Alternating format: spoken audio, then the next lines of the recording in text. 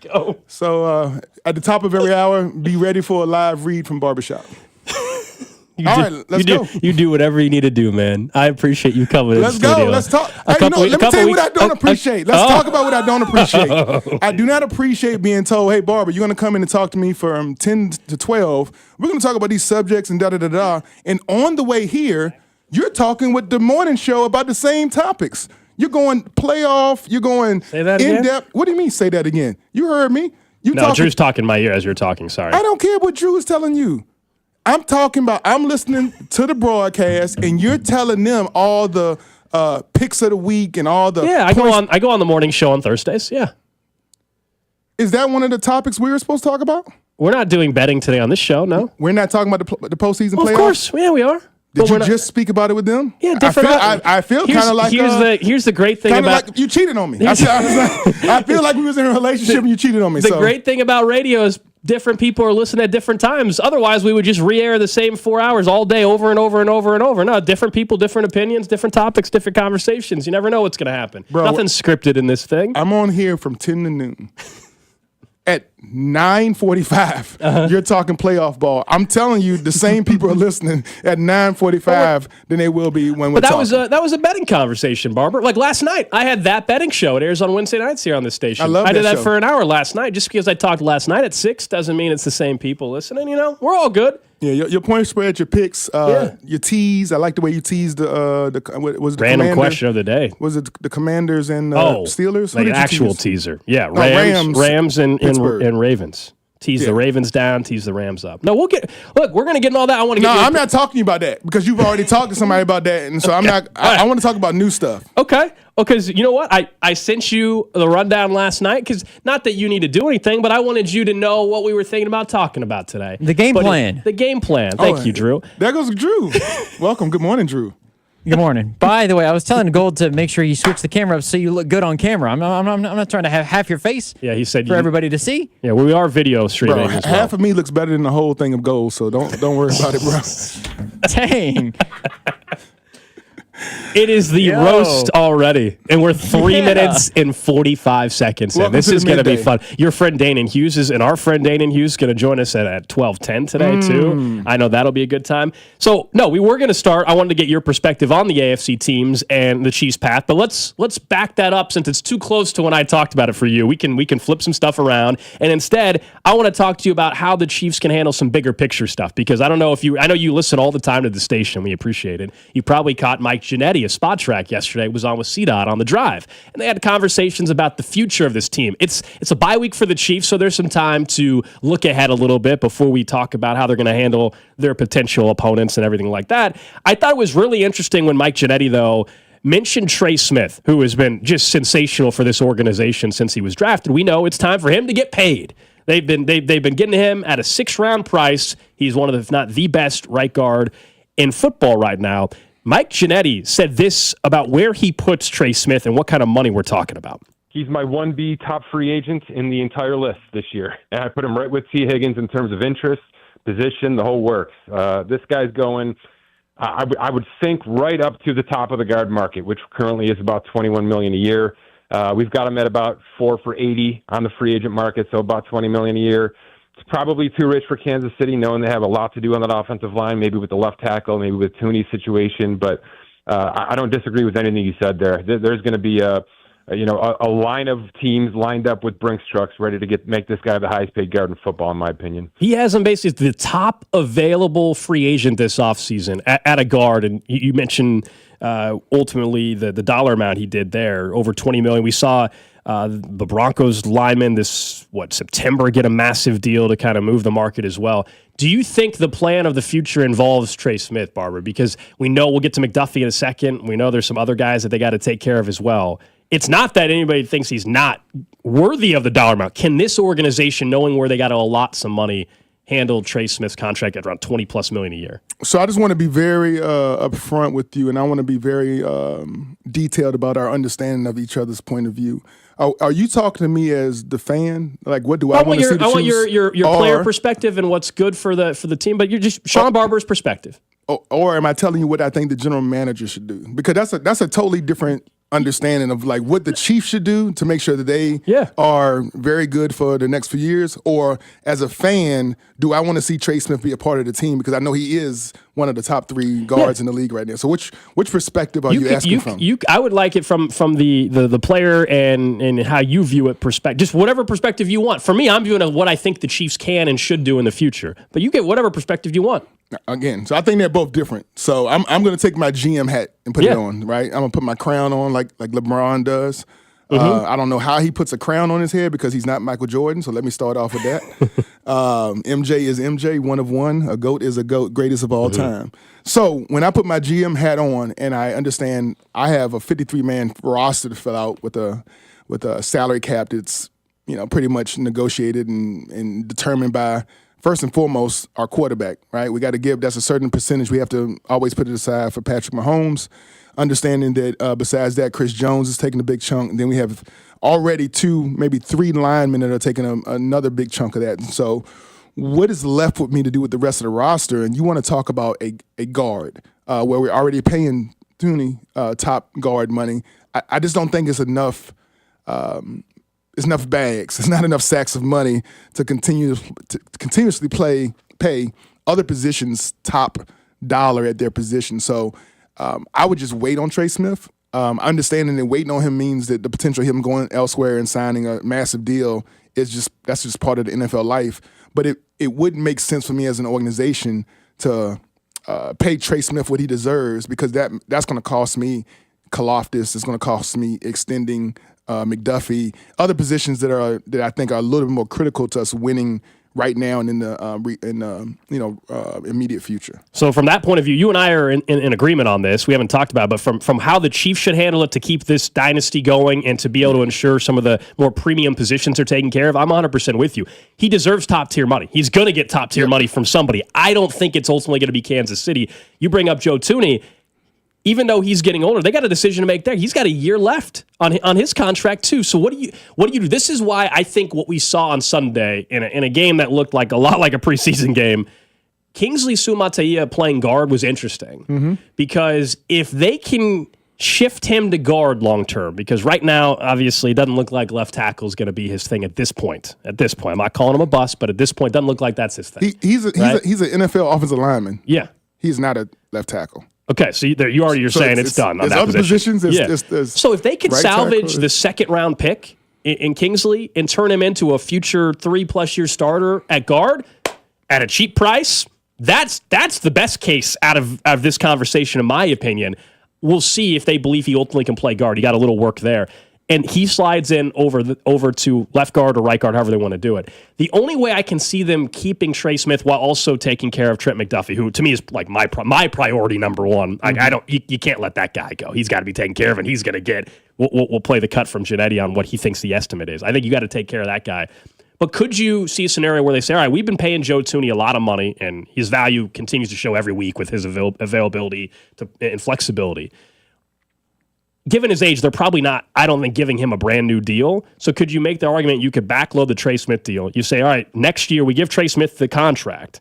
Joe Thuney is still making a ton of money next year. We just play out the final year. Trey Smith just basically replaces kind of the money we were paying Joe Thuney long term. And then Kingsley becomes our cheap left guard like we've been doing. And that's how we navigate this to balance out the books. Do you think that's feasible? No. Yeah. I don't think that presents a solution to the left tackle position. Whereas keeping Joe, as long as we can keep Thuney, like so when I say year to year, keeping him as long as we can possible, we can always play him at guard and know he has the capability of kicking out the tackle. So that's always an option. Yeah. Once he's not on the team anymore, then that's no longer an option. Sure. So you think that's interesting. So you think Joe Thuney could be, when I say long term, I mean like as in next year even, a left tackle for this team. I think he's the best option for the playoff run. We can get into that in a second. This year, I don't consider Joe Thuney like a 1 or 2 year legit going into next season expecting Joe Thuney to be left tackle as a real option. So I'd never start him there as the season goes on because I know he's by trade he's one of one at guard. Mm-hmm. If we do not find somebody who's capable of playing left tackle, you know you can always bump him out and get through whatever is left of the season and the playoffs. The interesting thing about if you're confident enough to play him in the playoffs, where you're playing the top 5-6 teams in the AFC, then you should be overly confident that he can last there for a season. For 18 games, though, versus just 3, 4? During a 18-week schedule, we played, 8 playoff teams? So the teams we played in between those, that was 9 non-playoff teams. So those are easier days in the park for him at that position. I hear you. You know what I'm saying? So the fact that you can play him against the best of the best and know he can survive, and not only survive, I think he's thrived. Oh, he's been terrific. Right, against some top ends, especially the guy from Cincinnati. I mean, like every time he plays him, he's like, come on, like let's go. So I like the outlook of having ultimate player flexibility when it comes to that offensive line, because keeping him here, I mean, even if you got to go year by year with him, you're going to get your money's worth, because at least he's going to be a top guard, and he actually might be a top 5, top 10 tackle if needed to play in that position. He's got a year left, Joe Thuney, under his contract. Trey Smith's deal is expiring. That's why we're discussing it. I think, though, for what you're saying about, hey, he's Joe Thuney's playing the playoffs, you should feel good about if you need to play him next year as well at left tackle. I guess my only question would be, hasn't the Chiefs organization told us how they feel about what I mean is, Joe Thuney, when he first signed with this team, I don't know, what was it, 3 years ago now at this point or something like that. And at the time, people thought they overpaid, which is funny to look at because it's been a great deal. It's been a phenomenal deal for them. He was under the age of 30 at the time. They didn't think he was a left tackle then. They didn't think he was a left tackle when this past offseason they drafted Kingsley. The year before they drafted Wanya Morris. Middle of this season they went out and signed DJ Humphries. So I'm with you that he's played great, and I want him to be left tackle the rest of the season. But the bigger picture thing, the organization with their actions has told us they don't view him as a long-term left tackle, because they literally did plan A, B, C, and D before they were willing to play him at left tackle. So why does the organization have to tell us anything? We both have eyes. Sure. Is he a top 10 tackle or not? I don't think he's a top 10 tackle for a full season. No. Okay, so you keep throwing this full season thing. Have we seen him play a full season?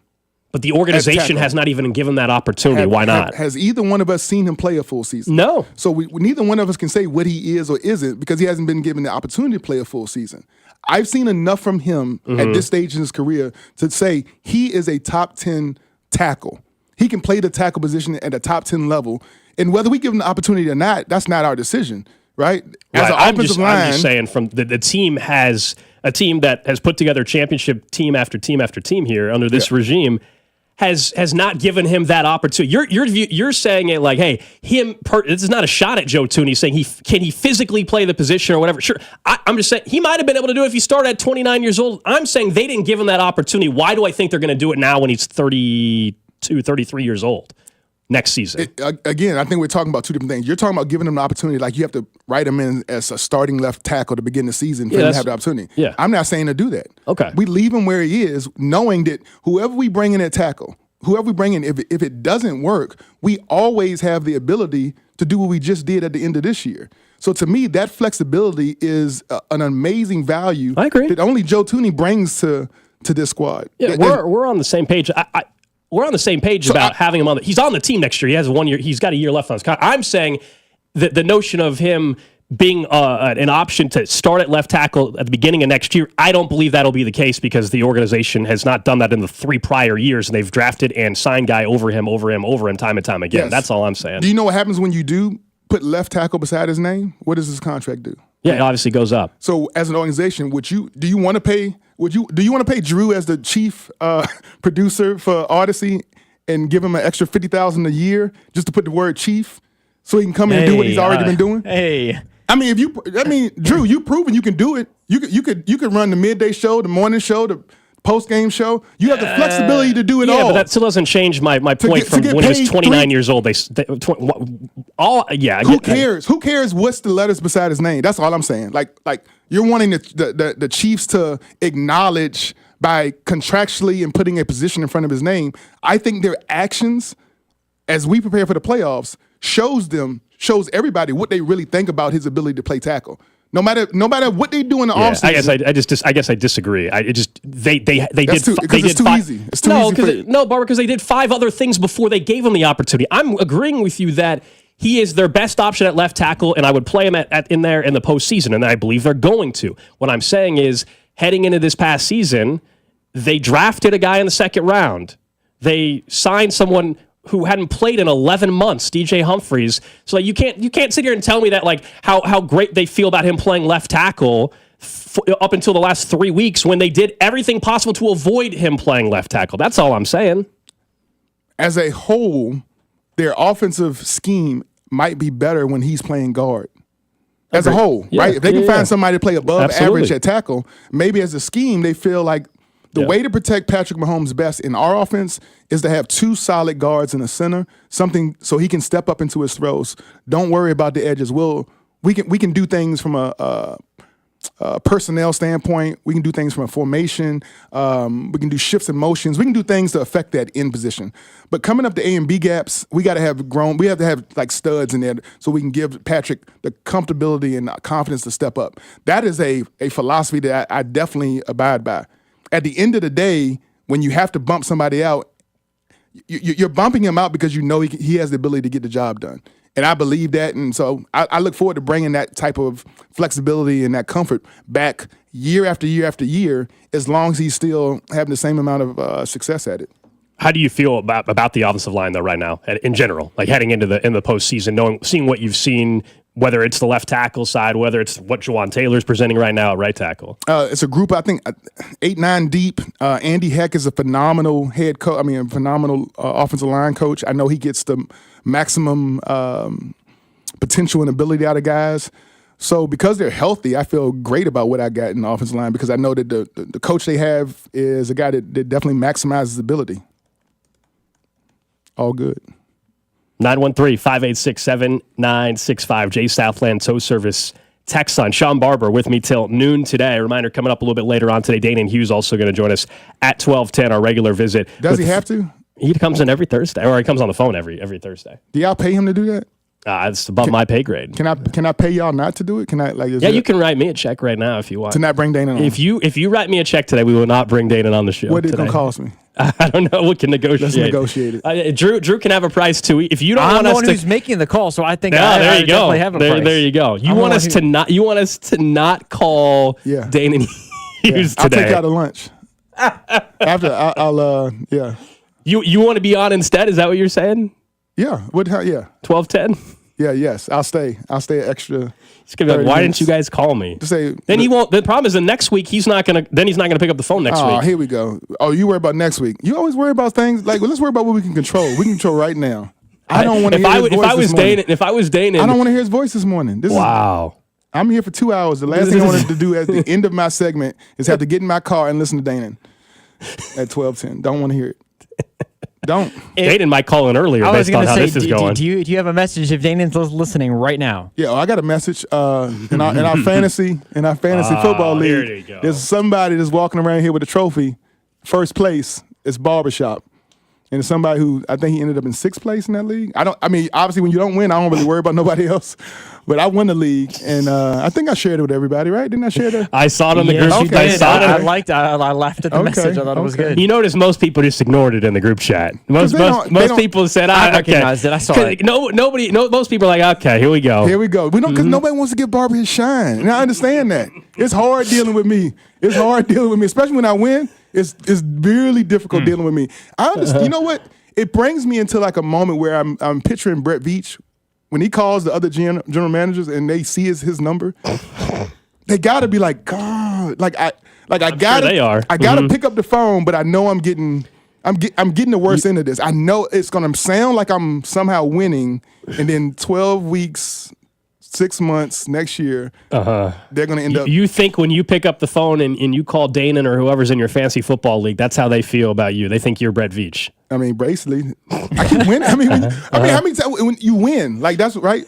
We play fantasy football to win. And this involves it's a bunch of guys down in Branson Labor Union. Okay. Great group of guys. They've supported our ambassador group and everything. So they invite me and Danon to be, two of their celebrity team owners and stuff. I kick butt back to back. Just like the Chiefs, back-to-back champions, back-to-back. And that's the part. He don't want to really talk about this because he has nothing to say. That's what I'm trying. I stand on business when it comes to these fantasy leagues. Mm-hmm. Oh, I can tell. You definitely make sure everybody knows how Shawn Barber's fantasy football team is doing. That's for sure. Just for that conversation, we might have to call Danon because I want to hear you discuss this with him. Like I said, I'll as say well. The other player, though, back to the potential long-term questions and answers and everything. Mike Giannetti over at Spot Track was on with Carrington. We played the cut from Trey Smith. How about Trent McDuffie? I think we actually agree on this one. We clearly didn't on the other thing, but when it comes to Trent McDuffie and what he could get and how the Chiefs might be better off getting this thing done sooner. Yeah, it's probably a really good time for McDuffie, in my opinion. He just became extension eligible. He's got the 4th year plus the 5th year option ahead of him. They can slow play this a little bit, extend that option, and see what they have. But you want to put something on the books, in my opinion, at about 3 years, and it's going to cost about $61 to $66 million. This is a $20 million cornerback. It's where you drafted him. It's what he's done. I know there's not much, actual eye tangible interception production to go along with it, but that's a benefit of just how strong he is out there, and we've seen that quite a bit over the time. But you've got Derek Stingley Jr., Sauce Gardner, Marlon Humphrey, to name a few, who are going to reset this market at the top of the list here, and that's only going to go up and up, into the 25s and 26s per year. So if you can do an early due diligence contract extension with McDuffie, I would recommend that as quickly as possible this offseason. To me, he's at the top of my priority list to get done this offseason. Like if last year was Chris Jones, right? That was the top of their list. They got it done. This year, I think it's Trent McDuffie. I know this regime has typically not paid the corner, right? They've let Charvarius Ward go, and none of those guys were Trent McDuffie. None of those guys were Trent McDuffie. I mean, I agree. At the end of the day, I got a 4-year, $90 million. That's what I got him as my evaluation. I did all the free. I know you told me to prepare. I appreciate it. I love it. I have my initial offers for all the guys, and then I have a wait list on a group of guys, 1, 2, 3, 4, 5, about 9 guys I would wait and see. Trey List was on my wait and see list just because I know that it makes no sense offering a guy peanuts when he's going out there to get the bag. I'm not trying to waste the agent's time or anybody else's time. If we're not going to offer you what we know is your value, then that's hometown discounts and all that. That's $1 million a year kind of thing, maybe 2.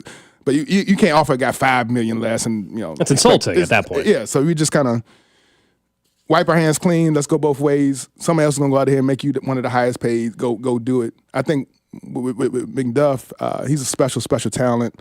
When you get a guy like that, obviously a guy you drafted, you saw the potential in him, and he's done nothing but come in here and be a stand-up guy, fairly healthy. 1 year it was a little injury. Bad turf in Arizona when he started off, right? But since then, man, the guy's been, a phenomenal tackler, creates turnovers when it comes to strip balls, and I think that's probably the thing he's underrated in is his ferociousness when he tackles. He tackles with purpose, and I think you just don't see that at the cornerback position a lot. When you got great cover corners. So the fact that he brings that to the table, the interceptions is a thing that just comes in. It's going to come in bunches for him. You got back-to-back, right? The first 2 of his career, back-to-back weeks. You got to be thrown at to get I'm glad you said that. I'm glad you said that because I think outside of Kansas City, people will just look up corners, pick whoever. Stat dot? You talking about C-Dot? Oh, is that? You said it. This little black box. I think outside of Kansas City, people will just go and look up the interception numbers for corners. Like, oh, well, that guy must be the best corner. He had 7 interceptions this year, whatever. That just doesn't tell the whole story with McDuffie. Last year, not as much this year, but last year was all about them never throwing in his direction. This year it's been a little bit more. He's playing a different position. But like Trent McDuffie is the top of the list, is a no-brainer. He's gonna have to reset the market, but maybe to Janetti's point, you can jump the line a little bit before some of the other guys also reset it, and you can save yourself a few bucks on the way. I think they take care of it. I know they have the 5th year option, but buy out the final year or whatever and get it done. You said 4 for $90. You got my number? Yeah. 4 for $90. Listen, if I want you, I want you. I ain't gonna sit here and try to nickel and dime a guy and try to get him to come back for $5 million or $10 million less than what $2 million. Give him what he's worth. What is that, like 22.5 a year or something like that? Yeah, look. Yes. That's what it comes out to be. That's about He's showing off his mathematics. That was about what Janetti was saying. We were told no math on this show. That's what we were told today. We were told no math. No. I didn't just do that on the fly. I had to take a minute or two to come up with that. 913-586-7965. Like someone on the text line just said from the 816, Trent McDuffie is far from the best corner in the league. He's definitely not as good as Pat Surtain II. I don't want to get into that debate, but I will say, even if you think that's true, I'll just play along. I'd debate that. Okay. So I push back against that. Yeah. I would as well. But let's just, for the texter's sake, let's say I agree with you. Even if you're not the best, that's not how the market and free agency works. It doesn't. Derek Carr was once the highest paid quarterback in football. Nobody actually thought he was ever the best quarterback. Brock Purdy Brock Purdy might end up getting $60 million. We'll see. Some people believe he will. $60 million a year. He's not a top 3 quarterback in this league. That's just not how this works. You don't have to be the best at your position to get paid. If you're one of the best and it's time to get paid, I don't have to tell you, Barber, you're going to get paid. Well, let's go there. I mean, you mentioned it. We got Dak Prescott making 60. We got Joe Burrow making 55. Love making 55. Lawrence making 55. Tua making 53. Jared Goff making 53. Herbert making 52. Then Lamar, Hurts, both at 50. We have not mentioned Patrick Mahomes' names yet. Nope. I think they're going to restructure a little bit this year. They'll probably do a little bump. But to the listener that talks about like, so you got to be, you don't have to be number one of one in order to get the highest 100%. Paid. And you actually want to pay a guy like he's the highest a little bit early before, like we said, those Sauce Gardner, Stuckley Jr., before those guys get to the table, because they're probably going to be in situations where, look, at the end of the day, they have some leverage against their teams.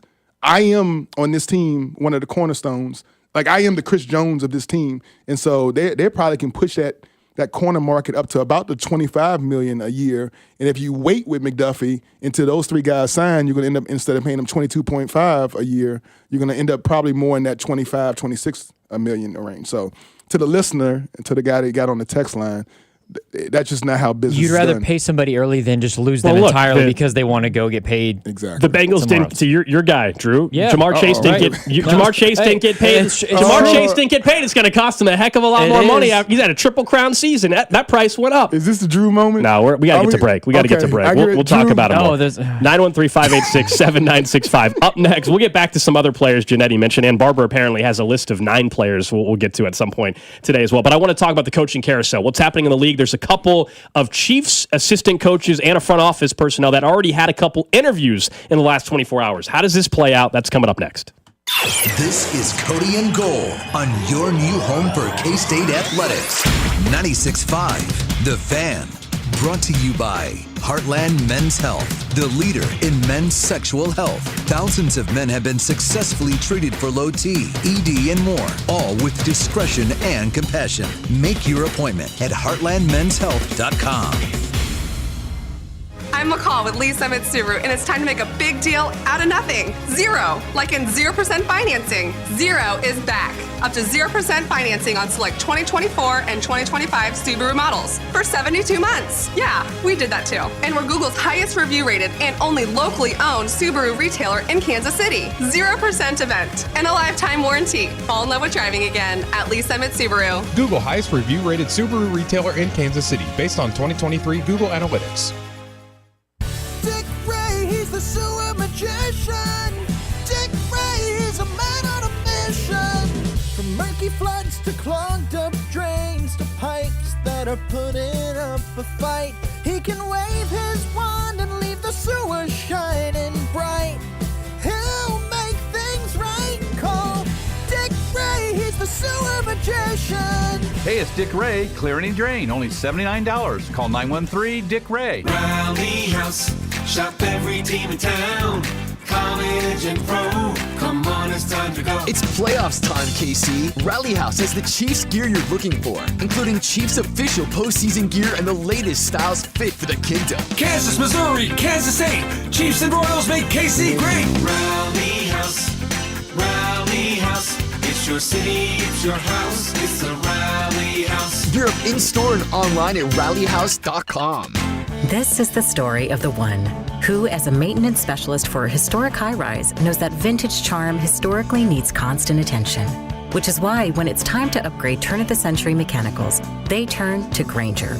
With easy access to 1 million-plus products and the scale to deliver when and where you need them.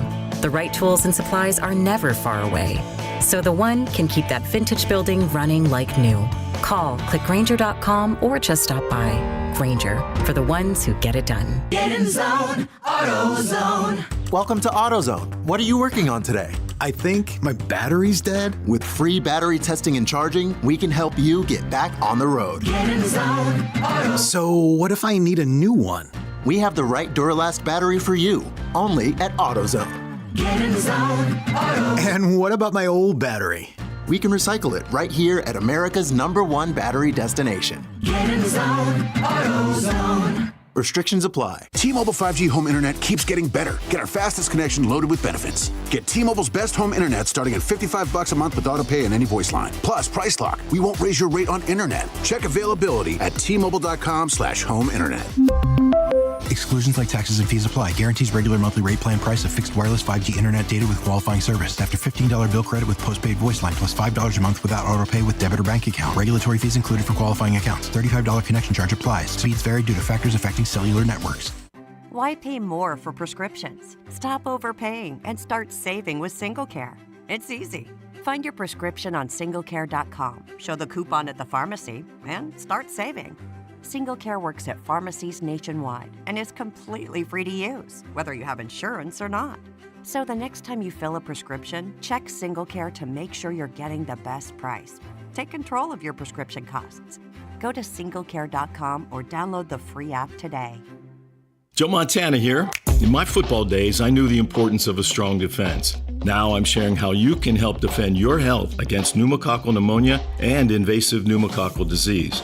Are you 50 or older like me? The CDC now recommends vaccination against pneumococcal disease. Even if you're healthy, your age puts you at increased risk and over 6 times greater risk of hospitalization with pneumococcal pneumonia than adults under 50. Schedule your appointment today at vaxassist.com. Sponsored by Pfizer.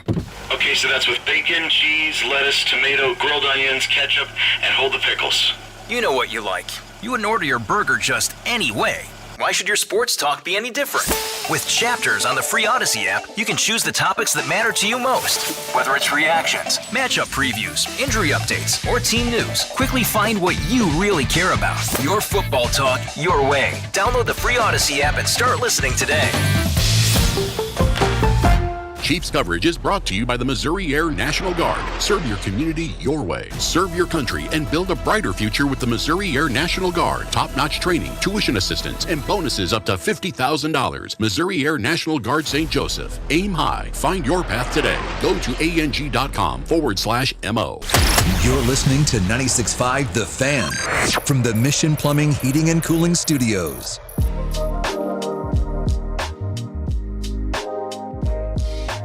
Back here on Cody and Gold, Alex Gold with you, Drew Nixon, produced and co-hosted with me today. Shawn Barber with me for the first 2 hours-ish, depending on if he wants to stick around with Danon Hughes or not. We'll see. Good to have Barbershop in the studio. You guys can hit us up on the Jay's Southland Tow Service text line, 913-586-7965. Also, don't forget, we've made some playoff T-shirts thanks to our friends over at Gates Barbecue. So be on the lookout next week, right? Next week, we'll have some T-shirt drops, more details to come. And don't forget to get some Gates Barbecue for your tailgate. Or if you're watching at home this weekend, a perfect thing. The shirts are not here. Barber's looking around. Where are the shirts? They're not here yet, man. They're not. How did you know that was my? How did you know that? Because I knew what was up. You were looking around. You were wondering where they were at. I could tell right away. On our social media channel, I think on X to be specific, we put out a photo of what the shirt looks like if you guys want to see. But our friends over at Ray Gun also part of that. So next week, T-shirt drop, details to come. Get ready for the postseason, man. Postseason T-shirt. We'll get to the playoff field a little bit. I want to get Barber's perspective on that. But the coaching carousel is in full swing in the NFL. I want to start with the Chiefs, and then we can expand out if we want to talk about some of the other openings. But we know officially now the Jets tweeted out on their social media as well that both Matt Nagy and Mike Borgonzi, who's the assistant general manager, have already done their interviews over Zoom with the Jets organization. We know Steve Spagnuolo has been requested. I don't know if it's wrapped up yet, but requested for a Jets interview, has been requested to interview for the Las Vegas Raiders as well. I think each one of these names kind of interesting when we think about it, and we can get into like, hey, you know, as an organization, who could you quote unquote afford to lose more than anybody else and stuff like that. I think talking with Nate Taylor as well earlier in the week, it seems like the thought is if any of the three were to get the job, whether it's the Jets or wherever, because Borgonzi also was interviewing with the Titans, that he's the most likely name to leave, to go get a GM job versus one of the assistant coaches we're talking about getting a coaching gig in this cycle. We know Ryan Poles has left before and become a GM in Chicago. We know that Brant Tillis has left the front office around Brett Veach and he's now in Carolina. What do you make of just these names? And do you agree that if any of the three were to get a job, the assistant GM Borgonzi might be the more likely guy? Because head coach wise, there's two guys we're discussing that have been head coaches before, and some teams may not want to take another chance. No, AG, I'm gonna peep you to some game now. Okay, let me hear it. You know, I had 10 years on the field, and never on the field did they ask me about whether I wanted a certain guy to coach me or not, or who the general manager should be, or who the scouts. So my intellect, my knowledge base, I kind of stay in my lane when it comes to knowing what I know. If you want to talk X's and O's, I'm here all day. If you want to talk potential coaching moves and everything, now I got a list of coaches where I think they're going to end up going because I think we can get to that too. Makes sense. Do you think any of these three? To go back to your question again, I'm just prefacing it because like I like to let the listeners know that I'm coming from a place of knowledge.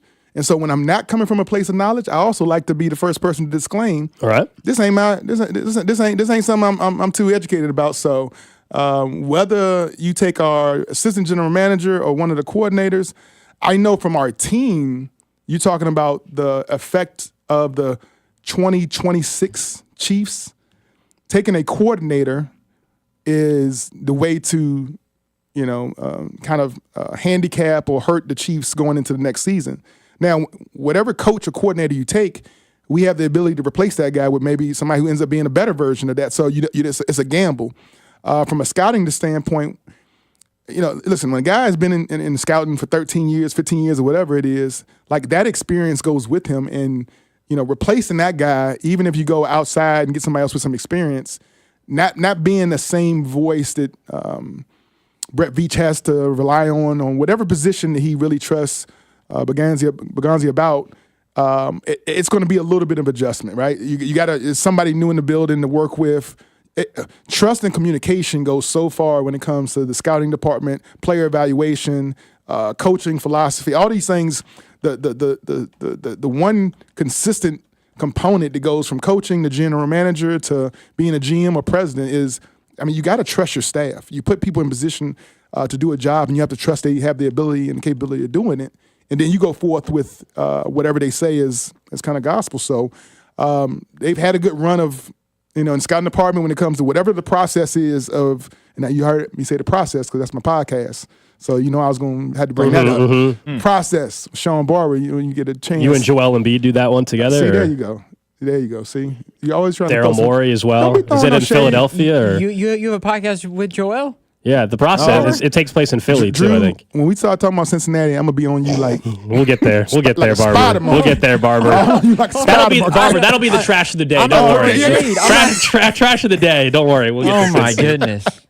But, all right, just the quick answer to your question is, I think the easiest to move on from is somebody out of the scouting department because it's not going to affect the team on a day-to-day basis when it comes to installing defenses or understanding the verbiage of the defense, anything like that. So I do not look forward to any of our coordinators going anywhere. Steve Spagnuolo has been sensational for this organization. I'm glad he's getting an opportunity to talk. I know some fans are nervous about it or whatever. We played the audio yesterday. We had Spags on the show back in February, right after the Super Bowl and everything, and he acknowledged at that point in time that he's very happy where he's at, but obviously he's prideful. He would love an opportunity to be a head coach. It did not work out the first time, but people change. Situations are different and everything like that. I think it's the one thing I don't understand that I've seen from some fans on the text line a little bit as well yesterday when the news first started coming out that Spags was going to get another opportunity to interview for a head coaching gig.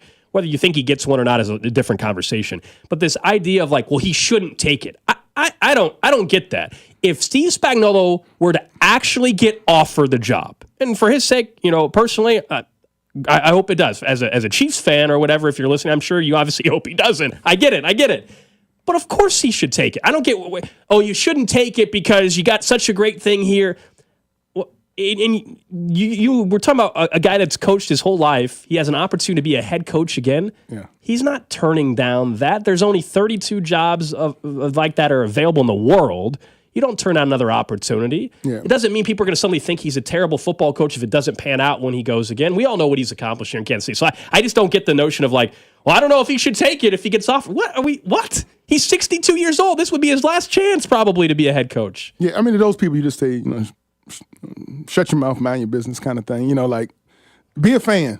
When you're a fan of the Chiefs, voice, what you see happen on Sunday, on Saturday. Obviously, we play every day of the week now. So whatever that happens on the field between the white lines, you use your time and energy to your fandom to judge and evaluate what's going on with players, during the snaps and stuff. trying to worry about what guys are doing as far as their careers, as their personal life, their contracts, whether it's coaches or players, the decision guys got to make to take money elsewhere, less money elsewhere, or to pursue to be I don't disagree with what Tyreek Hill did. He wanted to be the highest wide receiver in the league because in his mind, and in I think a lot of people's mind, he was the best wide receiver in the NFL. Even if his stats didn't say that, we did not throw him the ball 15 times a game. He goes to Miami, and he's getting 15 targets. So he made that choice. That's what he wanted. Well, that choice, unfortunately, I mean, he's missing 2 Super Bowls. I mean, I know that. Absolutely. There's always consequences to choices. Choices and consequences go together. I was just tell fans, man, control the controllables. There's certain things in your life you got control over. Get up early, shower, brush your teeth, wash your face, get to work early, on time. Take your time out here on these roads because they're icy. Like those are things you actually have some control over. What Coach Spags does, what job interviews he does and doesn't take, and whether he is here or not here, those you have no control over that as a fan. So. Yeah, it's fun fodder, though, right? Like, it's fun. People are passionate about their team. They obviously respect what he's done in Kansas City. They know how vital he's been for this run. I do think you probably feel a little bit better about if now is the time where ultimately he were to get a head coaching gig. They have somebody in that secondary that got a look as a defensive coordinator last year in San Francisco. I'm talking about David Merritt as well. That'd be somebody like if you told me Spags walked out the door for a head coaching gig, that'd be the guy I would promote immediately. I would just stay in house, and to me, he'd become my defensive coordinator. He's already familiar with the personnel. He got some defensive coordinator looks last year. That would be the solution. I don't think that's going to be what ultimately happens. If you were making me bet, not that I bet ever at all, Barber, but if you're making me bet, I don't believe Matt Nagy or Steve Spagnuolo will ultimately get a job this coaching cycle. I think Borgonzi, though, could end up being a general manager. Can you even bet on those openings? Offshore, you can bet on who will get jobs, not like who won't get a job, but like offshore, you can look at who will be the next head coach. Odds for each team. And Barber's got a list. We'll get to this next hour where let's go through some of the other jobs that are open. I want to get your perspective, plus the latest with Bill Belichick flirting back with the NFL or not flirting back with the NFL. Yeah, Barber, that's right. You just perked up over there. That's right. That's something that was happening yesterday a little bit. Deal. So you can watch Barber on camera too. You guys normally don't get the full camera and everything. That's up there on Facebook, Twitch, YouTube, Twitter as well. I want to pivot a little bit though to college football. I don't know if you're excited about the next 5 days. We get 5 straight days of playoff football. Okay. 2 days of playoff college football, and then of course wild card weekend in the NFL. It all starts tonight, 6:30 kickoff. Penn State, Notre Dame. The Fighting Irish are 1.5-point favorites against Penn State. This game has one team in Notre Dame that does have 1 day shorter rest. I don't think that's a huge deal. Of course, fortunately happened because of the events in New Orleans last week in the Sugar Bowl. This game isn't, I think, as sexy for people as tomorrow's game, Texas, Ohio State, and everything. But I'm excited for this one. I like Notre Dame in the game overall, and there's a lot of storylines embedded in this. You got James Franklin, the head coach of Penn State, who everybody says can't win a big game. They say, yeah, he can't win a big game. He's only beaten SMU and Clemson on the path so far, or Boise State, on the path so far.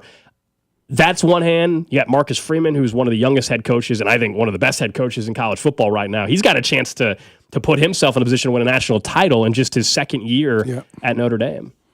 I'm not a fan of the Notre Dame team. I am a fan of the head coach. Oh, not the team. No, I'm not. I don't believe that the whole concept of being independent.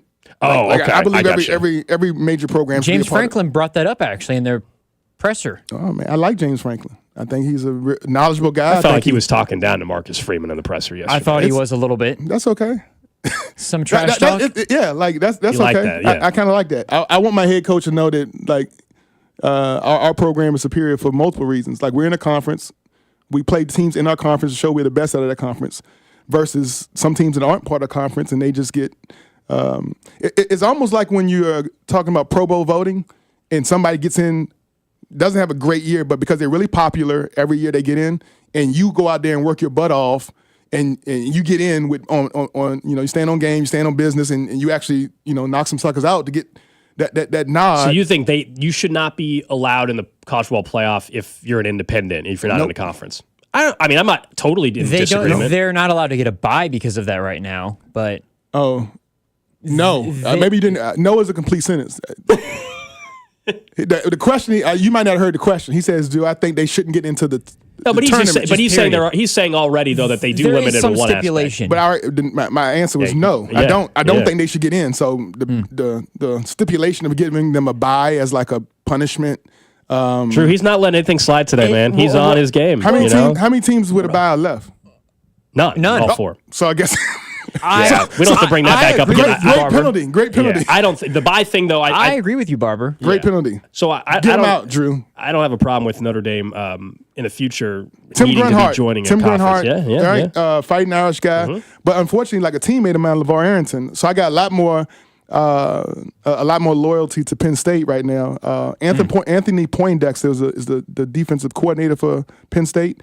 He went to University of Virginia about the same year as I was in school. Obviously, I went to Richmond.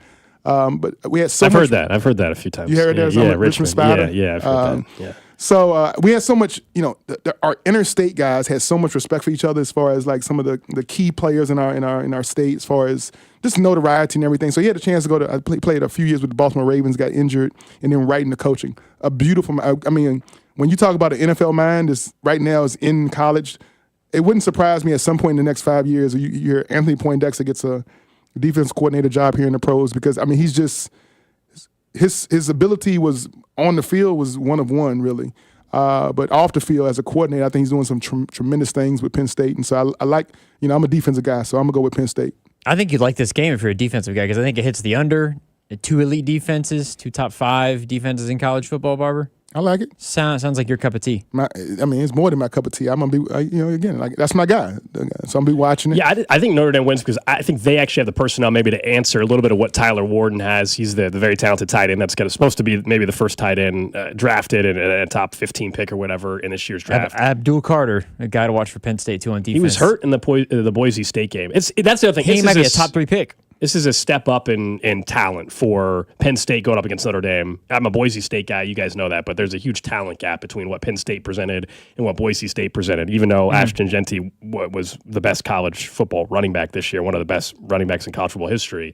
Other than that, there's a huge talent discrepancy. And so that's where I think Penn State also struggles, that Notre Dame has the dudes to match up with some of the advantages that they had in the prior 2 games, really, against SMU and against Boise State. So I like Notre Dame. I think they get to a national title game. And then tomorrow we'll talk more about Ohio State and Texas. But if I don't know where you see that one going. I think Texas keeps it closer than people think, but I'm not so sure if we don't end up with a Ohio State, Notre Dame national Marcus title Freeman game. against the school he went to, his alma mater. That's true. I think Ohio State has proven that when you get some dogs in the room, you get some grown men in the room. And in college football, all the schemes, all the X's and O's, you can kind of throw them out the window. When you get they got half their rosters probably talented enough to be on some NFL roster at some point. They got, just overloads of talent in each position, and eventually the grown men separate themselves from the boys, and that's kind of what you've seen throughout the year is there are some games that Ohio State tried to out-scheme,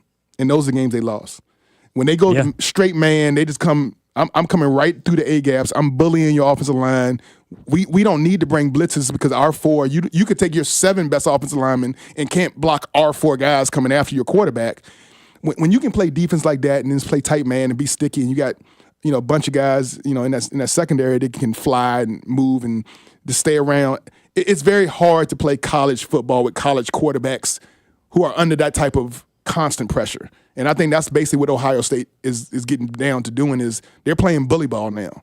And unfortunately, there's not many colleges, and Texas is going to be one of them, that's going to face the wrath of what it looks like to be on the other side of bully ball. It's that $20 million roster, Barber. Listen, that's NIL. Yeah. Some teams. I know you wish there was some NIL back in the day. I kind of do. So thanks for touching a sensitive spot. Yeah. What do you think you would have been getting in NIL money back in the day? I'd been like a $5 million dude, bro. Barbershop in college. You might want to look at my stats. I know you. We have looked at them together before. Jay Bink brings them up all the time. Bink, he goes back to my college. He brings up the indoor games though. He says you can't play indoors. That was my pro stats. He said you can't play indoors. That's my pro stats. If you look back to those college days, bro, there was a guy on that field. Sideline to sideline, all 53 and a half yards. I was heat-seeking missile, sucker. Real quick, though, a second ago we were talking about Steve Spagnuolo getting interview requests. I have one update. The Jaguars just tweeted out they have requested an interview with Steve Spagnuolo for their head coaching vacancy. So just add another one. That's 3 known interviews coming up, if not already happening, for Steve Spagnuolo. I don't know if you agree, but I could see that. I find it hard to believe the Jags would go to another Kansas City guy. I know Doug Peterson came from Philly, then went over.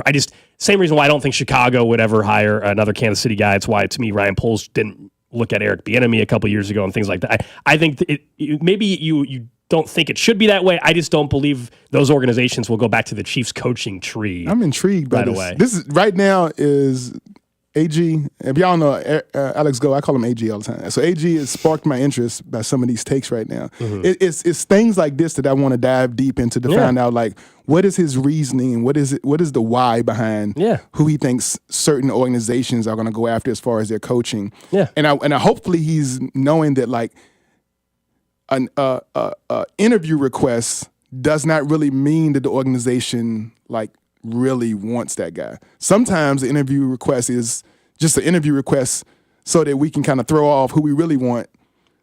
So it's that game is being played even at the head coaching level. Hopefully we're not just tallying all the requests and be like, oh, well, the Jaguars have requested 3 ex-Andy guys. No, the Jets are interviewing everybody. The Jets they're calling you next, Barber. I mean, the Jets. I'm just pointing out that. Whoa! How do you know they haven't already called? That's right. Bro? There you go. Maybe they are calling everybody. Okay. They are. Don't shortchange me. They are calling everybody. No, I bring up Spags because we were talking about him, and now there's another team that's requested him. My take, if you will, is just that I think a lot of organizations, if they just hired someone from the Chiefs organization, like Matt Nagy, obviously. I don't think Chicago was willing to go right away back to another guy that came directly from Kansas City. You can say, like, that doesn't make any sense, 2 different people. But I think there's perception there among owners in the league.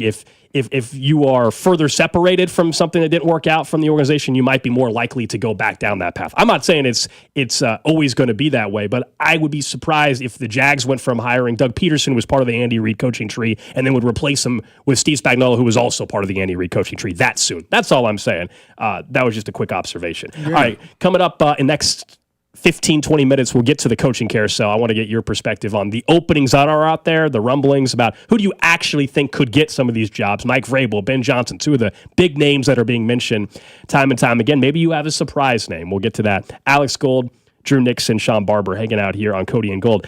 Before we get to that next hour, I talked earlier in the week, though. I just signed up for a gym membership, Barber. Now you talking Why about you laughing? Why you laughing? Why are you laughing? Things that made me smile and laugh this morning. Mm-hmm. I want to hear about this gym membership. Yeah. I really want to hear about how many times a week you plan on going. Well, I don't know. Here's the issue. I signed up last week before the winter storm, which I should have just waited. I've been paying for 5 days that I haven't been going. Oh, okay, so I signed up. My goal at first is just cardio, Barber, and I'll work for. I turned 34 on Sunday. Okay. And so, metabolism's going to start slowing down. It already is. Okay. I want to just be a little healthier, right? Diet's a big part of that. We'll work on that. We're not there yet by any means. But just cardio stuff. Do you go to the gym? Why don't you just give me some advice? You can just become my trainer or whatever. Let's make this happen. You're not going to listen to me. Because if you really wanted my advice, you would have called me before you did this and said, hey, Barber. I haven't done anything yet. I just signed up for a membership. That's it. Again, you got a gym? It's Christmas time, Barber. In January, I'm considering joining a gym. I want to do some cardio. I want to keep my metabolism running high. I'm trying to keep my body I'm single. Obviously, we know you're single because of the commercial. Huh? What? The commercial. You're the only guy. Oh, the Instagram thing? Yeah. Okay. I was like, commercial. I got you. Yeah. I listen to it all the time. So Barber is what we call a P1 in the radio business. Listens all the time. We appreciate it. Always. Mm-hmm. So I would have reached out to me earlier at the end of last year and said, this is my plan. What is your advice? Mm-hmm. Because now that you've already got the membership and now you're saying, like, hey, I got the membership. I'm not willing to change my diet, but I want to make sure that I keep my metabolism. Like, you're telling me all these goals and you want me to, this is working backwards. Because I would have told you, before you do the membership, work on your eating. I would have said, change your diet, try to get farm to table, try to cut back on the sugars and the carbs, get rid of the breads. Yeah. This Powerade is really good, Barber. Again, I'm not 34 judging. grams of sugar. Not judging you, but definitely cut out the sodas. I don't really drink soda. I don't have that at home or anything. Yeah. Okay. Well, again, I would have said spend 3 months doing those changes first. Okay. And then in March, after you've seen the rewards for some dietary being a little bit more focused on your diet, then in March I would have said, hey, let's look at joining the gym. You're right. For the first 6 weeks, I want you to just do cardio. I want you to get your lungs, your lung capacity. I want your body to be up ready for this workout before we start actually working out. Because if you don't, what's going to happen is you go into the gym and you do your arm workout, your chest workout, and then for the next 2 or 3 days, you're sore. Mm-hmm. Been there before. And it's hard to convince yourself to get back into the gym I've once been there you're before. sore. Now, if you do it the right way, stair step it, work on that cardio, get your lungs and your legs and get that lactic acid going through your body. Well, then when you go do that upper body workout, we'll do, not just a full day of upper, but we'll do upper and a little bit of lower, upper, lower, 3 days a week, Monday, Wednesday, Friday, like a total body workout. And that just brings all your muscles it wakes them up. Let them know, hey, we're about to go to work here. We're going to redefine, we're going to reshape this body. So I hope y'all all ready. And so then you don't get that same type of that lactic acid, that soreness. It doesn't hit you the same way. And so I would say I wouldn't say you're destined to doom, but I'll say what? I'm just saying I think you should have hollered at your boy. Barber, I'm asking you still for first day in the gym, what should I do? First day in the gym, what on the cardio, what should I do? I would have said you shouldn't have went to the gym. You Okay. should worry about your diet. We're doing the cardio. That's what's happening. You got to remember, he doesn't want to get big or get shredded or anything. He just wants to all he wants to do is cardio. That Cody and I found that out. Eventually, I would like to do weights, Barber. First, just cardio. Okay. Yeah, first it's just we cardio. didn't know that. That's the first time he said that. So again, this is what I'm telling you, Drew. If he doesn't tell you all the facts, it's hard for you to come up with a game plan for a guy. I've shared it. I've been very open about this. You didn't tell him. I said I want to do cardio at first. Eventually, I'll do weights. That's what I said. There's a difference between saying that and I'm not trying to go turn into Drew. Yeah, we want him. We said We've said one day he's going to randomly come in and he's going to be shredded. He's going to be having one of those gallon milk jugs of water, Barber, drinking a protein shake during the break. Yeah, that's where we want Gold to get to. That's where we expect him to get to. That's what we were thinking. The gallon jug of water and the protein shake is definitely better than the Powerade and the soda and the snacks. He probably gets out of the snack. I don't do soda. Those gummy bears, though. See, there you go. What are you really asking me to do? Help you? We're late. Basically, what do you? What do you think I should do when I step into the gym? Specifics and all that. That's all I was asking. We're trying to have some fun with it as well. Yeah, 30-minute treadmill. What are we doing here? Anyway, we got to get to break. I'll let you think about it. No, I'm going to ask you some more. Shawn Barber joining me. It's Cody and Gold. We'll also get back into the coaching stuff next. Cody and Gold. I didn't sleep well.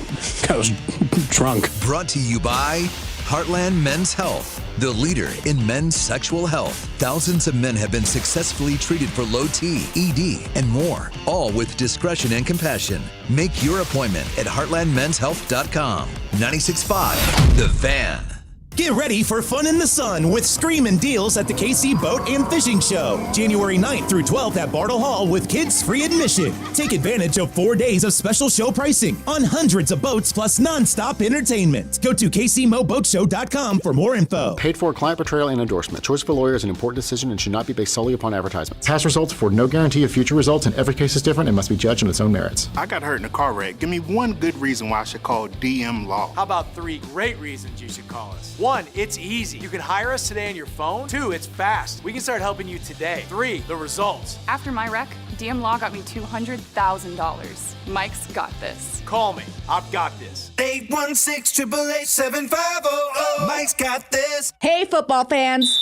Time to step up your game with Johnny's Barbecue tailgate packages. Whether you're hosting a home game or tailgate, Johnny's Barbecue has you covered. We've been serving award-winning traditional KC barbecue since 1977. Johnny's Barbecue was featured on diners, drive-ins, and dives with legendary Guy Fieri. It's time you experience KC's hidden gem of barbecue. Check out our tailgate packages at johnny'sbbqkc.com. Located in Olathe and serving all of KC. Johnny's Barbecue, taste the smoke. Hey, it's Karen with Shamrock Roofing and Construction. Ready to replace that roof? We have flexible financing options, 12 months same as cash, and don't make a payment for 90 days.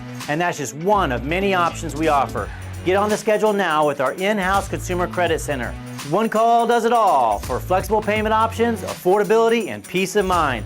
Visit shamrockroofer.com. That's shamrockroofer.com or call 1-866-932-3545 today. In the time it takes you to actually board that flight from Group 8, Now boarding Premier Altitude Elite Club members. you could have bought a Hyundai on Amazon. Yes, that Amazon, where you buy everything else. Mid-tier Altitude Elite, feel free to board now. So while you're waiting for them to make up new boarding groups, you can order your dream car and the dealer will have it ready in no time. Now boarding groups 1 through 7. So close. Visit HyundaiUSA.com or call 562-314-4603 for more details. Limited availability, pickup through participating Hyundai dealer in select markets. Oh no, stomach issues again? Stomach issues? Who are you? Your pancreas. I could be the real reason for your diarrhea, gas, bloating, stomach pain, or loose oily stools. I thought it was my stomach. People often do, but any of these symptoms could mean having a condition called exocrine pancreatic insufficiency, or EPI. With EPI, the pancreas doesn't release enough enzymes to break down food, but EPI is manageable. Use the symptom checker on identifyepi.com and speak with your doctor. That's identifyepi.com. Sponsored by AbbVie. Hey, it's Trey Smith, and you're listening to the home of the back-to-back Super Bowl champs on your home for Chiefs football. 96.5, The Fan. KFNZ FM and AM, HD1 and HD2 Kansas City in Odyssey Sports Station.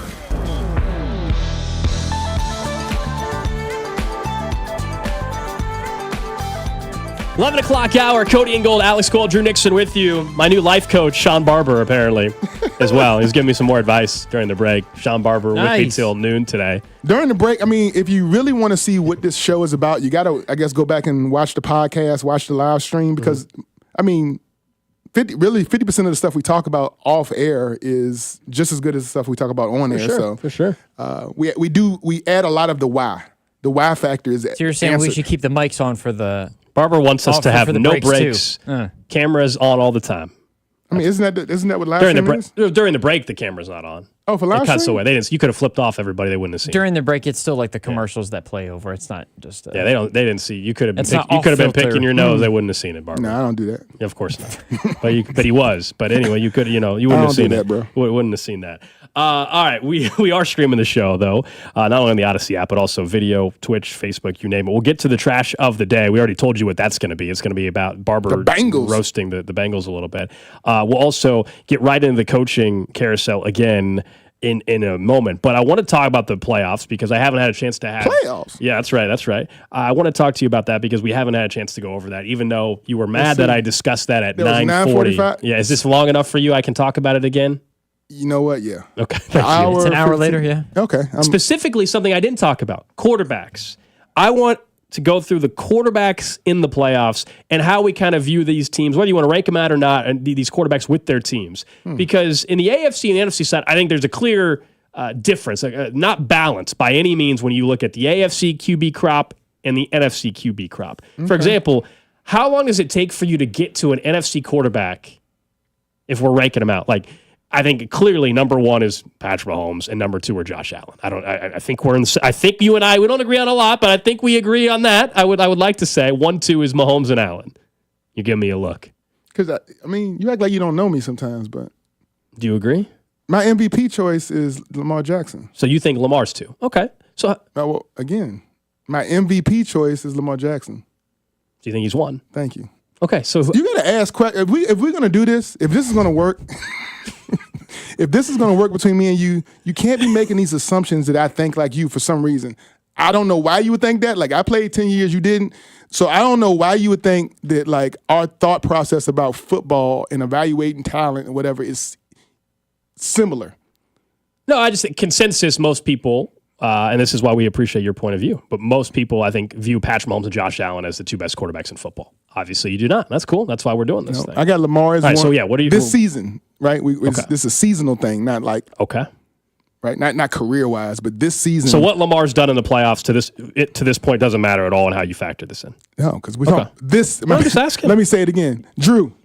Going into these playoffs this year, this season, right? This season, I think the toughest guy to stop is Lamar Jackson. Fair. Okay. If you go back and listen to my playoff picks before the season started, what are you laughing about? I had the Ravens versus the Lions. That was my, I can show you my FanDuel. Mm-hmm. That's 524 when I made my pick. It was like to me, those are the two best quarterbacks going into this season that I think that was going to perform. And so I think I got right. I'm right on this one as far as the AFC.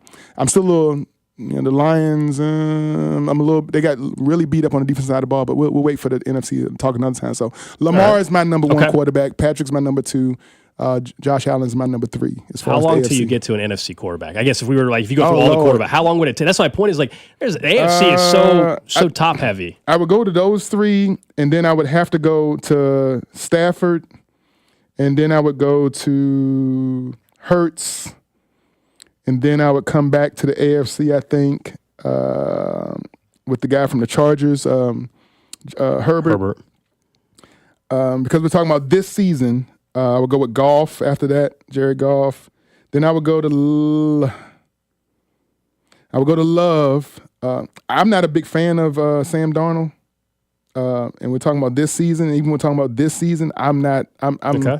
I think what we saw from Sam Darnold against the Lions, the trigger happy, the shy, I think Aaron Glenn was phenomenal of bringing him back to who he was. I think he was like the Rams to beat the Vikings this weekend. He was wearing a mask all season long, making throws. Justin Addison, Justin Jefferson, all them, they were making him look great. That head coach is phenomenal for being able to help him wear that disguise all season long. Well, eventually you go against another alpha, and AG looked at him. Oh, it's not another AG. Aaron Glenn looked at him and says, like, I'm going to make everybody remember who you really are. And he brought back that Sam Darnold, I see ghosts. Who you haven't mentioned yet that I actually think should be a little bit higher. I had higher on my list was Baker Mayfield. Yeah. Baker, I think the Bucs are beating the Commanders. Jaden Daniels is going to be the Rookie of the Year, no doubt.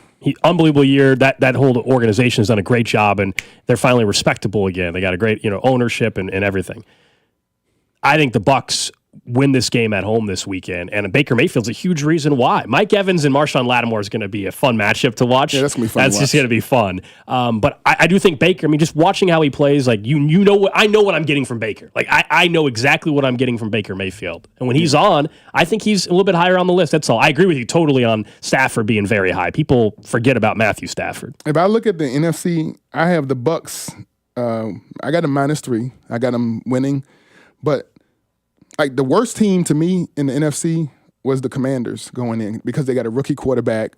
Again, really great job. They've done an amazing job with that team this year, but they don't know each other. They don't know what it's. To me, Hail Mary wins and how all these different ways they won in the final drive of games and all that kind of stuff is they have a lot of willpower, fortitude, but in the playoffs it's different. It's a different amount of the quality of the defensive coordinators, the type of defenses you're going to see, the different looks. It's not going to be as vanilla as some of the things that I think Jaden Daniels went against during the regular season and was able to get to this record to be able to be the 6th seed. So the Bucs, again, being a 3 seed, I think that they are the second worst team in the NFC. You put them against any other team in the NFC except for the Commanders. I got them as the I think I would underdog. agree with that. Yeah, I think I would agree. So who's the lowest ranked quarterback then that you have in the entire playoff field? It's got to be. It's Russell. Yeah, I'm so out on the Steelers. Russell. I don't know where you're at on this. So Steelers Ravens. That game. It's the biggest point spread of the entire weekend for Wild Card Weekend. The Ravens are 9.5 point favorites. I'm very much out on Pittsburgh at this point. Russ is a big reason for that. I don't like how they played 4 straight games. I think if you get to 20 points against them, it's a wrap. You score 20, it's over. They've run out of steam. They've literally, they realistically came out the box. I think that it was a beautiful thing by Mike Tomlin. Again, I don't give Mike Tomlin enough credit. But the fact that he started the season with Justin Fields to get everybody to be ready for a rushing, scrambling quarterback, only after a few weeks to switch it to not a non-mobile, but a guy who really wants to throw the ball, moonball it. To me, it took a while for coordinators to adjust how you were going to defend the Pittsburgh Steelers. All the while, you're worrying about how to defend them. Well, T.J. Watt and Fitzpatrick and Joey Porter Jr. are running ragged on your so while you're worried about how to adjust to their offense, their defense is keeping them in ball games and keep making it a field goal game and all that kind of stuff. So to me, that was brilliant by him, even laying out that game plan to get through the season. But unfortunately, after you see, okay, they're going to stick with Russell, it's easy to me to defend Russell Wilson. It's easy to defend, and I think that's when you see the limitations of their offense, where they've been under 20 points for the last 4 or 5 games. For them to have a shot at all against Baltimore, do you think you just brought up how they were leaning on Justin Fields early and that offense was different? Do you think just to try to keep the Ravens off guard, will we see, and wouldn't it be smart to have a little package for Justin Fields on, was it Saturday night when they play, I guess? My idea is smart, and Arthur Smith's idea is smart. Two different.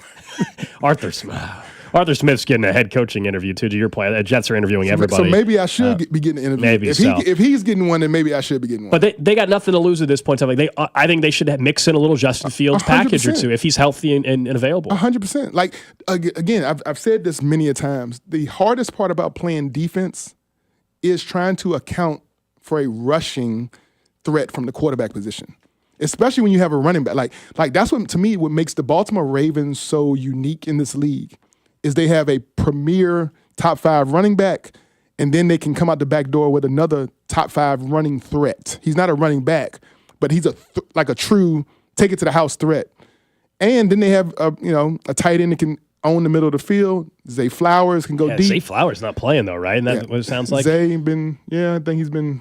So, but they got Rashad Bateman, and I don't know who else they have, but they got weapons that can get down the field.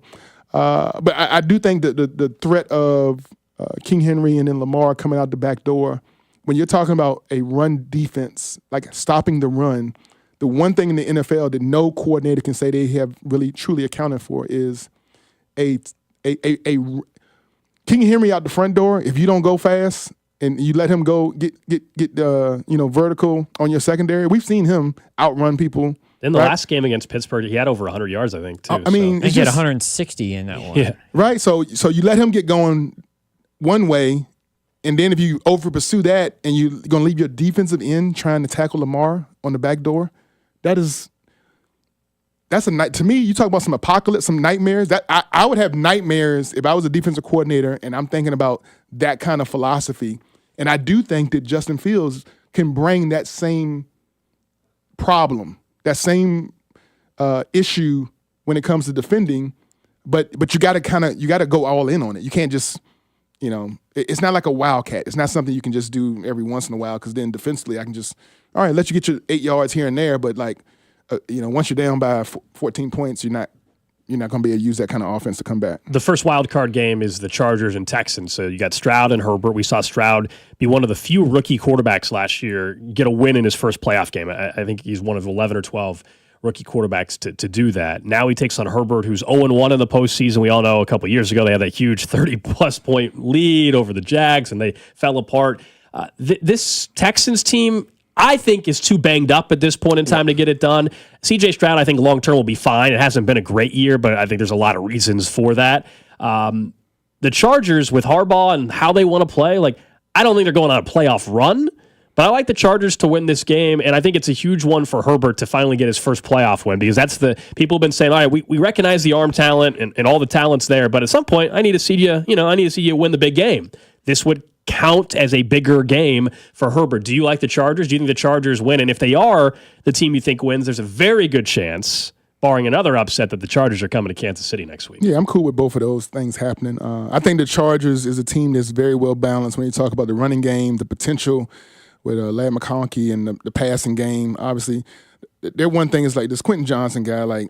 He's hot and cold. He's on and off. Him and Pickens are kind of like the same dude to me. They're just way too inconsistent to be counted on, and so they're going to have to count on their running game. J.K. Dobbins is back. They signed Ezekiel Elliott. I saw they signed Zeke. I don't, that kind of move is more of a. I guess for short yardage. I don't know. Why else would you bring him in? Again, that's one of those moves you just kind of. Somebody told me that Harbaugh just in love with Michigan and Ohio State guys, so he has a bunch of. Okay.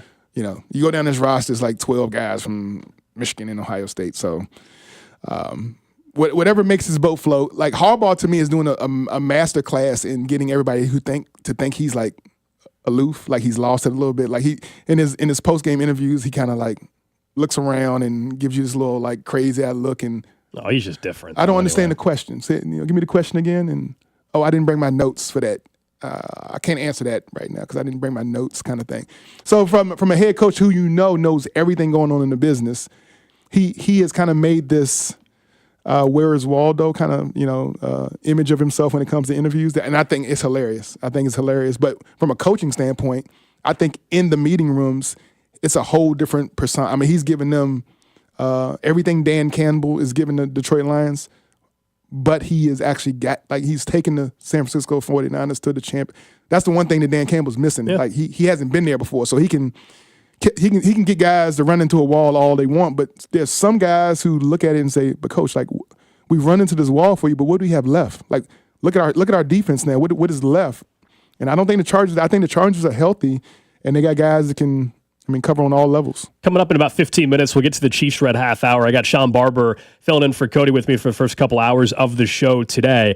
Text line 913-586-7965. I'll ask you guys as well. Let's go to the coaching vacancies again. You have a full list in front of you, and I'll ask the text line, where do you think some of these names end up? We know the openings at this point. The latest one was yesterday or whatever it's been at this point with the Raiders job opening. I think we know now. I don't think there'll be any other surprises in terms of jobs opening up. I think what we have now is what we have. The Jets and Jags, Saints, the Chicago Bears, obviously, Las Vegas Raiders. Where do you want to start? Well, you tell me. Let's start with the Raiders. Okay, let's start with the Las Vegas Raiders. First of all, I got to admit that was a piss poor by the Raiders getting rid of my man Antonio Pierce after one season. I think that's to me, from an ownership group, it makes me think that you don't actually take that job seriously. You as an ownership group do not take the job seriously if you have any understanding about what it takes to get guys to buy in. And you're going to give me a half a season as an interim coach, and then you're going to make me a full coach. You know the locker room loves me. You know this team loves me. And instead of giving me weapons and the ability to go... O'Connell and Gardner Minshew as his quarterback. Right? So instead of giving me weapons to actually go and compete, you make me, tread water for a season until you then turn around and fire me. I think that's the Raiders, man. Cowardly. Let me put it like this. It's a little bit cowardly, but that's what you expect from an organization that can't win. So losing trends, I don't expect more from them. But if you ask me, what can that organization do to turn things around? These are the coaches I think they should. Okay. I definitely think Tom Brady called Belichick and say, "Hey, what is it going to take to get you to leave Chapel Hill and come back here? Like, let me know the full scope of what it's going to take." I don't think it's going to happen, but I think the call was made. Mm-hmm. I think I would love to see Pete Carroll. I think he's a West Coast guy. He loves that whole atmosphere. He could definitely get it done. He has a lot of experience. He has trust built in. He can put a staff together in a snap. The dark horse who I think the people ain't thought. I think like a Nick Saban. I think the Raiders. Okay, let me hear you out. I think the Raiders have enough cachet and enough swag and enough money to be able to dangle enough money in front of Nick Saban and get him to leave the college. He doesn't fit Vegas, Barber. Look, we're all putting together our thoughts. I disagree with it. Before you say this, Drew, who fits Vegas? Who do you got going into the Raiders? I don't have a prediction. Okay, then be quiet. I think Bill Belichick fits a lot better. Or Dion fits a lot better. Then be quiet. If you don't have a solution, you don't poke holes in my pick. Don't poke holes in my pick if you don't got no better solution. The name I like the most. He don't fit. Well, who does? I don't know. The two that you said fit better than Nick Saban. I prefaced it with my dark horse. Yeah, you said dark horse for a reason. I'm looking at you, right, AG? Yeah. I prefaced it with my dark horse would be that's not my primary, but I would love to see them like invest in somebody who I know Nick Saban knows high level football. I know he knows it. There's no way he could have been as successful as he. Yeah, no, of course. So it's that a dark horse for that horse might need to be like take around a back or whatever though. That's the only problem with that pick. But I hear you. Pete Carroll's a name that I actually thought was most interesting. You brought up. The Bears are reportedly also talking to him. You want to talk about bringing stability to your organization. I'm totally with you on Pete Carroll. I think Nick Saban's just done coach. I just think he's retired and won't coach again. All right, what about let's go to Jacksonville because we mentioned them earlier. Jacksonville, I think they're going to make the second hiring of the offseason. I think the Bears going to make the first, and I'll save that for when we talk about the Bears. Okay.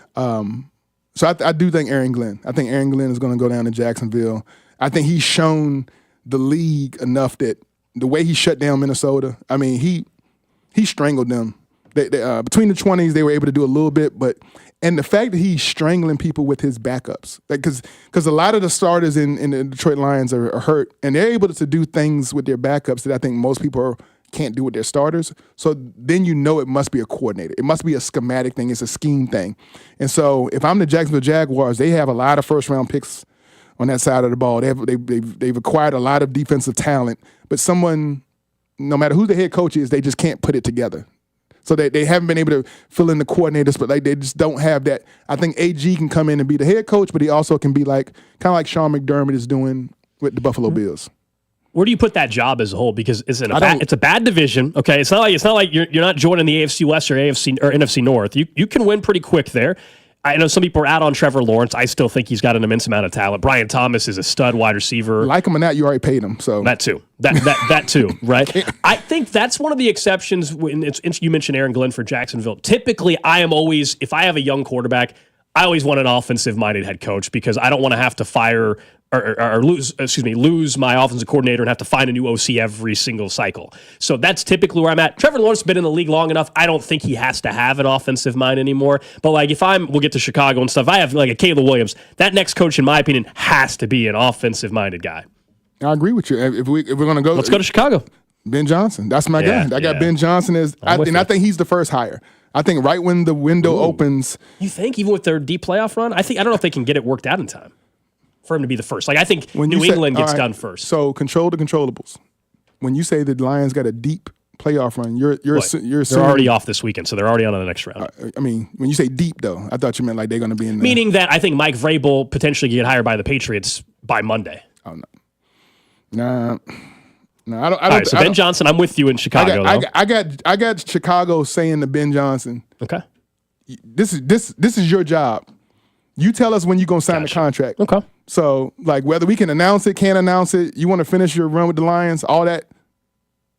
No, I know, but you said he was going to be the first hire. That's all. I'm saying I don't think time was. The first decision, the domino has been. The Bears are sitting there and saying, "Hey, we have a agreement that this is going to be our guy. We're just waiting for him to finish the season with the Lions." Okay.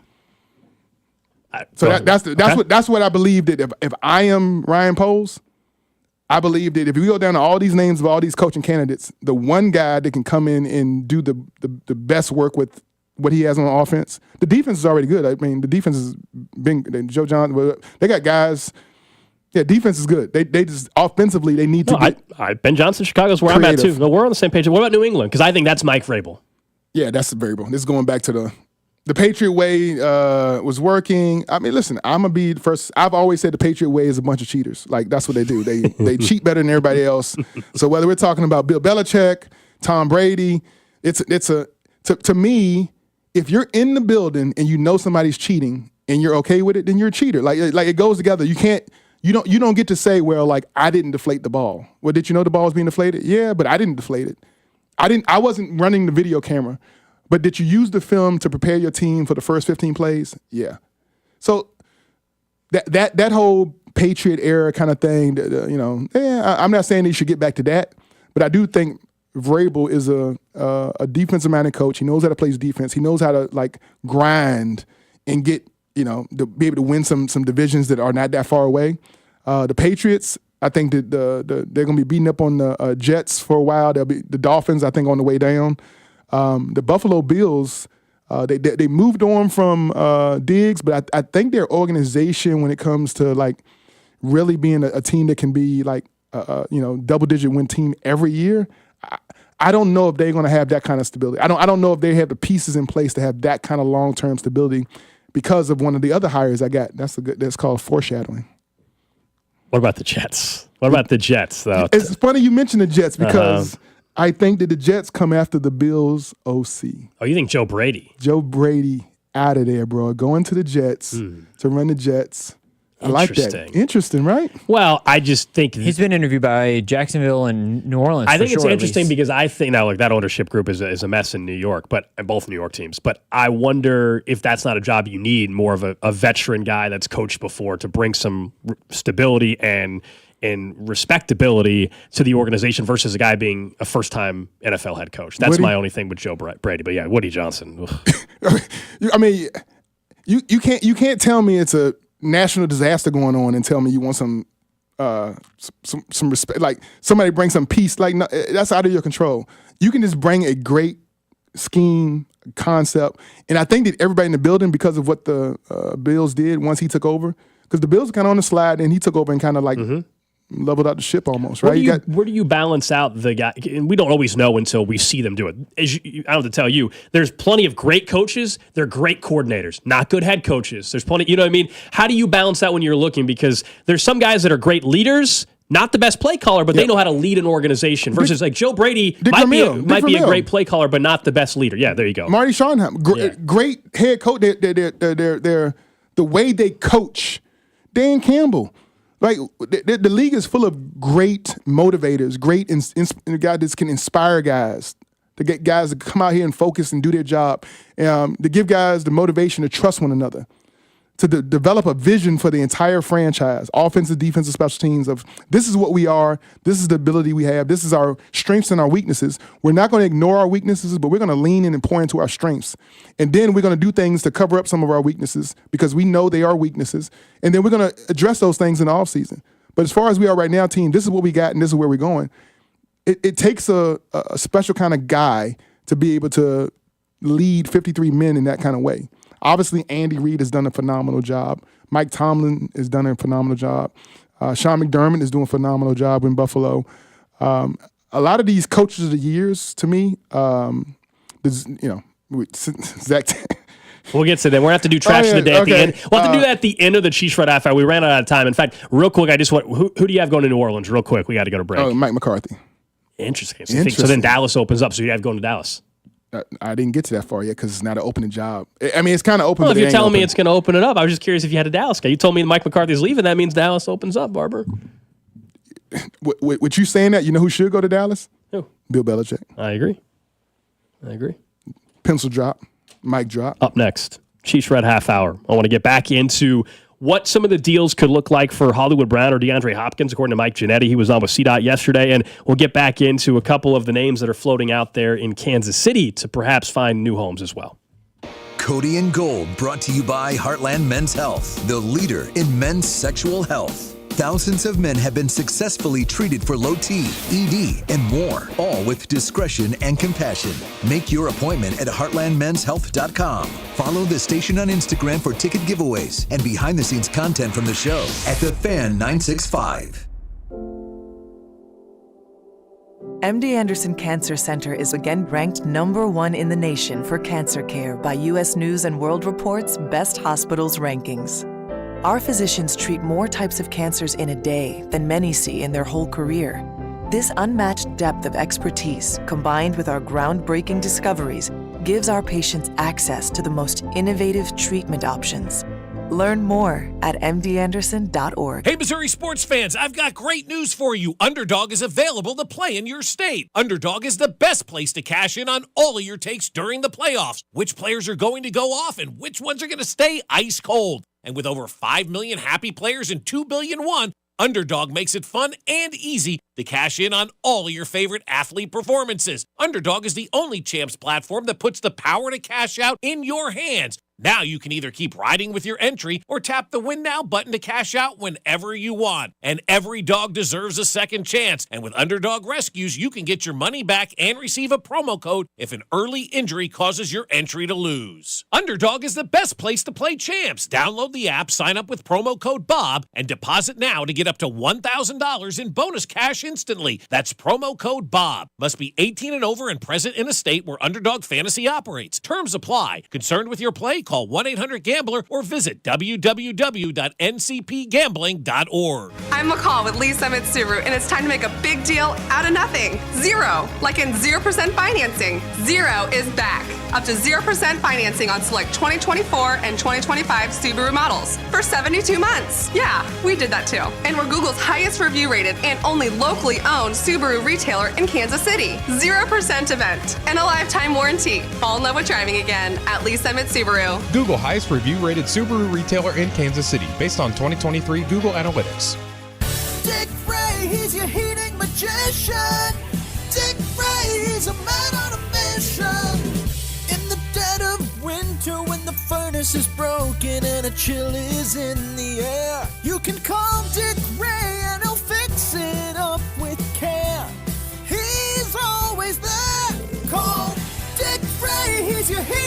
magician. Hey, it's Dick Ray. Schedule your furnace tune-up today. Only $79. Call 913-DICK-RAY. Taxes was taxing. Now taxes is relaxing when you file for free. I can file for free? TurboTax Free Edition. Roughly 37% of filers qualify. Simple Form 1040 returns only. See if you qualify at turbotax.com/free. I can file for free. Now this is taxes. File for free with TurboTax Free Edition and get your maximum refund. No schedules except for earned income tax credit, child tax credit, and student loan interest. See if you qualify at turbotax.com/free. T-Mobile 5G home internet keeps getting better. Get our fastest connection loaded with benefits. Get T-Mobile's best home internet starting at $55 a month with auto pay and any voice line. Plus, Price Lock. We won't raise your rate on internet. Check availability at T-Mobile.com/home internet.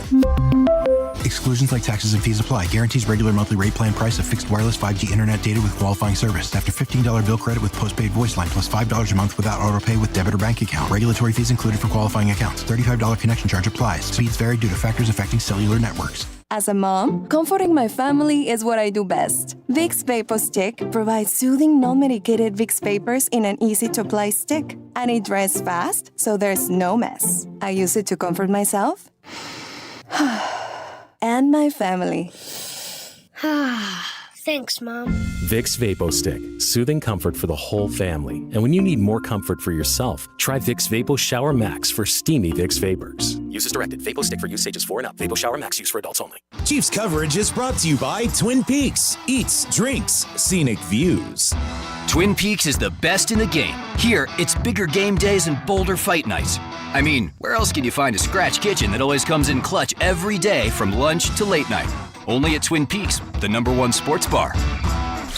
You're listening to 96.5 The Fan from the Mission Plumbing, Heating, and Cooling Studios. Welcome in to the Chiefs Red Half Hour. Every day at 11:30 with Cody and Gold on your new home for Chiefs football. 96.5 The Fan. All right, it is the Chiefs Red Half Hour. We'll mix in a little trash of the day in about 15 minutes or so.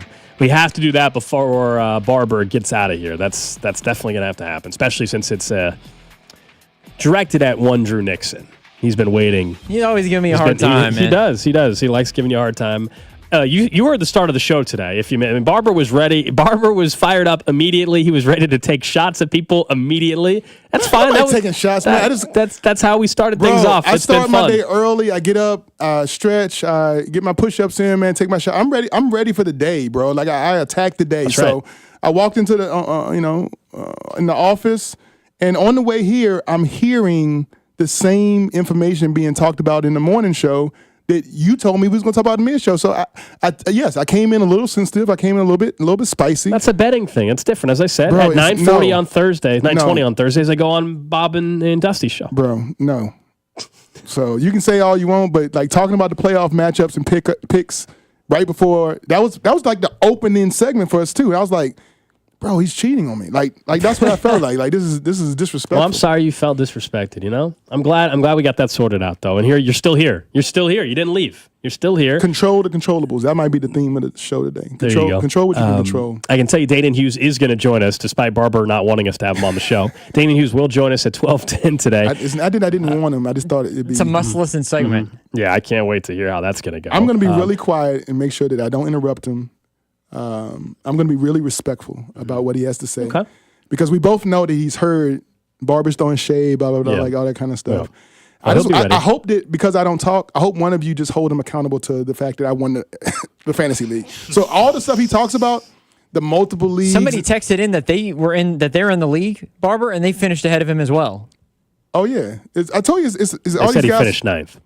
Yeah, that's what they said. Yeah. I don't follow like the rest of the you know how when you play fantasy, they have all these matchups. And so I'm so focused on my matchup, I don't follow how everybody else is doing. Focused on my matchup. I mean, I knew he wasn't in the championship. You know, I know he started like 6th place, 7th place. So as we've gone through the end of the thing, I didn't know what he ended up, but I do remember somebody sending out a text like, "Barber, congratulations! Hey, just so you know, boom shakalaka, you'll be picking first next year." And I was like, oh, that means he ended up last. So we'll get to that. We'll get to that. I do want to get back to the Chiefs and look ahead a little bit. It's a bye week for Kansas City, so we can kind of skip ahead a little bit. Earlier in the show, we talked about Trey Smith and Trent McDuffie and what contracts could look like there, as CDOT had Mike Giannetti from Spot Track on the show yesterday. But I want to talk about Hollywood Brown and DeAndre Hopkins briefly. Let's do it. I know you've got a list too. I got offers for them right now. So yesterday, Giannetti, I don't have the audio cut of this specifically because it's I don't need a cut for this, what I'm about to say, but he threw out the idea that, hey, Hollywood Brown, if the Chiefs were to try to bring him back, could you bring him back on basically the exact same deal, 1 year incentive laden? Because we know he missed most of the season, but in the small sample size we've seen, I think we can all recognize how special the year he could have put together, and if he would have been able to stay healthy instead of the Jacksonville preseason game, because he's already shown where he fits in, and I'm excited to see what he can do in the playoffs. I would love to bring back Hollywood Brown, and if it was the same deal, like, hey man, let's run this thing back and let's do the exact same deal, incentive laden, and let you have an opportunity to showcase yourself, and then you can still get a big payday. I think that would be awesome. I don't know if Hollywood Brown will be about that. I think it depends how the playoffs go for him, if he has a great postseason or not. Where are you at on him? Because I would love him back in Kansas City. So I can't go into like the future and say, all right, not knowing how he performed, that's going to definitely dictate the number. But if you ask me right now, what would I offer DeAndre Hopkins and what would I offer Hollywood Brown to like do a 3-year extension? And that's what I'm talking about. You want them both back? Exactly, bro. Exactly. I want to offer them both the same deal. Okay. I want to offer them both a 3-year, $20 million, and basically tell them whichever one of you sign it first, the other one is not coming back. Okay. So I put that out there right now. Okay. That's the deal. We have a space. We have a allotment of money that we can address like the wide receiver position, but we can't have both of y'all come. We don't have enough for both of y'all. If you could only pick one, who would it? Because my answer is right now is D-Hop, because he's been healthy. He's not coming off of being healthy. Mm-hmm. I know Hollywood Brown is younger, but when I'm talking about 3 years, I think D-Hop is still going to be as effective 3 years from now as he has been now. I think he's just phenomenal. The hands, the knowing how to fit in the space and everything. And Worthy is a version of Hollywood. I got that. Yeah, I hear you. I think I got that. My answer might change if this happens in the postseason, which is all of a sudden D-Hop just goes off in the postseason. I think there's a chance that happens, where we know the snap. People have been focusing in on the snap counts, how it hasn't been as high as everybody thinks it should have been. There's no limitation. It's postseason play now. So I wonder if all of a sudden we just see D-Hop look like the D-Hop that everybody remembers throughout most of his career again. Yeah. Not just the guy that's capable of making the key third down catch, even if his stat line says 40 yards. I wonder if we're not talking heading into the AFC title game, he's coming off a performance against whoever they play in the divisional round, and he has 95 yards and 2 touchdowns. I think that is in the cards for D-Hop. If that happens, then my answer is probably different. Otherwise, right now, as it sits on January 9th, Hollywood Brown, because I think he's cheaper, and I still think he provides the deep threat and the underneath stuff. I understand what you're saying about Worthy and the similarities. But we have to remember, Rashee Rice is probably not playing until early November, late October next year because of we all think, a pending suspension. I still want to see there's one play, and I don't know if I brought it up on the show, but I had talked about it a little bit. It might have just been with Cody. There's one throw that Joe Burrow made to T. Higgins that was a corner route, Barber, and it was a catch by T. I want to see that from Mahomes to D-Hop, because Mahomes can make that throw. We all know that. And D-Hop is that guy that can be that red zone target where you just throw the ball up and he goes and gets it. And I know that they've had struggles in the red zone where they can't punch the ball in, Barber. They don't utilize. I want there to be one play where Barber. They're on the opposite hash. Barber. Hold on, Barber. Barber. See, this is. Is this the trash hour? Have we started? We haven't got to trash of the day so yet. why are we comparing anything to the Cincinnati Bengals? I don't know. Anything? Because there's nothing. Barber, there's because nothing. Their offense is the best in the league. There's Mahomes nothing. can make that throw, and D-Hop can make that play. And I want to see it happen, because for the Chiefs, I think everybody would love to see you're on the opposite hash. It's a little fade route. It's a corner route. I'm going to throw it up to D-Hop. I don't care what it looks like. I don't care what it looks like. It was a throw that was ridiculous. It was a catch that was great. And the Chiefs can utilize that in their offense because they never use it. I got you. The Chiefs aren't trying to get to number 3 on the SportsCenter top 10 list. They're trying to get their 3rd title. There's a difference. Why not try to do it instead of not being able to punch the ball in and have to settle for a 30-yard field goal? You looking for highlights? You don't think there's enough highlights? There's not enough highlight clips? Barber, if it gets you in the end zone, why not utilize something that you have? 15-1? They're getting in the end zone. 15. But why not, Barber? Why not utilize something that you have that they haven't used yet? I do think, though. Get out of here and trash it today. Oh my goodness! I do think, Drew. I want to see Mahomes make that throw because he can, and it's a play that can make it so much easier. I don't care what the throw looks like, but I do think there's a chance D-Hop has an expanded role in the postseason. I'm with you there. And we know why it wasn't, right? Yeah. Like, we can lie and say we don't know. The only thing I'll say on what you said about the contract stuff, I think there's no way 3 for based off of Giannetti, who does a very good job at contract projections or whatever. 3 for 20, no chance, man. 3 for 20 is not happening. They're not agreeing to that. Neither one of them. No, seriously, I just don't think that's. I don't think it's a realistic deal. So for Hollywood Brown, he came here for what was his deal? What was 10, right? 1 for 10 with incentives, something like that. I thought it was 1 for 7 with could incentives get to 10. up to 10. There you go. Right, and so if I'm giving you 3 years, 20. I'm basically, I mean, we both can opt out of the second year, so I'm basically giving you 10 a year for 2 years. Yeah, but that's why I won't take it. Can it get to 30? That's why I won't take it. Are you offering up to 30? It's the same thing. We just put incentives to evaluate up to something else. But I'm talking about hard numbers when I say 3 for 20. Yeah, you can put as much incentives up to whatever based off of us winning a 4th Super Bowl or a 5th Super Bowl. If you're Hollywood Brown, though, next year you go in, you're 28. You sign, let's say, a similar 1 year. Let's call it $10 million with plus incentives to get it to 14 or 15. Let's just say it's that. And are we coming off a Super Bowl win? Fine, sure. Because I'm talking about I'm offering contracts today, which is like we haven't played a playoff game. This is either way. My answer is not going to be different. I guess what I'm trying to say, like from a what I'm talking. Well, not. I mean, if I'm Hollywood Brown, if I'm the Chiefs, my offer is different. If I'm the Chiefs coming off a Super Bowl. Why is my offer different to Hollywood Brown? If I'm the Chiefs coming off a three-peat, I ain't signing none of y'all back. Like, who's playing wide receiver next year, Barber? I don't care. You wouldn't bring Hollywood Brown back on a 1 year deal because they win the Super Bowl? What? Exactly. What? Exactly. So you're just running Justin Watson out there. This is the hard reset. If we go 3, okay, well, that's a whole different conversation. If we go 3 championships in a row, that following season after that, I ain't paying jack. Nobody is getting anything.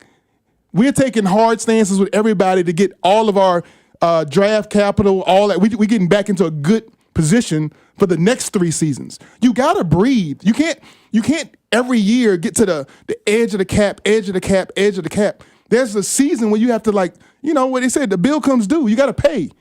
So I would pay some guys forward to create some space in 2026, 7, and 8.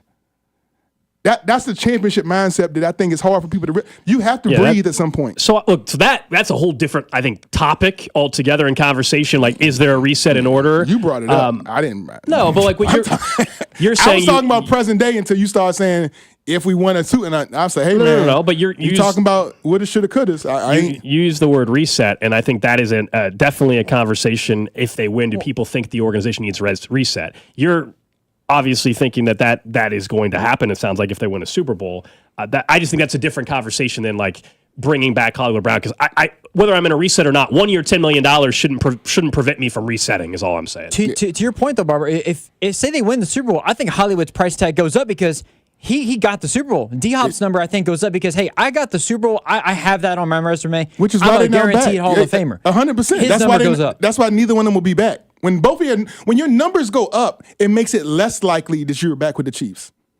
Do we agree on that? Of course. I don't think Hollywood Brown can do enough in the postseason where suddenly somebody's giving them 3 years for $45 million or something like that based off of 3 games in the postseason or something. I think, didn't the dude from Jacksonville get the same thing? Kirk? Kirkley, right? Christian Kirk? Yeah, he hit 3. I don't know if it was, I think it was more than Hollywood that. Brown is going to play 3 games this year, Barber. Yeah.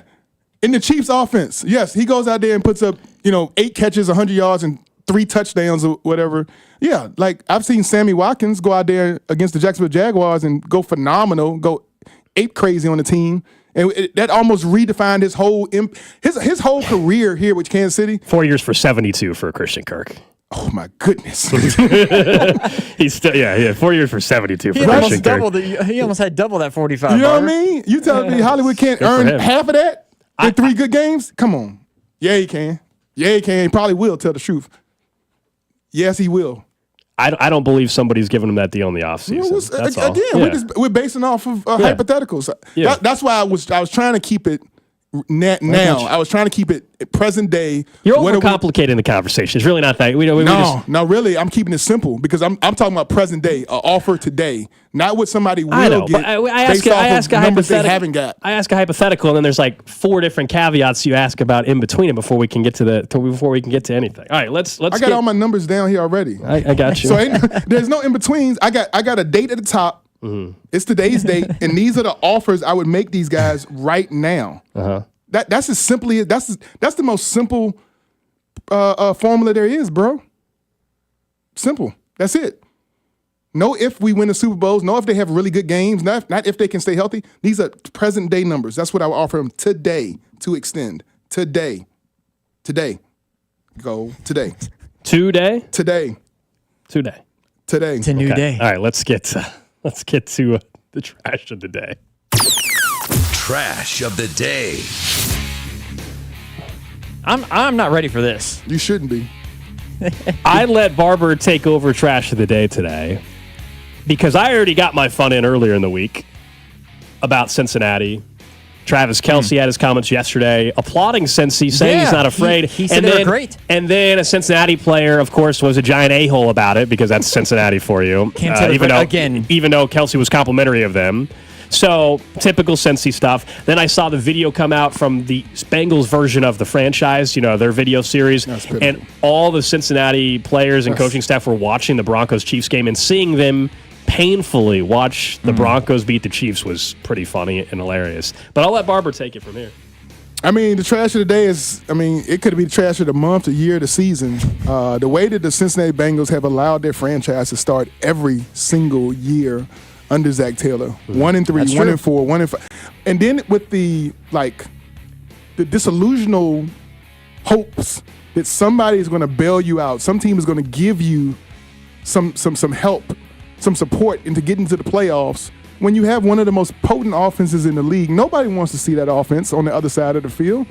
It doesn't matter. But no, why would you think any of the other 15 teams in the AFC would do anything to help the most trash-talking Jamar Chase, Joe Burrow, smoking Joe Burrows, I'm coming to Burrowhead, all that's who you gonna turn to help? You want that team to help you after all that?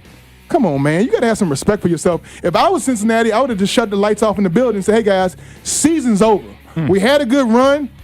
We had a great run. Let's start the season in September instead of October and November next season and try to get Zach Taylor some wins and an opportunity to play in the playoffs. Now, what you going to do about T. Higgins?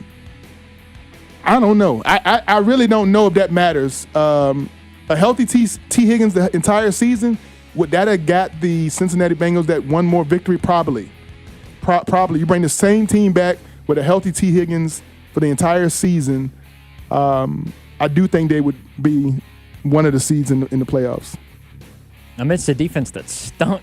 They were bottom 5 in every category, Barber, too. You cleared house on the defense side. You blame all the coaches. It's not Zach Taylor's fault, though, Barber. In September. What's the coordinator name? Lou Anarumo. How many tackles did he miss? Hey, it's facts. You're true. So why are you clearing house on the coaches like they? I think the biggest. Come on, man. It goes back to who they are, though, Barber, because they didn't pay Jesse Bates. That has been a significant loss. If you look at their secondary, particularly the safeties, they've been awful. Sound like they're cheap. They paid Jermaine Pratt, and he stinks now. He can't make a tackle. Cheap.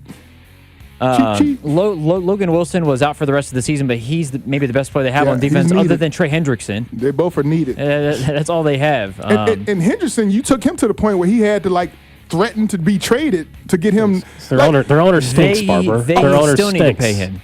So, if we can acknowledge the owner is awful, I know that I've said this many times in our private thread. I'm telling you, the only way to save this organization. Oh gosh, here we go. No, go ahead. No, oh god, right. No, never mind. You don't want to hear it. Go ahead. I don't want to hear it again. No, put it out there. Put it out there, Barber. I said it. Put it out there. Once Joe Burrow hurt his hand, and they let Jake Browning go in and play. Jake Browning's numbers with this offense was as good as Joe Burrow's. No, they are. All right. They are a more efficient. What's the take again? They're a more efficient offense. They control the ball better, which keeps their defense off the field, which helps them win ball games. Yes, they don't score as many points, but scoring points is not a Cincinnati Bengal problem. It's winning ball games. And when you don't run the ball and you allow Joe Burrow to throw it all over the freaking field 60 times a game or whatever. So what are you advocating for? Trading Joe Burrow to get a king's ransom of picks, and then going out there and putting a defense out there that can actually stop somebody. They can't draft well. The picks would be wasted anyways. They can't draft well. You want them to? I would rather them not Joe do that. Burrow.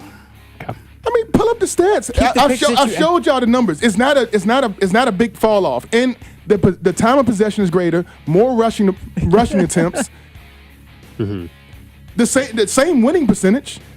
Like his starts, I think he was like 4 for 5. In this hypothetical, you trade Joe Burrow, you get a bunch of picks. Jamar Chase is pissed off, so he wants to be traded too. Then T. Higgins is pissed, so he wants to be traded too. Then you got an even bigger problem on here, and you don't have a quarterback. How do y'all know that Jamar Chase and T. Higgins are pissed off when Joe Burrow's not there? That's their Jamar guy. Chase would ask for a trade the next day as well. He'd be out of there as well. Text line says you're playing Madden. They say go on the Madden franchise mode and make that trade. See if it lets it happen. Well, maybe you should They say trade. keep him out of front Maybe you office. should trade Jamar Chase too. No. If he forced his way out and get the Tyreek Hill trade, because it didn't really hurt the Chiefs that much. No, because they kept their quarterback, didn't they? They kept Patrick Mahomes. They had their quarterback. You've already said, real quick. You've already said it though, Barber.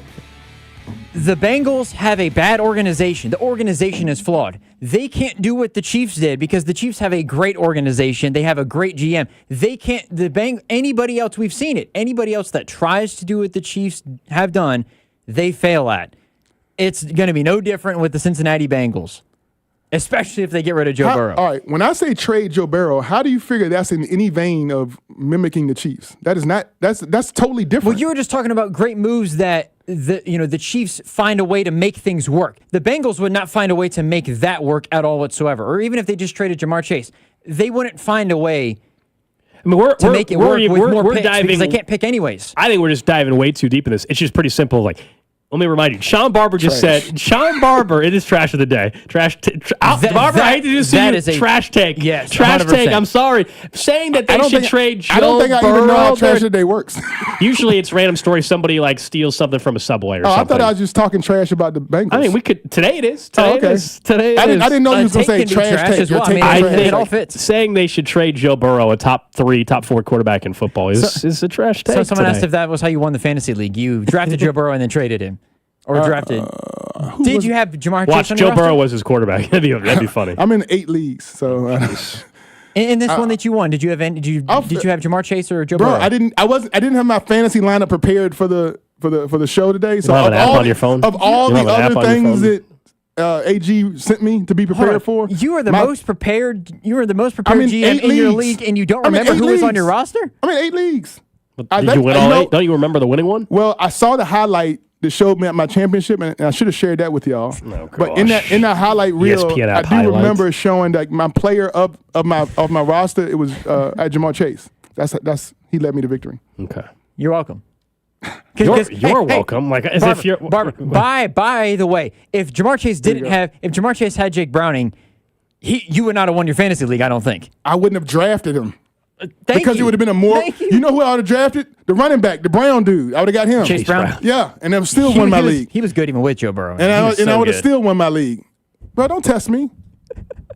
Trash of the day, brought to you by Barbershop. It was fitting today.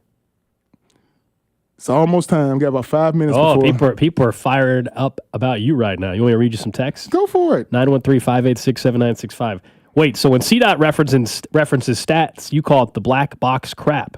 But this guy tries to use them now for another garbage. They said garage, but I think they mean garbage take. What a joke. They don't like you. They said you're using stats, Barber, Someone said for that- your take, but not for other people's Someone wants takes. us to ask what you smoked before you came into the studio. They said, today. what strand of weed does Barber smoke today?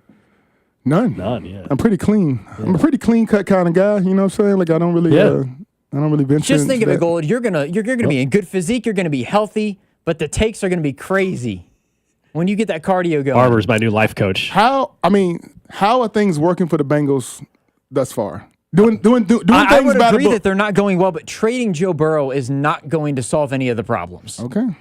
Like Drew and I don't agree on a lot, and I love giving him crap about Cincy.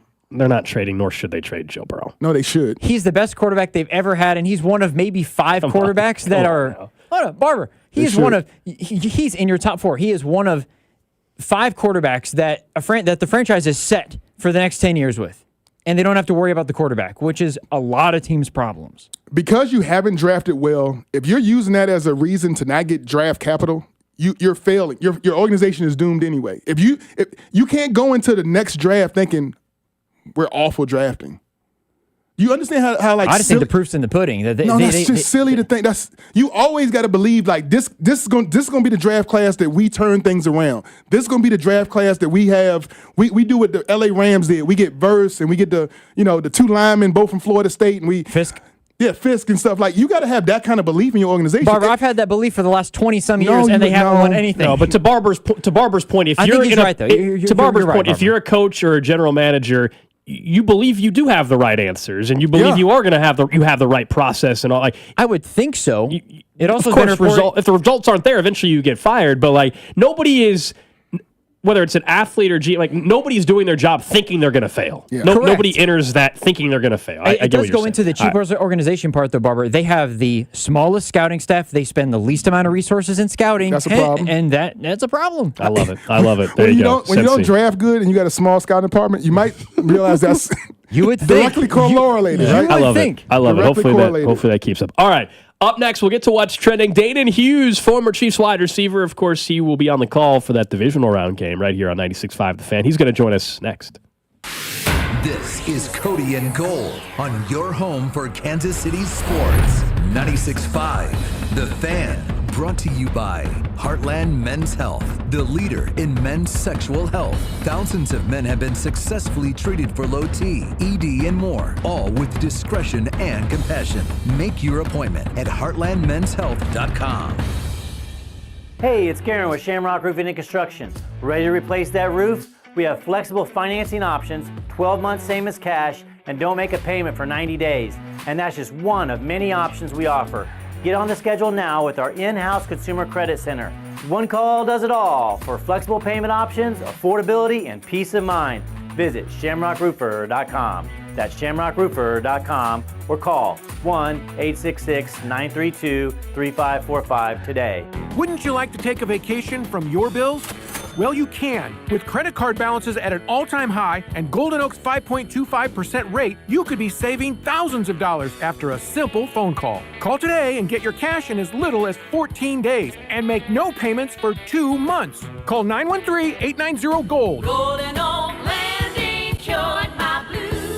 6.19 APR, FHA, 15-year, 20% equity qualified credit. Additional terms apply. NMLS 114937. Your projects begin here. The Casey Remodel and Garden Show, presented by Renewal by Andersen, January 10th through 12th at the American Royal Center. 3 days only for great deals, new ideas, and practical advice with trusted local experts. See twin sisters Leslie Davis and Lindsay Lamb from HGTV's hit show Unsellable Houses on Friday and Saturday. Shop, compare, and save on kitchens and baths to outdoor living and more at the Casey Remodel and Garden Show, January 10th through 12th. Buy tickets early and save at CaseyRemodelandGarden.com. This is the story of the one who, as a maintenance specialist for a historic high-rise, knows that vintage charm historically needs constant attention. Which is why, when it's time to upgrade turn-of-the-century mechanicals, they turn to Grainger. With easy access to 1 million+ products and the scale to deliver when and where you need them. The right tools and supplies are never far away. So the one can keep that vintage building running like new. Call, click Grainger.com, or just stop by. Grainger, for the ones who get it done. Life insurance. Why are you putting it off? Can't afford it? Too much hassle? Think you don't need it? There's lots of excuses for putting off life insurance. But if you weren't there, who would pay the mortgage and other bills? With Ethos, you could be covered in 10 minutes and boom, family protected. Ethos, fast and easy online term life insurance. Up to $2 million in coverage with no medical exam. Some policies as low as $1 a day. Answer a few health questions and get your free quote at getethos.com. That's getethos.com. You're listening to the all-new 96.5 The Fan, your new home for Chiefs football. KFNZ, FM and AM, HD1 and HD2 Kansas City, an Odyssey sports station.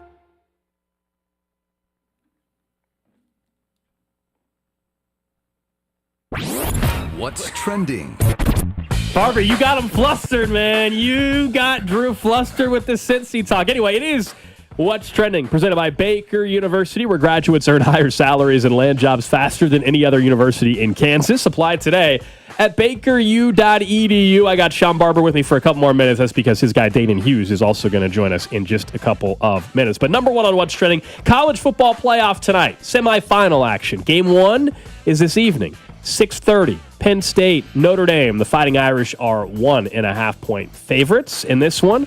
The winner of that will play the winner of tomorrow's semifinal, Ohio State and Texas. Cannot wait. We got 5 straight days starting tonight of playoff football. 2 college football playoffs the next 2 nights, and then, of course, Saturday, Sunday, Monday, NFL wild card action. Thinking of that, the NFL did put out a statement last night of a contingency plan for that Rams-Vikings Monday Night Football game. You guys have all seen the devastating, awful wildfires going on in California right now, and there's a chance that due to the air quality in the area that they could have to move the Rams-Vikings games. If they do, the NFL has said they will move that to Glendale, Arizona, and the Rams and Vikings game would be played where the Cardinals play. This has happened before. Obviously, it's a terrible situation out there, but something to monitor. Next up on What's Trending, Steve Spagnuolo has been requested to interview for another job. That puts it up to 3. So the Jets, he already has been requested, the Raiders, and now, according to the Jags themselves, directly from their social media team, he's been requested for an interview there. That means that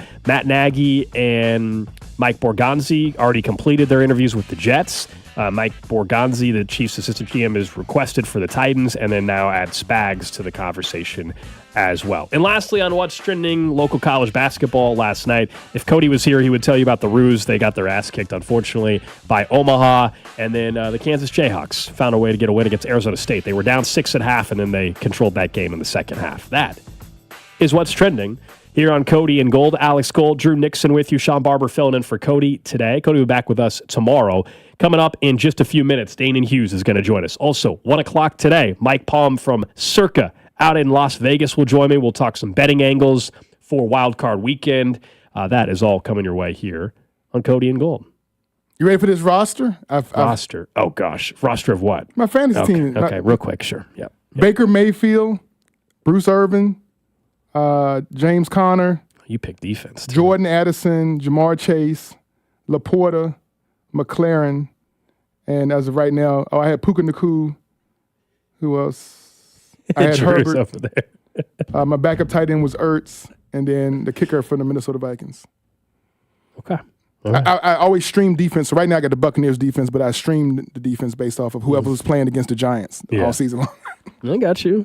That's victory right there. Did you see, while we're waiting for Dave and Joyce, I saw 2 Chiefs players tweet out about shoveling their driveways. So Justin Reed did, and then Jalen Watson. And my initial reaction was like a lot of Chiefs fans, I think, was like, I don't need you shoveling your own driveway. Like, I don't need you pulling a muscle while you're shoveling the driveway or whatever. Somebody messaged Jalen Watson and said, hey, man, I got you. Jalen Watson responded and said, I'll DM you. No joke. And the guy went over and shoveled Jalen Watson's driveway. I think it's a great story. I don't know if you agree with me. I don't want any of the starting players for the Chiefs shoveling their driveway. Someone pay for it, have someone do it. I don't need you getting hurt. Could you imagine a story? So-and-so's out of the divisional round game because he twisted an ankle shoveling the snow. Honestly, all 53 guys, the organization has their addresses. If I was the Chiefs, I would have some prepaid crew go do every Chiefs guy after every snowstorm just to make sure there's no issue of anybody for their family getting out of Now, look, they can obviously afford to have their own driveway taken care of, but that's not a bad gesture. I just don't want any of them doing it themselves. That should be in the contract, Barber. No shoveling snow. Those that know me knows I'm a cheap guy by nature. Like, I am a very financially thrifty kind of guy. Like, I use coupons. Cheap or financially smart? There's 2 different things, I think. I'm both. Okay. I'm both. I know the value of a dollar, and my value of a dollar hasn't changed since I was born. So 1975, whatever the value of the dollar is, it has not increased. It is what it is. Like, I count dollars. I count my coins. Like, it is what it is. So no, I don't pay anybody, but I have 5 boys. So the Barber crew. That driveway looks good. Oh, it gets done really quick with 5 boys. All right, let's go out to the hotline and welcome in former Chiefs wide receiver Danon Hughes. He's presented by Blue Cross and Blue Shield of Kansas City. Discover the benefit of blue. Danon, what's going on, man? We got Barber here. I don't know if you've been listening today, but it's been an adventure. It's been an adventure for 2 hours. Yeah, I've taken about 6 tablets of Pepto-Bismol listening to Barber this entire morning. My stomach is hurting. Let me just clear up the record as well. That's because I'm spicy. He got over in one league. We were with a bunch of guys. Shout out to Derek Barnes and the fellas down in Springfield. He wound up winning that league, but he failed to tell you about the other league that I am the commissioner in, that he got ousted by me in that league. So, he got selective memory when he's talking about our fantasy football exploits. Barber said you didn't. He said you didn't win. He keeps telling me you didn't win. Well, I didn't win, but I beat him. So that's almost like a win. Man, you know what? I like that. You know what, Coach Tomlin, the standard is the standard. We always won in one of my other leagues. So we always got to have a standard. It's not like I'm not a winner. No, you are. You're definitely a winner in my book, Danon. I let you know that. You're definitely a winner. Not in the league we both in together. The one that I won, you came in 9th. In that situation, you're not a winner. But in all the other situations, I'm sure that. Oh my goodness! All right, I did want to get your perspective though on this weekend. How do you handle this? I mean, and how do you think players are handling it? They get the week off from playing a game. Doesn't mean they're not doing anything this week. Do you sit around and evaluate these games the same way you would for an upcoming opponent in a regular season, or how do you look at Wild Card Weekend? Well, it's a unique situation, obviously, with only being the 1 seed. And you're basically relegated to either playing the 5, 6, 7 seed for the most part. And so you're throughout the prep of the week, and Barbershop probably has alluded to this, throughout the prep of the week, the coaches are putting together game plans for each potential opponent. And then you tighten the screws, obviously, when Sunday comes around, or when we'll see if the Broncos will beat the Bills, and you know that you'll play the Denver Broncos. But that's what it is. From a player's perspective, it is just your normal routine, except that for one time outside of your normal bye week during a regular season, you get to sit down and enjoy the game of football and enjoy watching games. I'm sure they'll get together. One of the leaders of each group, whether it's the wide receivers or offensive linemen or D linemen, will host something at their house, and they'll hang out, chow down, watch the games, and then go about their business. So it's one of the more relaxed times that an NFL player can experience by just being able to chill, not feel like anything is pressing, know that you're in the driver's seat, and feel good about what you are able to accomplish the entire season. Like all the people that, especially the Cincinnati Bengals fans that are whining and crying about how we approached week 18, like you had 17 weeks to do your work so that you can enjoy these last 2 weeks if you were a starter or didn't play against the Denver Broncos. So it's just an extension of what you experienced last week, but a little bit less stress and strain, and then you're just focused on being able to put your best foot forward in the divisional round. Danon, the Chiefs have seen all these playoff teams on the AFC side, so there's no real secret about these teams, but it looks like if we think the bracket, if you will, holds, the Chiefs are likely to play the winner of that Texans-Chargers game. Who do you think, I guess, matches up better for the Chiefs? I know they're not fearful of anybody. This team is one more than anybody in football, but who do you think would be the team you would prefer? I'm always nervous about playing a team a third time, and especially, obviously, that would entail it being a divisional opponent. So it's always a concern to me. Again, like you said, I don't think anybody's scared of anyone, but playing a team a third time, especially if you beat them twice in close games, just is always a concern for me. The Texans don't seem like the team that they were earlier in the season.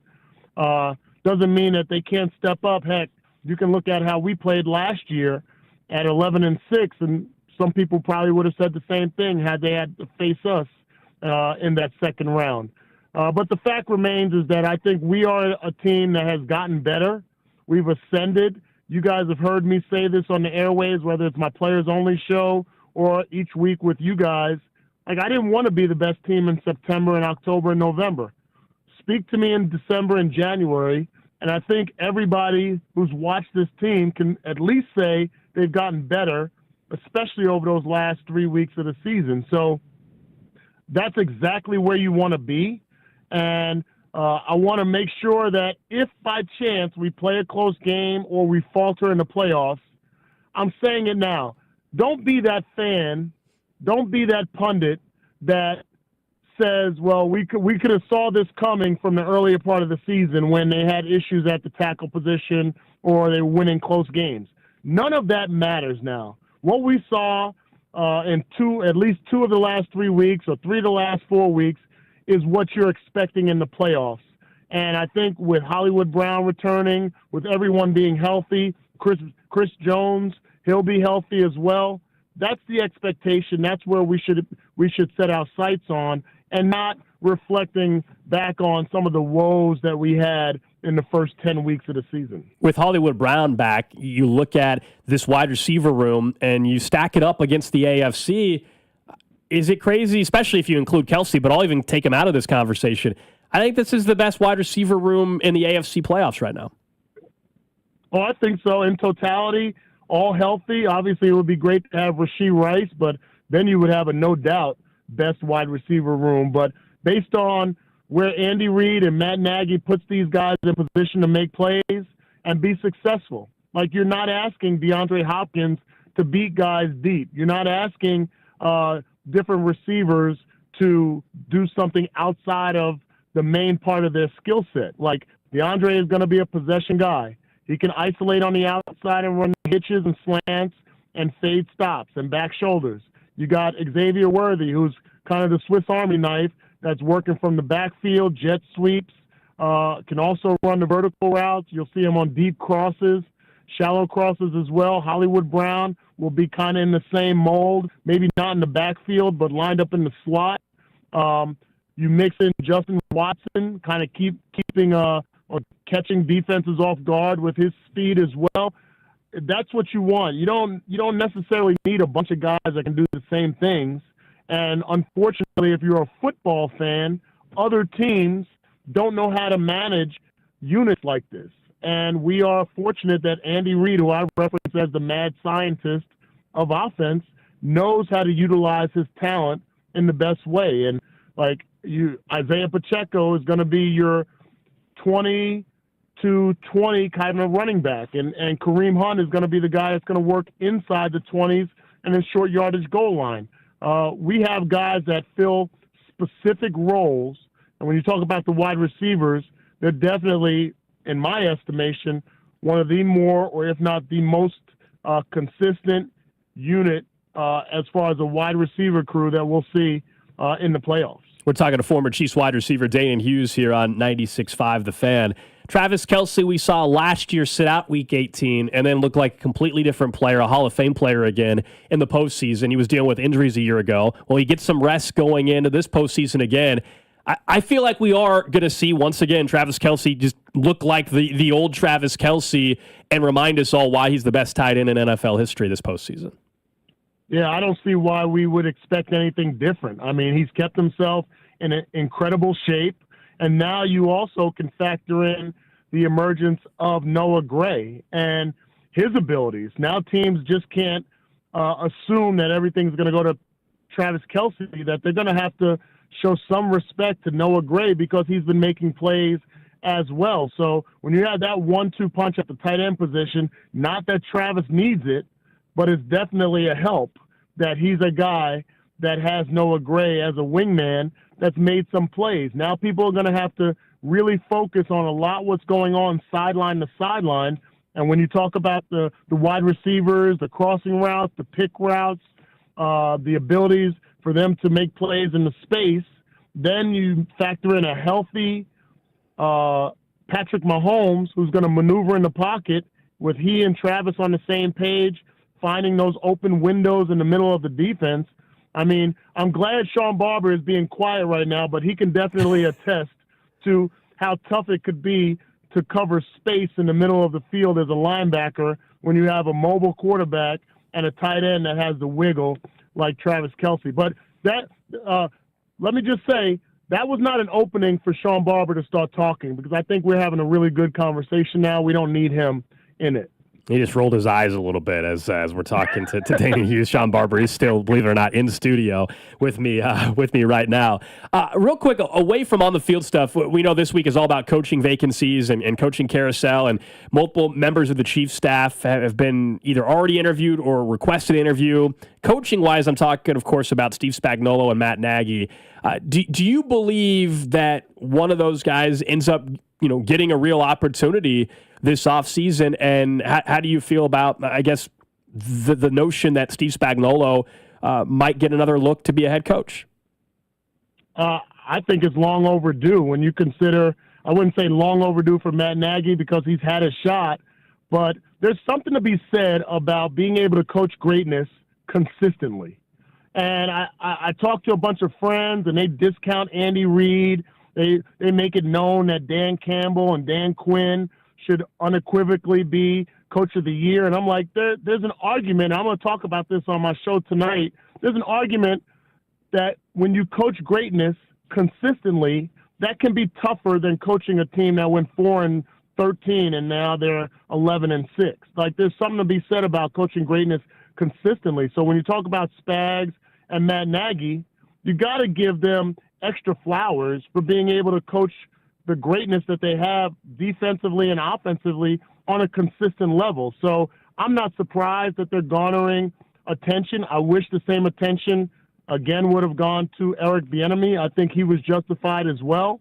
But it wouldn't surprise me if Spags says, especially how long he's been in the game, that he says, you know what, I'm going to take this second shot at a head coaching and try to go out with that. Because I think he's also garnered that even if he goes somewhere as a head coach and it doesn't work out, there's still going to be teams that are going to clamor for him as a defense coordinator because he set the tone and set the foundation that way. I think the same thing for Matt Nagy. Yeah, I'm with you. I don't get I've heard some people say that, if I'm Spags, I wouldn't take that gig. You got a great thing here. Like, he's still, if you're him and the head coaching thing didn't work out the first time, who wouldn't in life want another opportunity to go prove people wrong? Like, I think it's, of course, if he truly gets offered a head coaching gig, of course he's got to take it, right? Yeah, and you know what? You think about a guy like Rex Ryan, who comes to mind, who was a very boisterous, very outspoken head coach. And maybe because he was really good as a defensive coordinator and then became a head coach, and because he had that personality, that might not mesh with him stepping back into a coordinator role where he would be embraced. On all accounts, based on Spags and his personality, and Barbershop knows this as well, even more so, he's a guy, his personality can travel to a head coach and can travel back to a defensive coordinator, and no head coach would ever feel threatened by it, or it wouldn't be as much noise about it. So I think at some point in a career, if you're Spags, you got to think, you know what, I'm going to seize the opportunity of being a head coach, and then you just know, because you're confident in yourself and your abilities, that, hey, if this doesn't work out, if I don't get to a place that has a good quarterback, that embraces my philosophy, allows me to put the stamp on the organization like I want, there's going to be somebody that's going to sit back and want me as a defense coordinator if I want to still coach. So I think he's got the best of both worlds. Last one for you. This weekend wild card games. What's your upset? Do you have an upset? Maybe a team that a lot of people don't think is going to win. Do you have some upset happening? I'm concerned about the Steelers versus Ravens. I think the Steelers have shown to have their number. They lost the last 4 games they played, so you got to assume they got to change it around. I just can't imagine a Mike Tomlin team going out in that fashion, losing consecutive games to that extent like they would if they got ousted in the wild card round. And my pick of the weekend is going to be Broncos over Bills. I think that defense of the Broncos is real. And I feel like there's a lot of pressure on Josh Allen and the Bills at home. And if that defense can play up to the standard that they've set this season, it's going to be a long day for the Buffalo Bills. And in that circumstance, you start pressing. I've been on teams. Barbershop has been on a 13-3 team. I was on 2 of them. And there comes a time in a playoff game where you look at the scoreboard and you're like, oh my gosh, we should be winning by more, or we better hurry up and score points because they're winning. And you start getting outside yourself, start pressing, and that's where you can lose games. So I would not be surprised to see it. I think the Bills are a good team, but that Broncos defense can be tough. I hope you're right. I think Chiefs fans would love for that upset to happen. No doubt about that. All right, you got players only tonight, 6 o'clock, right here on 96.5 The Fan. You know it. We'll be in a studio. I don't know if Barbershop is going to grace me with his presence. He's shaking his head no. He says no. I feel like I have enough of him right now, and he's just silent. Only if you and Julio change the show to winners only, and then I get to talk since I won the fantasy league. But players only, nah, anybody's a player. I'm a winner. I think we got to go to break on that. That's making my stomach hurt. Let me get the Pepto-Bismol back out. There you go. Danon Hughes will be listening tonight. That's Danon Hughes here on 96.5 The Fan. He's got players only tonight, 6 o'clock. He's presented by Blue Cross Blue Shield of Kansas City. Discover the benefit of blue. You were quiet throughout that whole interview. You're shaking your head throughout, rolling your eyes, sending screenshots to our group text about his ninth place finish. And what do you say, brother? 15 minutes. You didn't crack the mic but one time. No, man, I control the controller. Someone, I can control someone myself. noticed you were 9-5 in a champion. Someone said, Barber, you were 9-5 and won a championship. Yeah, I was the 4th or 5th seed going into the playoffs, and I went on. You're like the New York Giants almost. I do what I do, bro. That's you know that, right? Like being the number 1 seed going into the playoffs when it comes to fantasy is just that. It's fantasy. It's not. It's about championships. I want to know, when are you and Danon getting your own reality TV show? Oh, we don't spend that much time together. I mean, players only. Like I think I was on it like once a month. We do a lot of stuff with the ambassadors as far as the charitable stuff. So we people might see us at different events together. We co-host some things. Time to raise money for charity. We do some stuff with the American Heart Association and some different Big Brothers Big Sisters, obviously, different organizations, PALs. That kind of stuff around the community, but I don't know. Yeah, I'm not made for reality. Everybody in reality TV. You don't strike me as somebody that watches reality TV. They all end up in divorce, right? Like, the ones involving couples and stuff. Yeah. Did you? What is? I just saw a trailer for it. There's a new one, Wives of like whatever, like Tyreek Hill's. Well, girlfriend, wife, whatever. Like Miami or something, or just wives of the NFL. It's wives of either former or current NFL players. So Chad Johnson's in there. Oh my goodness! It's like Ocho. Oh, hold on, I got to get the right. I got to. Yeah, and at one them. point they were going to try to do it with like I think some Chiefs players. Too. It shouldn't. The reason we've won championships is because we don't do that kind of stuff. So. I think I got to get the name now. The only guy who's done here we go. Wags to Riches. Oh, Lord. Tyreek Hill's wife is in it, and Netflix new reality show Wags to Riches offers a glimpse into the lives of wives and girlfriends of professional athletes. Sir. Oh, my goodness. I don't know if it's already out yet. Season 1. Are you going to watch Gold? I have no idea. If Chief players were involved, I would. Bro, Otherwise, I have no interest. Let's stick with Lioness. Let's stick with like Landman. That's okay. Landman again. I had never heard of it until last Friday, and we've talked about it so much now in the last 4 days. We played the Jerry Jones clip. Did you see? Yeah, I saw the last episode. Did you watch episode 9? Yeah. You think I'm just gonna mention? Well, I didn't know if that was if you just started or you watched already episode 9. That must be up for an award. Everybody's talking about it. It's got to be up for an award at some point. No, it's good. I mean, it is what it is. It's good. It's good. It's good. It's like the talk of the town right now. Yeah. Or the country, I guess. I'm always good for binging a little, I'm binging some shows. What's the show? So is Landman the one you're watching right now? No, I've already finished it. It was the last. So Jerry Jones' last episode. Okay, so you just finished it. Yeah. All right. Okay, so you're not watching any show now. I'm making my way through the second season of Lioness. Okay. All right. I haven't seen that one either. Well, you got to start. Check that one out. I got to check that one out. The first season was pretty good. Some of us are trying to go to the gym, Barber. Some of us are trying to start doing that. And you're sitting here watching Netflix shows. Drew, I mean, my goodness. Drew, what am I going to tell them to do? Starts with eating. All right.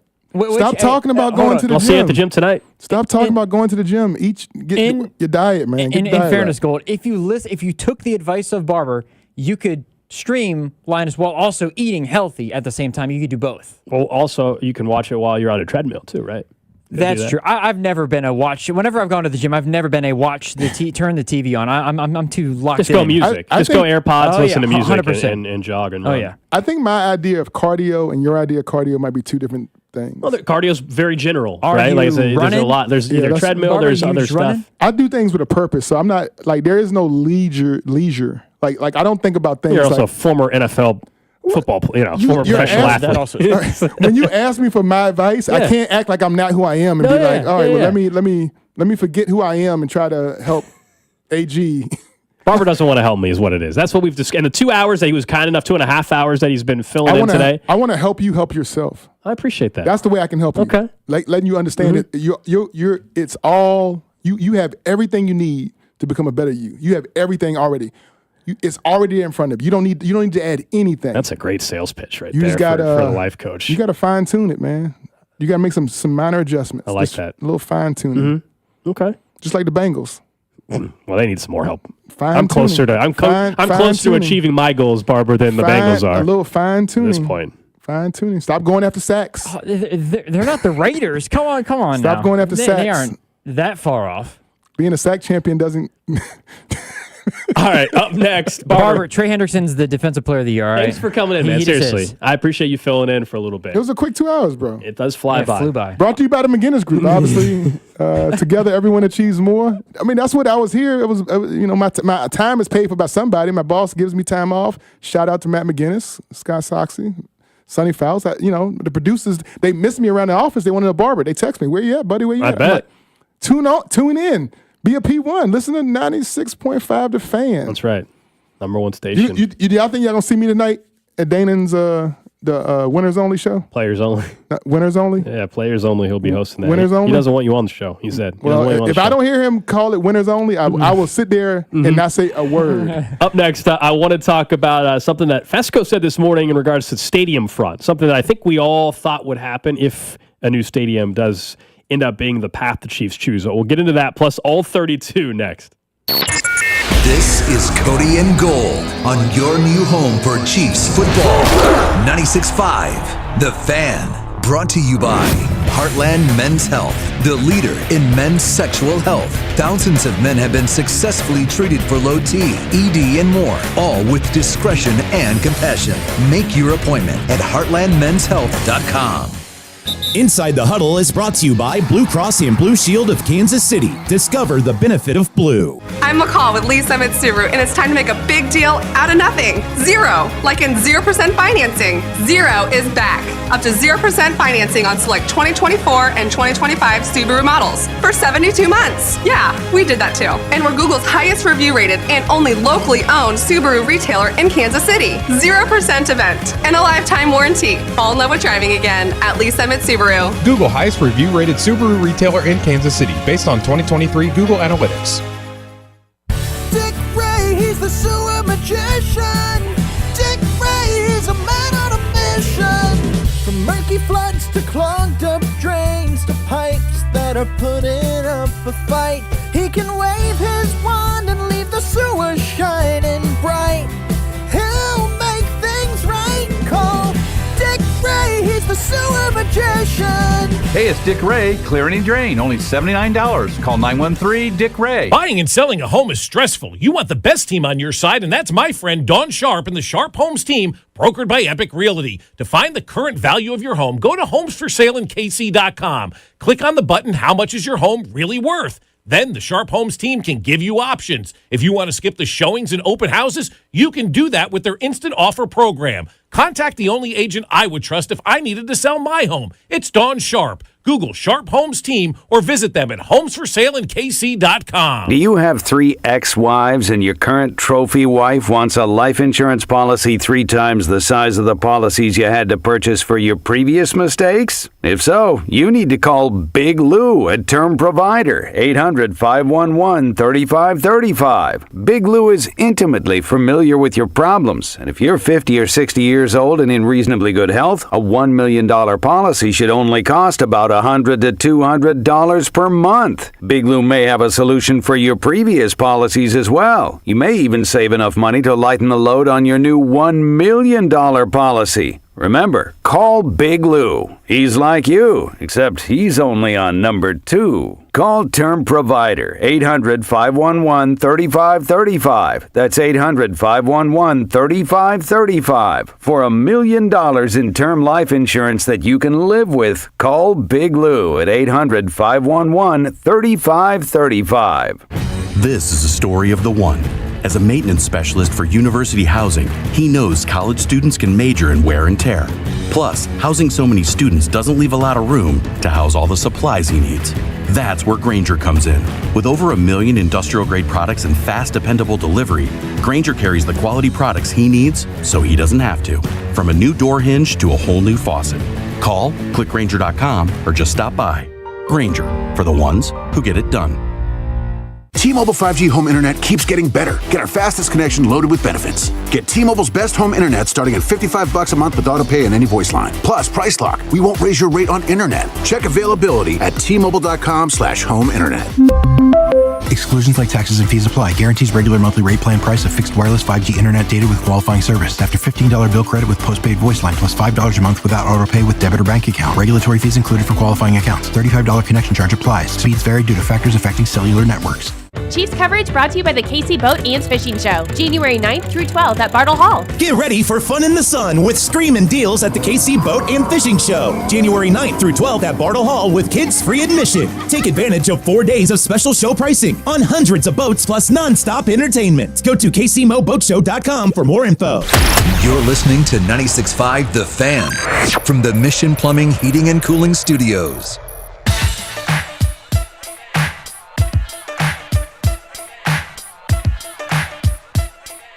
I thought we got rid of Barber. He's still here. He's still here.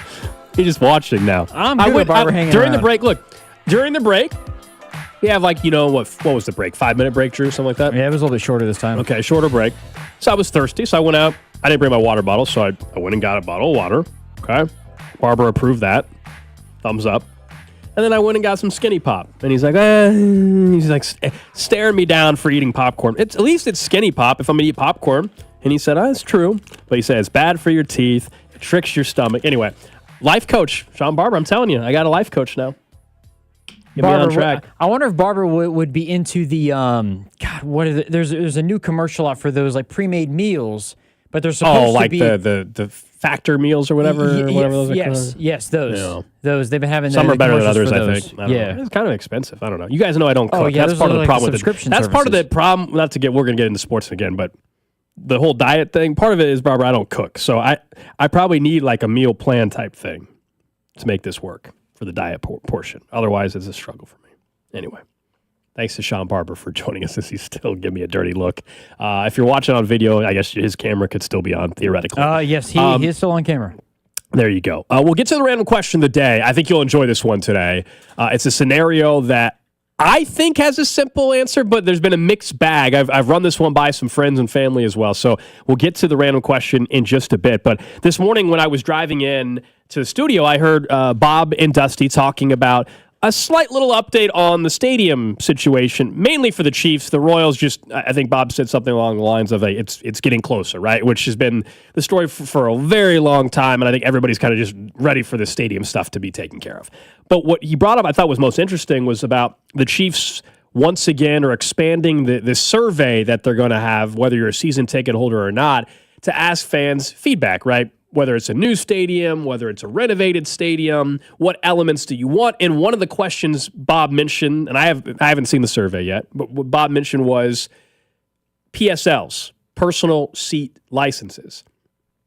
That would be involved in a new stadium, and like basically people's thoughts on those. For those who aren't familiar, personal seat licenses is not a new concept around the NFL or other arenas around the country, period.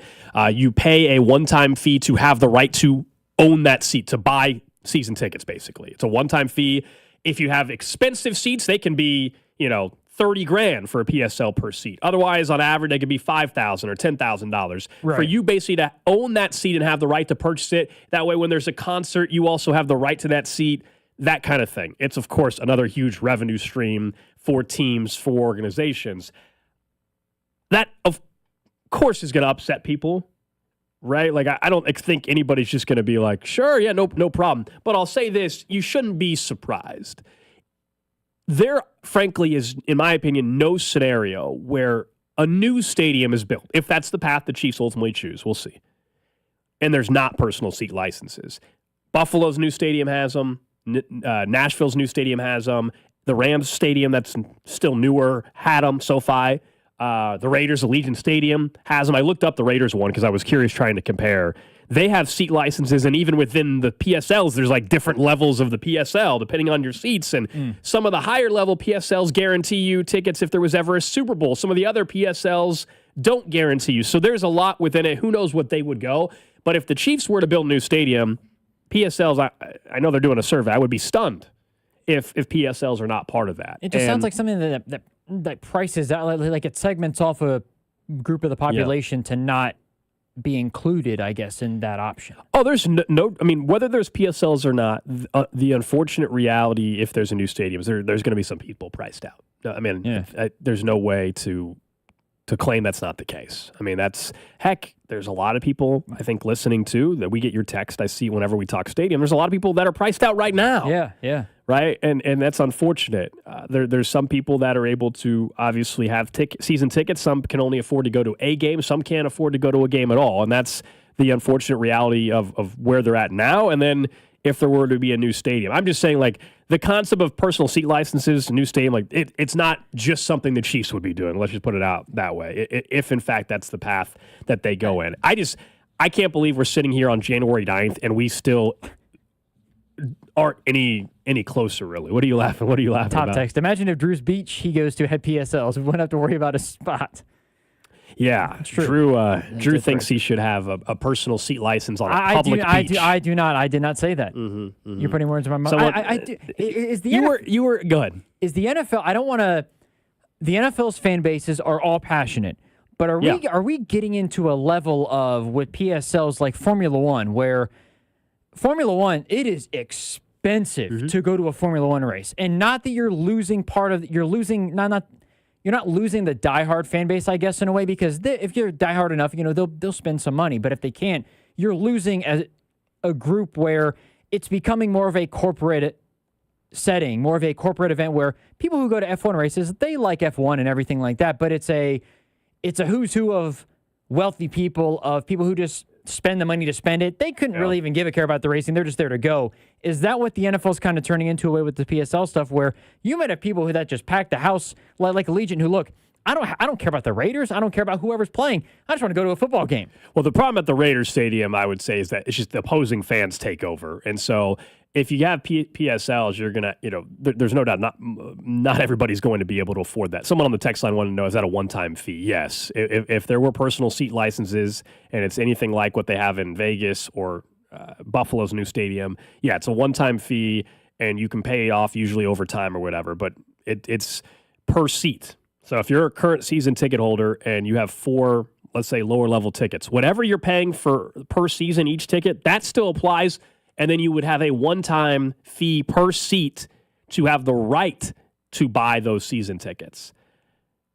So, I mean, it would impact the type of fan, if you will, or who could afford tickets. That's why they're doing the survey. They want to find out, like, how people's feedback. I just would be very surprised. They'd be one of the only new stadiums that don't have them. So I think that's... Yeah. I always expected if that's the path they choose. Now, if they just renovate, I don't think you have to worry about this. This is for a new, if there's a new dome stadium or retractable roof stadium or something. But we're in the same boat here. I know it feels like we're closer to figuring something out, but it doesn't feel it doesn't feel that way because it's already the middle of January almost. They said the spring, right? Is that what Mark Donovan said? Chiefs said spring. Royals. I mean, at one point there was reporting that was supposed to be around the winter meetings, and here we are. That was a month ago, and we haven't had anything newer. I think Fesco this morning reported he's hearing that they're close, and he's still hearing those 2 sites in Johnson County. Spring is also very vague because spring could mean March, it could mean April, it could mean May, I guess. Those would be some of the months in spring, yes. Yes, true. Those would be your lesson for the day. Those would be some of the months that take place during the spring. That is true. That is very true. All right, let's get to all 32. So all 32, I wanted to talk more on the coaching end because I think this is always an interesting week or so in the coaching carousel and how this stuff plays out.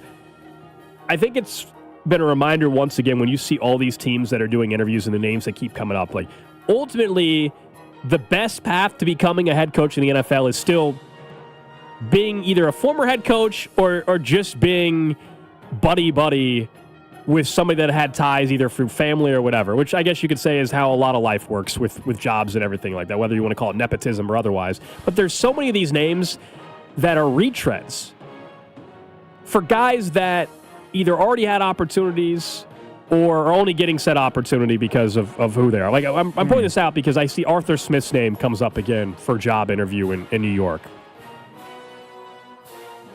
He didn't succeed in Atlanta.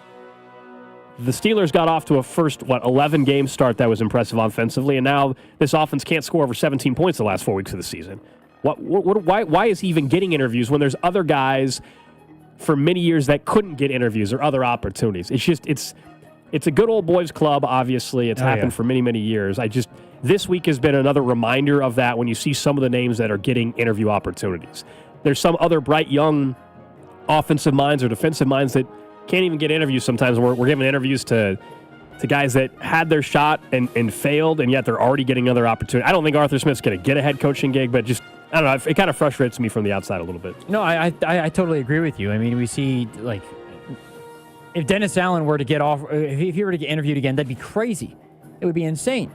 The Bengals hired Zach Taylor when he was a quarterback coach. He wasn't even the OC with the Rams. I think you go to specific trees and you say, okay, who could be the next guy that's maybe not even a coordinator, but a good quarterback coach that could skip being an OC because we like him that much. Those are the guys that I think that you're talking about in a way where, because we hear Liam Cohen, we hear Clint Kubiak. Liam Cohen is the next big name. I know Ben Johnson this offseason, and there was Jeremy Fowler just reported in the last 10 minutes that he's saying there's a chance that he thinks Ben Johnson could stay with the Lions and once again pass up head coaching gigs. I don't know if that's a leverage move right now. He's just trying to get control somewhere more control somewhere else, I should say, and so he's using that, but that would be pretty stunning, and I think that's where you get into risky territory if you're Ben Johnson. How many times can you keep passing up head coaching gigs and still be the hot name, right? Let's say next year you stay with the Lions and for whatever reason Jared Goff doesn't have a great year and the offense, there's injuries or whatever. Do you have as much leverage? I don't think Ben Johnson will ever have more leverage than he has right now to get what he wants, both financially and maybe even in control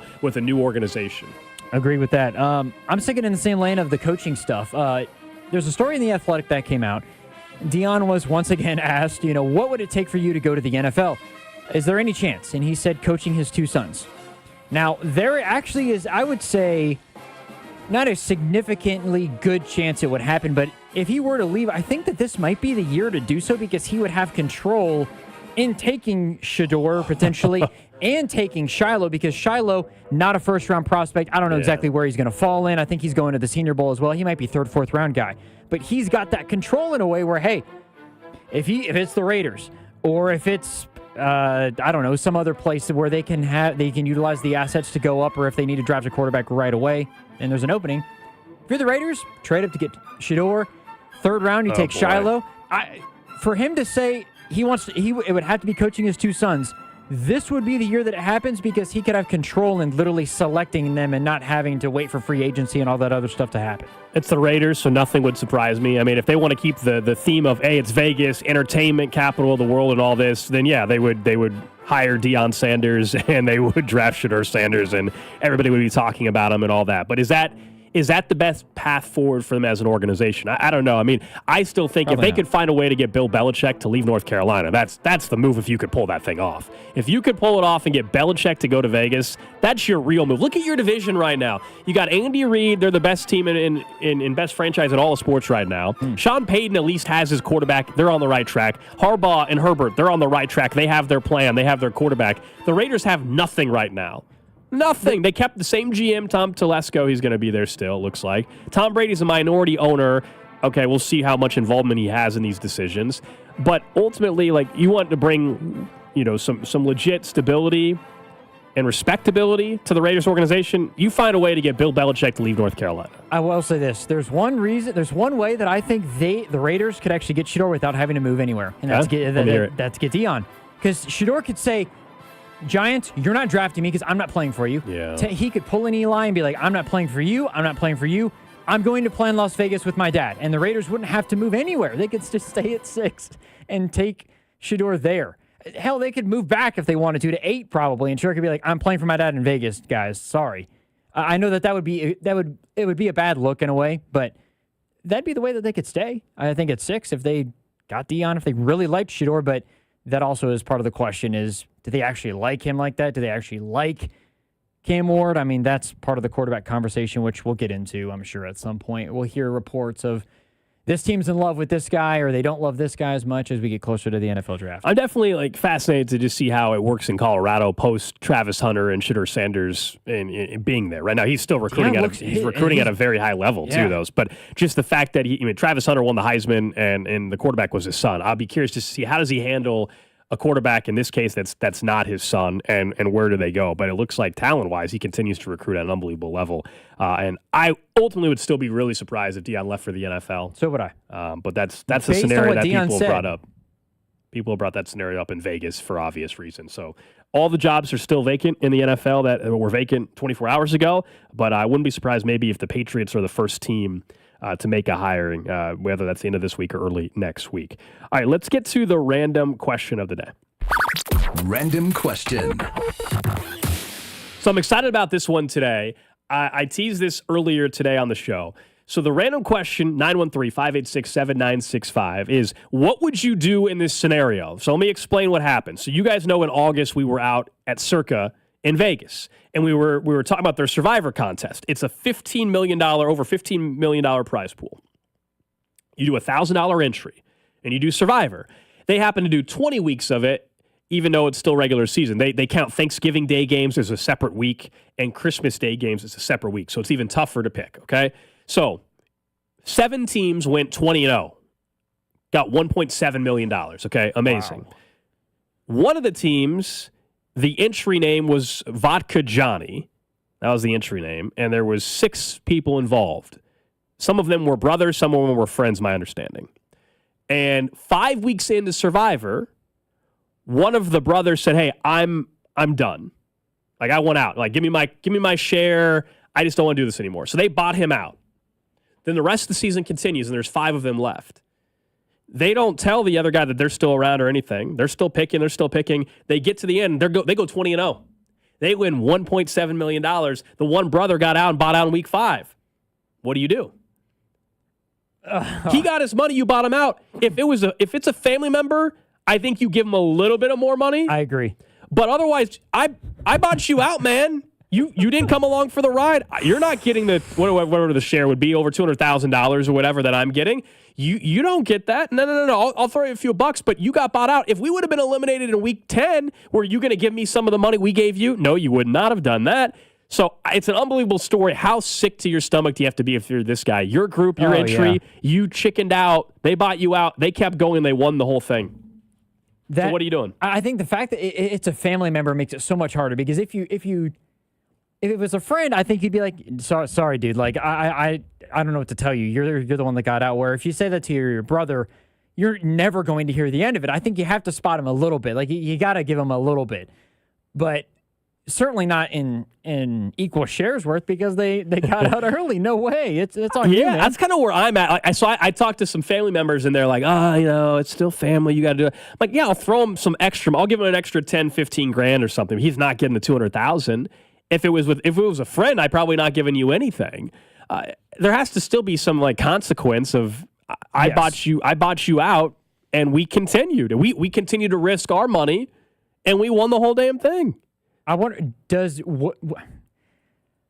I would say there's no way for them not to know that you actually won, I guess, in a way. They're not going to hide that from them. Yeah. Well, they're all flying back out to Vegas on Friday. We're going to talk to Mike Palm from Circa about this in 12 minutes, about wild card weekend picks, and I got to ask about the Survivor story. But yeah, they do a check cashing ceremony tomorrow night. And you go there, they present you one of those big checks, $1.7 million. That's awesome. Yeah, talk about a hell of a weekend. Knowing that you're flying to Vegas and you're about to cash get a check. Here we go. Here's the text line. Someone says the guy legitimately needed his $200 back. So that's what I don't know is, did they give him his share, the $200, or when you get 5 weeks in a big contest like this, it has implied value. It's like a cash out almost. And so, the casino won't cash you out, but some people will buy your entry. You can. It's not through the casino. And so I wonder if they gave him more than just his $200. Because, why would you put in $200? Why would you ask for that back 5 weeks in? If you're 5-0, especially. My guess is they gave him the implied value. So let's say the entry was all of a sudden worth $5,000 or $10,000. Maybe they gave him, his share of that.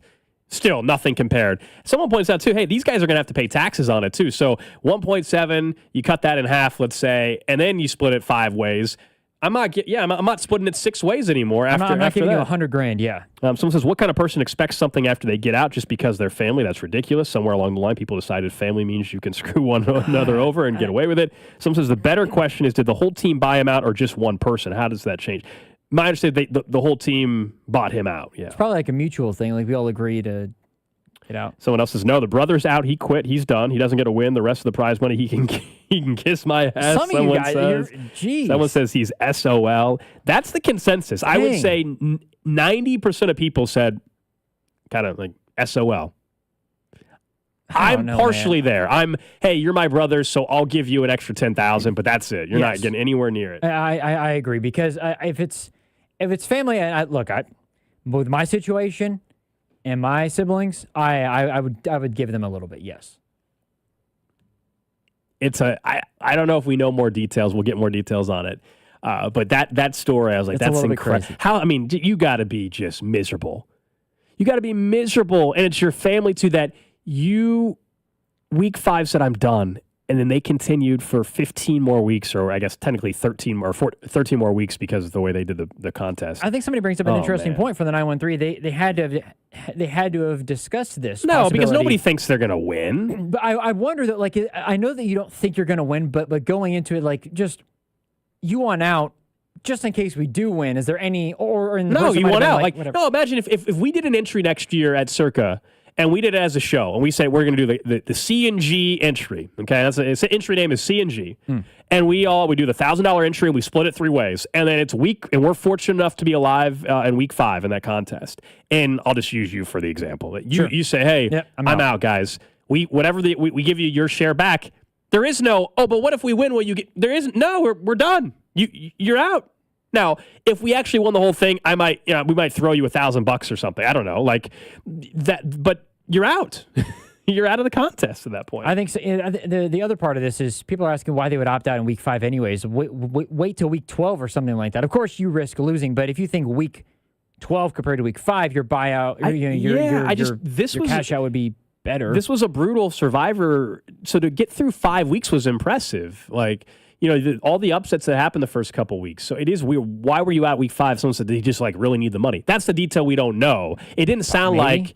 It did not sound like it was like this crucial. It wasn't like, hey, he's trying to afford his, treatment for his daughter that's, got some terrible illness. Like, I think they would not be a-holes about it if that was the case. I don't think that's what this was. This was just, I just went out, give me my money. We're not going to win anyway. And then they won. And now he's like, shoot.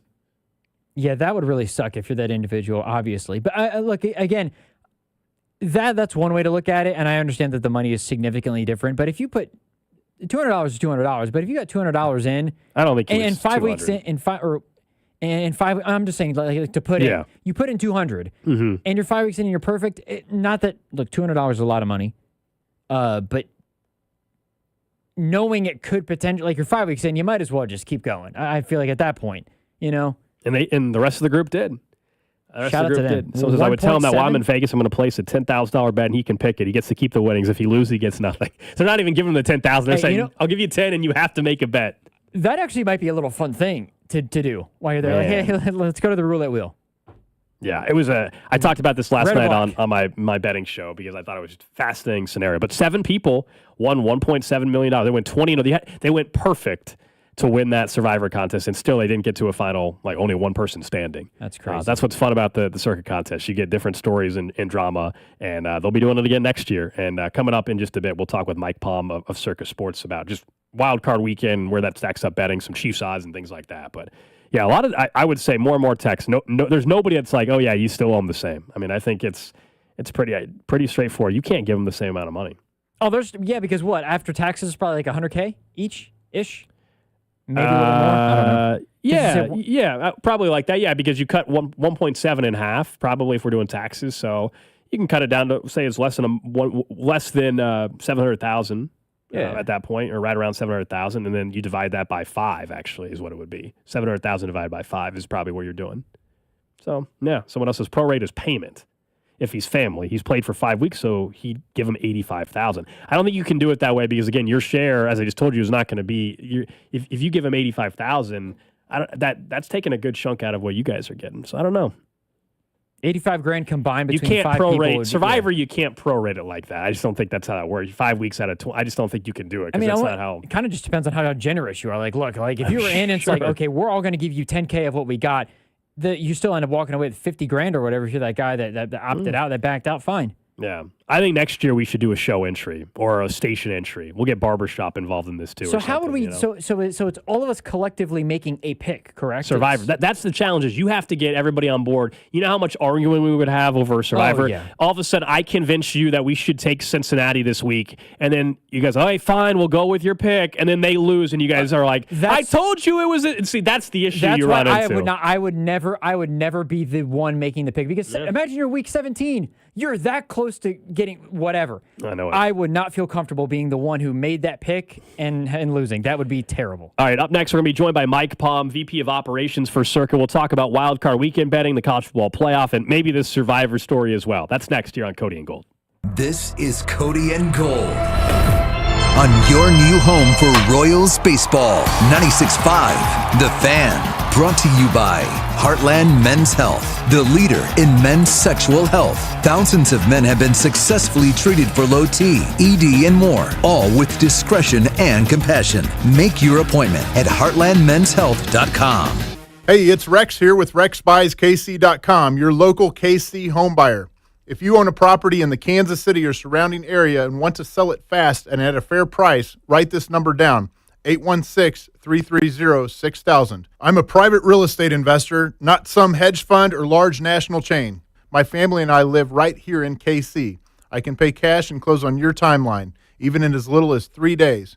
Here at RexBuysKC.com, we're improving Kansas City one house at a time. I buy inherited houses, vacant houses, foreclosure houses, behind in payment houses, my tenant won't pay the rent houses, and properties that need complete rehabs. Do you own a house that's trashed and needs thousands of dollars in repairs? Great. If you own a house and want to sell it fast, call me at this number, 816-330-6000. That's 816-330-6000, or go to RexBuysKC.com. That's RexBuysKC.com, and I look forward to working with you. Have you played Pick 6 from DraftKings? The playoffs are here, and time is running out. As the official daily fantasy sports partner of the NFL, DraftKings does fantasy sports like no one else. Play for better payouts on Pick 6. It's super easy to get started. Select 2 or more players. Choose if they'll have more or less of a stat. Pick 6 is available in most states, including Missouri, California, Texas, Georgia, and more. And DraftKings is making it even sweeter for first-timers. New Pick 6 customers play $5, get $50 in Pick 6 credits. Win more cash on Pick 6. Download the DraftKings Pick 6 app and use code PICKKFNZ. That's code PICKKFNZ. For new customers to play $5, get $50 in Pick 6 credits. Only on DraftKings Pick 6. The crown is yours. Gambling problem? Call 1-800-GAMBLER. Must be 18 and over. Age and eligibility restrictions vary by jurisdiction. Void where prohibited. 1 per new customer. Bonus awarded as non-withdrawable Pick 6 credits that expire in 30 days. Limited time offer. See terms at pick6.draftkings.com/promos. Hey, it's Garen with Shamrock Roofing and Construction. Ready to replace that roof? We have flexible financing options, 12 months same as cash, and don't make a payment for 90 days. And that's just one of many options we offer. Get on the schedule now with our in-house Consumer Credit Center. One call does it all for flexible payment options, affordability, and peace of mind. Visit shamrockroofer.com. That's shamrockroofer.com or call 1-866-932-3545 today. It's cold outside, and the cupboard is bare. No worries. Let Hy-Vee do the shopping with Aisles Online. It's easy. Go to Hy-Vee.com, choose your store, select your items, and schedule a convenient pickup or delivery time. Right now, get $10 off any $125 Aisles Online purchase. What could be better? We do the shopping and deliver your groceries. You stay warm and save money. Download the Aisles Online app or go to Hy-Vee.com today.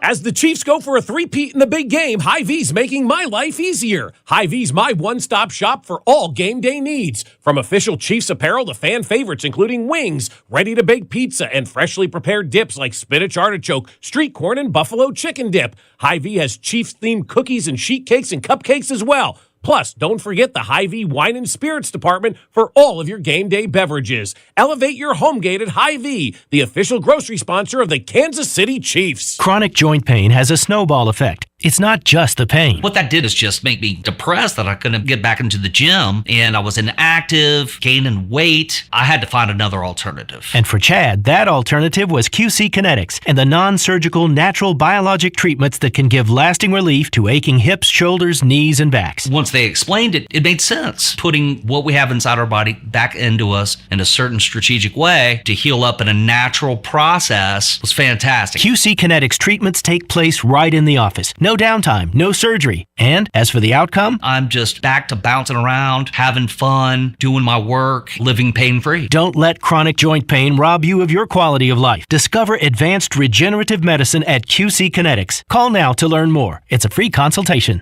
Call QC Kinetics, 816-412-6299. That's 816-412-6299. 816-412-6299. Did you know your skin is the largest organ of your body? Huh? That's why you should shower with Old Spice Super Hydration Body Wash instead of plain old bar soap.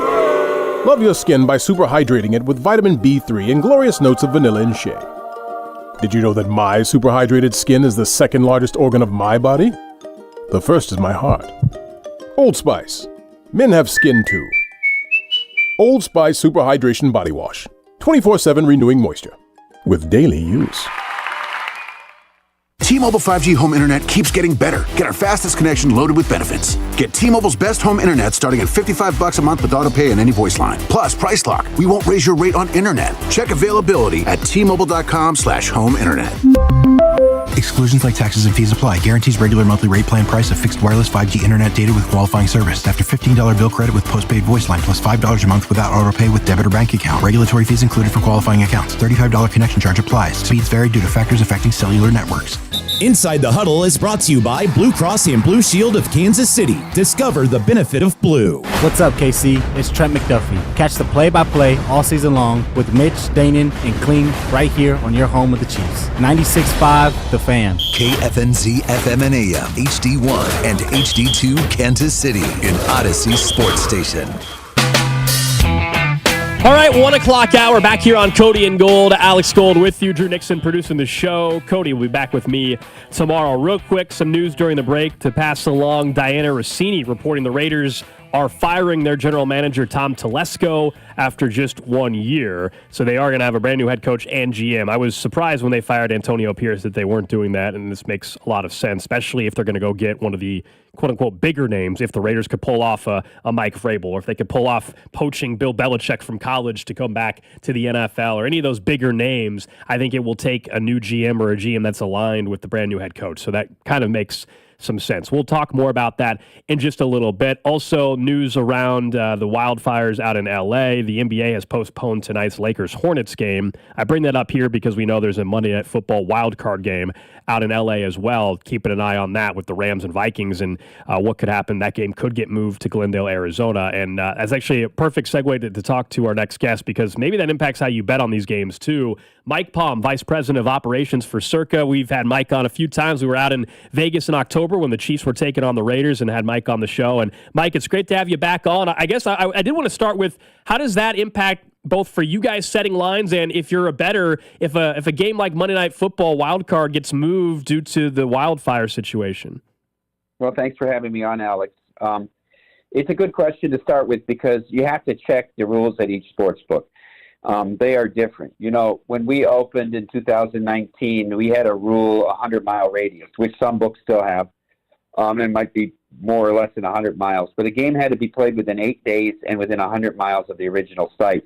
You know, we took that out because games get moved. There was COVID, games got moved, hurricanes and all that. We hate to refund bet. We hate to do it. And so we took the radius rule out. So anybody that bet this game with us, even if it does get moved to Glendale, you have action. Other books are going to say no because it's moved too far. Another case in point was the Sugar Bowl.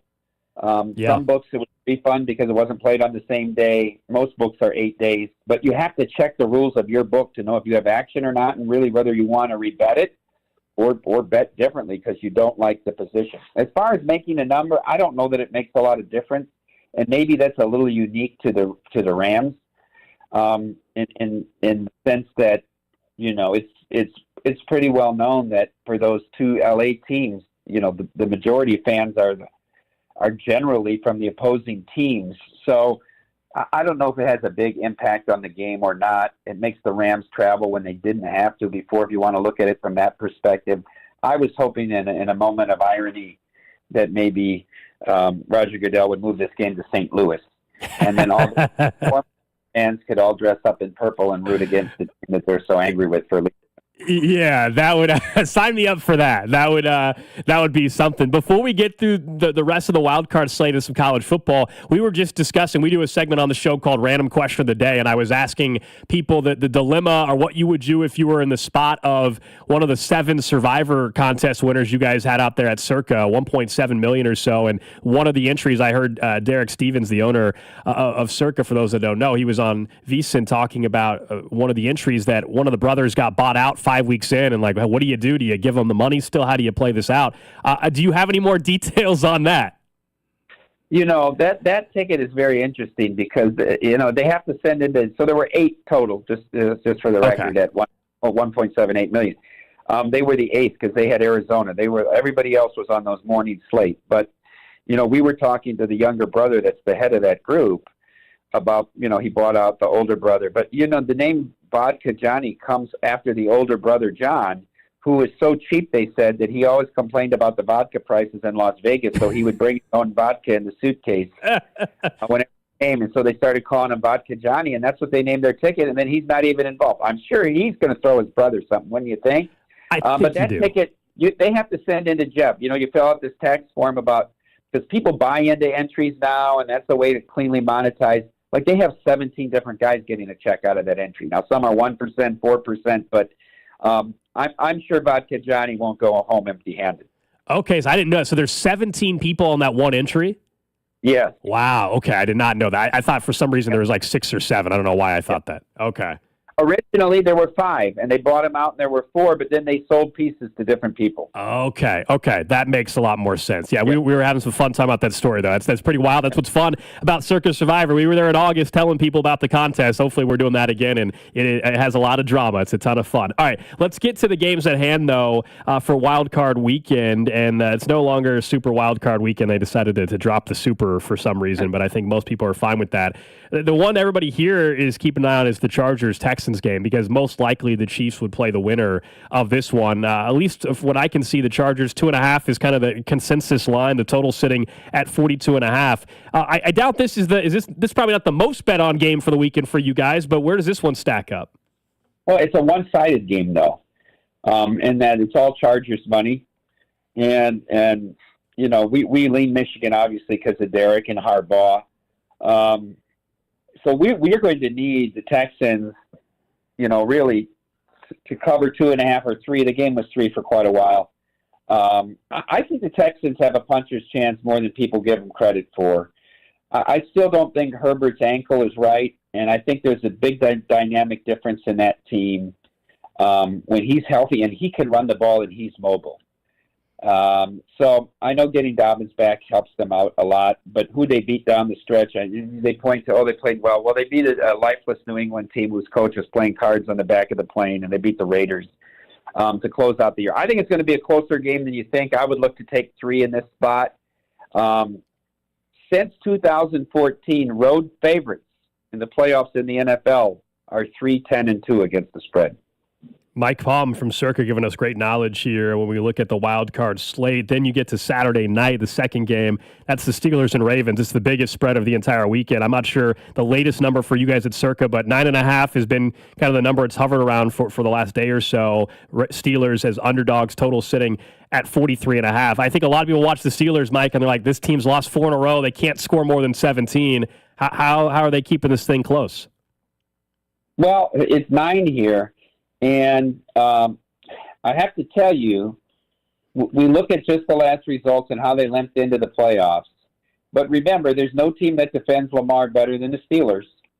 And so I think this is a lot of points. I don't know if I'll end up having a play on the game. But Pittsburgh's dangerous. I think Arthur Smith's a very good coordinator. You know they're going to be competitive defensively. I actually think they have a significant edge at place kicker. Nobody really wants to talk about it, but Justin Tucker, although he was better the last quarter of the year than he missed 12 kicks this year. So I think you saw in the first game, the kicking came into play a lot. I could only take the points or pass in this spot.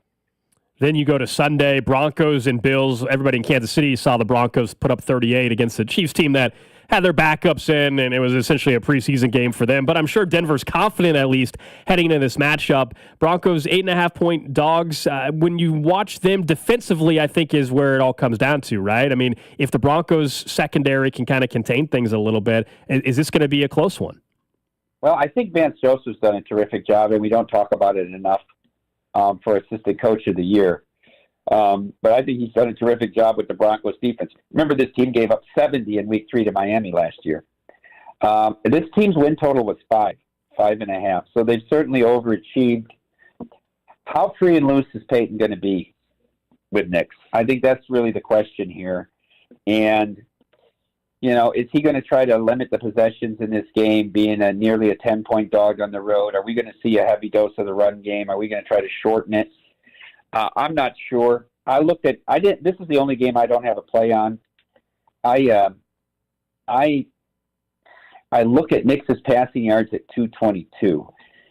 And remember, against Lou Anarumo's awful Cincinnati defense, he didn't come close to going over his number there that day in that wild Saturday game a couple weeks ago. So I lean under on the Knicks passing yards and maybe under on the total of this game, 47, because I do think it's going to be a limited possession game. We're talking to Mike Palm, Vice President of Operations over at Circa Sports, Circa there in Las Vegas. The game that I actually think is the toughest to handicap really is this Packers-Eagles game, where it looks like Green Bay's a 4.5-point underdog.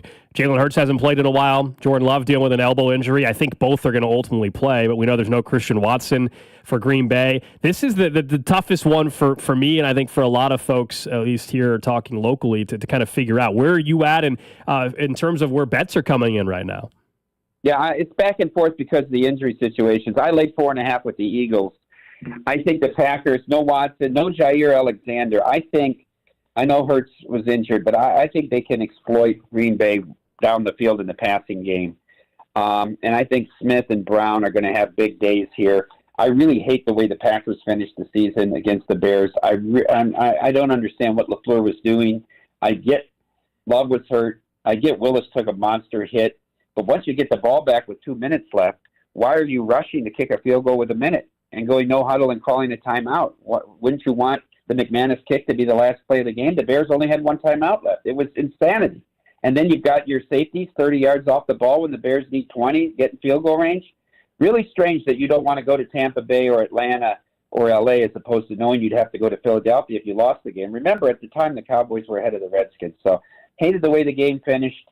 I think everything points to Philadelphia. I know that Philadelphia has not played a defense as good as the Packers, but I do think the Alexander injury hurts them. Not to have a pun there. Yeah, it hurts them with an S. But I had higher hopes for the Packers. I think their season ends with a whimper on Sunday afternoon in Philadelphia. Two other games to look at. Sunday Night Football, Commanders, Bucks. We know that the Bucks, at the end of that game, ultimately were able to close it out. They get Mike Evans his money and everything as well with the incentive. Commanders, 3-point dogs. Jaden Daniels has been terrific, but I don't have to tell you, rookie quarterbacks, typically, first playoff game, it doesn't go well. Yeah, and remember when they played them earlier, the Bucks dominated. But look, this Bucks secondary is injured. We've seen 3 straight weeks teams throw the ball all over on them, including Cooper Rush and Spencer Rattler. I bet over 233.5 for Jaden Daniels. I'll take a shot with the rookie. I also bet over 50 in this game. I think both teams will score at will.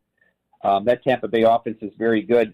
I bet under also on the rushing yards for Brian Robinson Jr. I think the Commanders really have to attack through the air, especially if Vita Vea plays. You can't run. You haven't been able to run on this Tampa defense in years, really, since Brady got there. They've been very good against the run. And so I don't think they try to run the ball as much as they normally do. So I went under on Robinson. I went over on Jaden Daniels passing and over on the game total. All right, the last game, Monday night, as we talked about the wildfire situation, the awful scenes there in L.A., we think this game obviously is going to be played on Monday night. We just don't know if it's going to stay in LA or if it could get moved to Glendale. The Rams consensus line looks to be 1.5-point dogs in this one, total sitting at 47.5. How much stock do you put in, Mike, to what we saw Sam Darnold look like against the Lions? Because that Darnold was the old Sam Darnold that we saw. Yeah, his second most misses high in any game in his career. He looked really rattled. They were awful in the red zone. The defense played very well. I mean, you could argue that Minnesota was the better team through the first three quarters, but the offense just couldn't convert. I jumped on 3. I took 3 with the Rams as soon as the line came out because I thought the line couldn't go higher.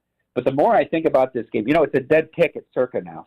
Wow. Okay. And I was thinking I'm going to take 3 and then I'll lay 140 with Minnesota. I can lay 110 on the money line now with Minnesota, and I think that bet is going to be bigger than the bet I made on the Rams +3. When you look at this Rams team, it's the only one of the 14 teams in the playoffs with a negative point differential. I think this is an average team with good receivers and a Hall of Fame quarterback and a Hall of Fame head coach. That first meeting that when they played at SoFi on the Thursday night was a terrible scheduling spot for the Vikings. And also in that game, I know that Brian Flores and Minnesota did not anticipate Puka Nacua playing, and he torched them. They won't have that problem this time.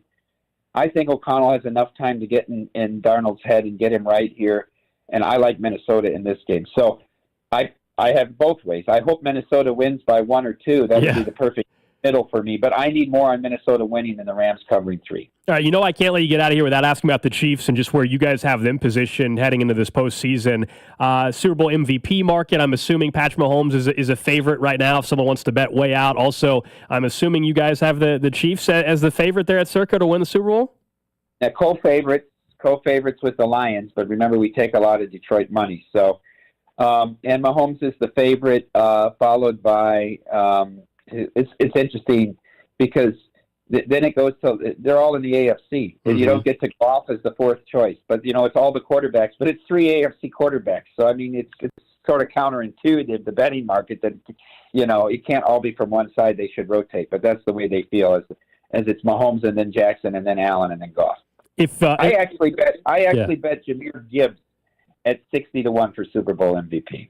What's kind of your feeling just about the AFC? We know the Chiefs get the bye. They're the number one seed. They've been down this road before. They're starting to play a lot better football. I know publicly, if you just go off of how people talk about teams, you would say everybody's rooting against Kansas City outside of Kansas City. But are people putting their money where their mouth is on that?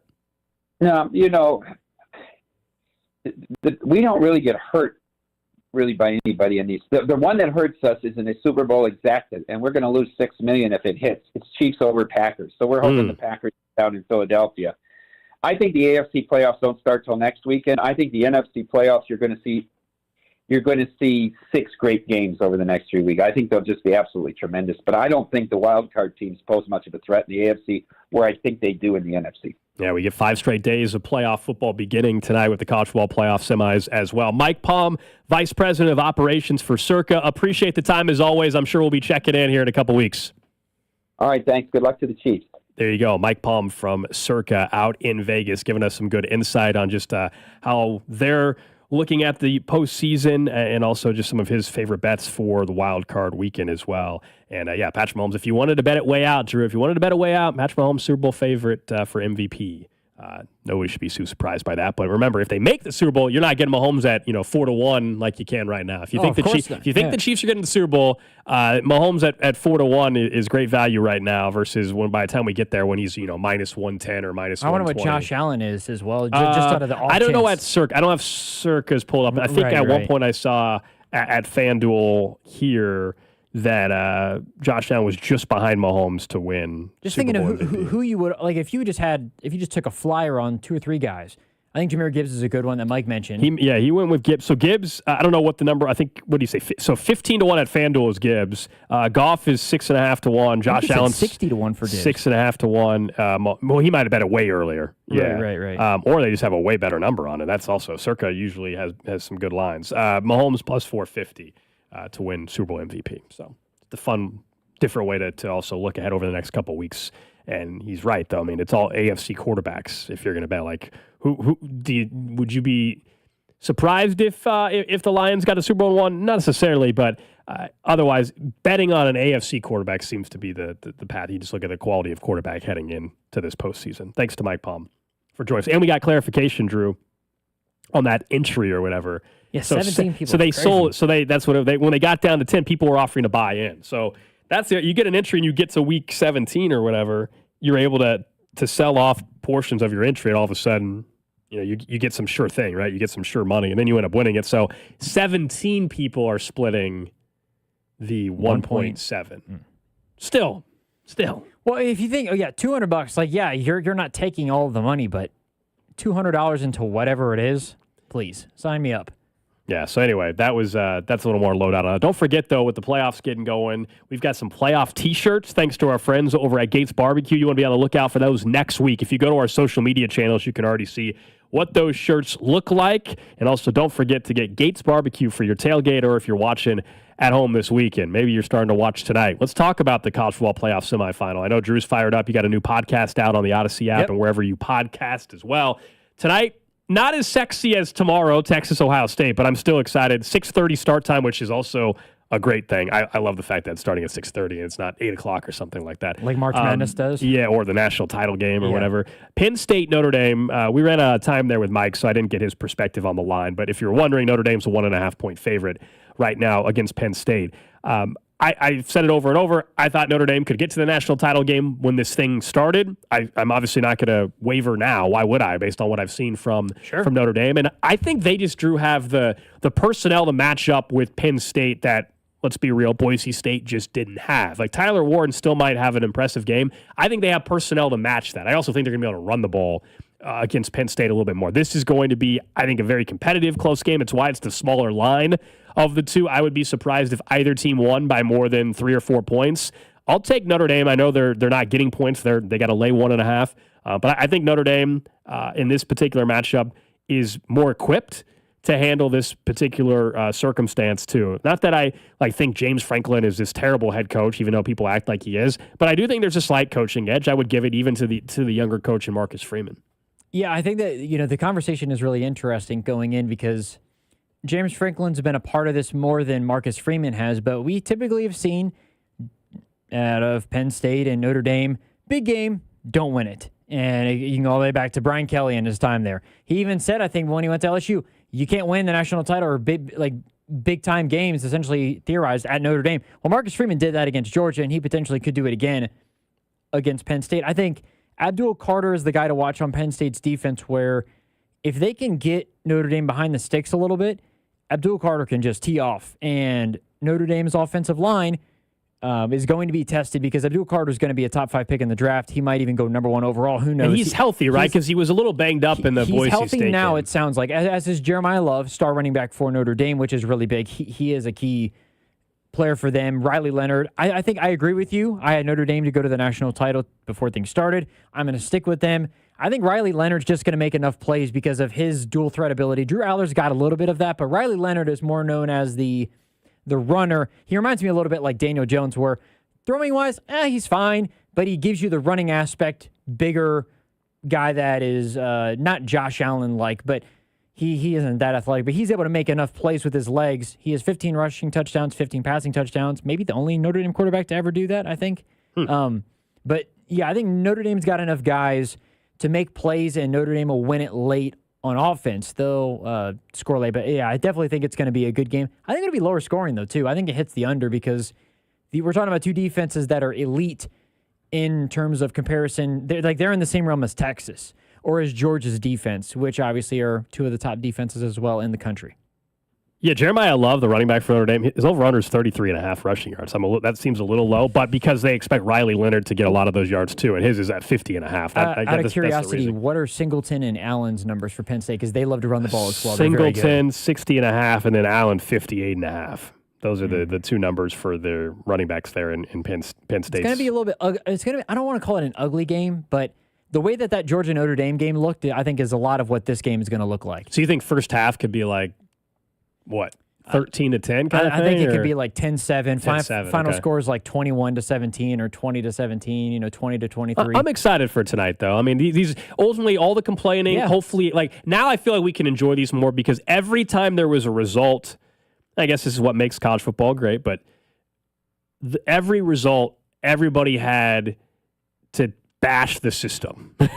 Like when Indiana lost in the opening round, like, oh, well, see, this is why Indiana can't get in there. When this school, like everybody had like a prerogative, I guess, of what they were trying to do when it came to SEC discounting or claiming they're the best or not, and why the playoff stinks, why the bye week shouldn't happen this way. I think in this round, no matter what the result is, I'm not saying there won't be narratives about Franklin and coaching. I'm talking about like the system. I don't think any of these results people will be like, well, see, this is why we need to change the college football playoff system, and that'll be refreshing because after all the other results, it was always complaining about how the bracket was set up. Nobody should be doing that no matter what happens with these 4 teams. Anyone who is complaining after these games hasn't watched the college football playoff since its inception because Ohio State, I think they're going to cover Texas. I think the game will be close in the first half. I think Ohio State's going to be too much in the end, and they're going to win the game by 10, maybe 14. But say they beat the brakes off them and they win by 21. Nobody should be complaining about it being a blowout and that it's a problem because time and time again, with 2 really good teams, we've seen blowouts plenty of times in this college football playoff. So it's not anything new, and sometimes it's just a matchup problem. And Texas's defense, that's their strength. Ohio State's offense, that's their biggest strength. It should be a good matchup and a close one, but Oregon had a really good defense as well, had a solid defense, not as good as Texas, but Tennessee's defense was studly, top 10 all season long, and Ohio State hung 40 on them. So if it's a blowout, you can't complain. If you're complaining, then you're just complaining to complain, I think, after these 2 games, to your point. I always like looking at like the hypothetical matchups, and what the line. So if Notre Dame were to win tonight and they were to play Texas in the national title, it has Notre Dame as 2.5-point underdogs in the look-ahead lines. If Notre Dame had to play Ohio State, it has them as 8.5-point underdogs in that game. Now, if Penn State wins, it has Penn State against Texas as a 3.5-point dog and against Ohio State as a 9.5-point dog. I think if Notre Dame or if Texas beats Ohio State, whoever wins tonight is winning the national title. Whether it's Notre Dame or Penn State, I think they will beat Texas. I would agree with that, but also it'd be Texas would be favored because people would say, "Oh, Texas just shut down Ohio State." Of course. Texas defense is the key here, and we'll get that game tomorrow. But that's just a little look at tonight's game. Someone on the text line wants to know if we will have, instead of playoff T-shirt giveaways in the future, underwear giveaways or crop top shirts. You can email steven.spector at odyssey.com. Someone said, I want playoff draws. Jeez. Playoff draws? That's what they said. Playoff T-shirt, whatever works, man. Whatever superstition you have, whatever you need. All right, up next, we'll get to what's trending, and then I want to talk more about what Mike Ginnetti said yesterday to CDOT about the future contracts for someone like Trent McDuffie or Trey Smith. That's next on Cody and Gold. This is Cody and Gold on your new home for K-State Athletics. 96.5, The Fan. Brought to you by Heartland Men's Health, the leader in men's sexual health. Thousands of men have been successfully treated for low T, ED, and more, all with discretion and compassion. Make your appointment at heartlandmenshealth.com. Imagine buying your next car from one dealership. With the support of many. With everything you'll ever need. When you buy from any of the Balderson Auto Group dealerships, you're getting the support from all of our dealerships. Like our 100 service bays, collision, and detail centers. And our free exclusive lifetime warranty. No other auto group gives you that. From north, central, south, the Balderson Auto Group has you covered. A family committed to excellence, growth, and harmony. I wish I'd gotten treated for my erectile dysfunction sooner. Men, I hear this all the time from our patients. This is Jeff for Heartland Men's Health, and if ED is a problem in your life, resolve to get it treated today and stop having it affect you and the one you love. ED is simply a medical condition, and it's fully treatable. And at Heartland Men's Health, we have treatments that are effective in well over 90% of cases. Which means if you're like most guys, your ED will be a thing of the past. In fact, you could be having great sex within a day or two of your first appointment, and you'll likely find you're performing like you haven't in a long time. It's the new year. Resolve to get your ED treated and change your life. Call us at Heartland Men's Health. Your initial visit is only $99 and includes blood work, a medical consult, and if medically advised, a test dose. And if that test dose doesn't work in the office, your visit is free. Call 844-447-6600. That's 844-447-6600 or go to heartlandmenshealth.com. Heartland Men's Health, a Promenic restorative health practice. Rally House, shop every team in town, college and pro. Come on, it's time to go. It's playoffs time, KC. Rally House has the Chiefs gear you're looking for, including Chiefs official postseason gear and the latest styles fit for the kingdom. Kansas, Missouri, Kansas State. Chiefs and Royals make KC great. Rally House, Rally House. It's your city, it's your house. It's the Rally House. Gear up in-store and online at rallyhouse.com. The Balderson Auto Group celebrates its golden anniversary. That's over 3 million customers over the last 50 years. Well, we've made a lot of changes along the way. But held steadfast that we would remain a local family-run business. And never forgetting to support the customer. Like with our exclusive free lifetime warranty. No other auto group gives you this. Well, it doesn't hurt that we have 1,000 vehicles to choose from. Virtually every vehicle there is with 100 service bays plus collision and detail departments. Thank you for helping us celebrate our golden anniversary. T-Mobile 5G home internet keeps getting better. Get our fastest connection loaded with benefits. Get T-Mobile's best home internet starting at $55 a month with auto pay and any voice line. Plus, price lock. We won't raise your rate on internet. Check availability at T-Mobile.com/home internet.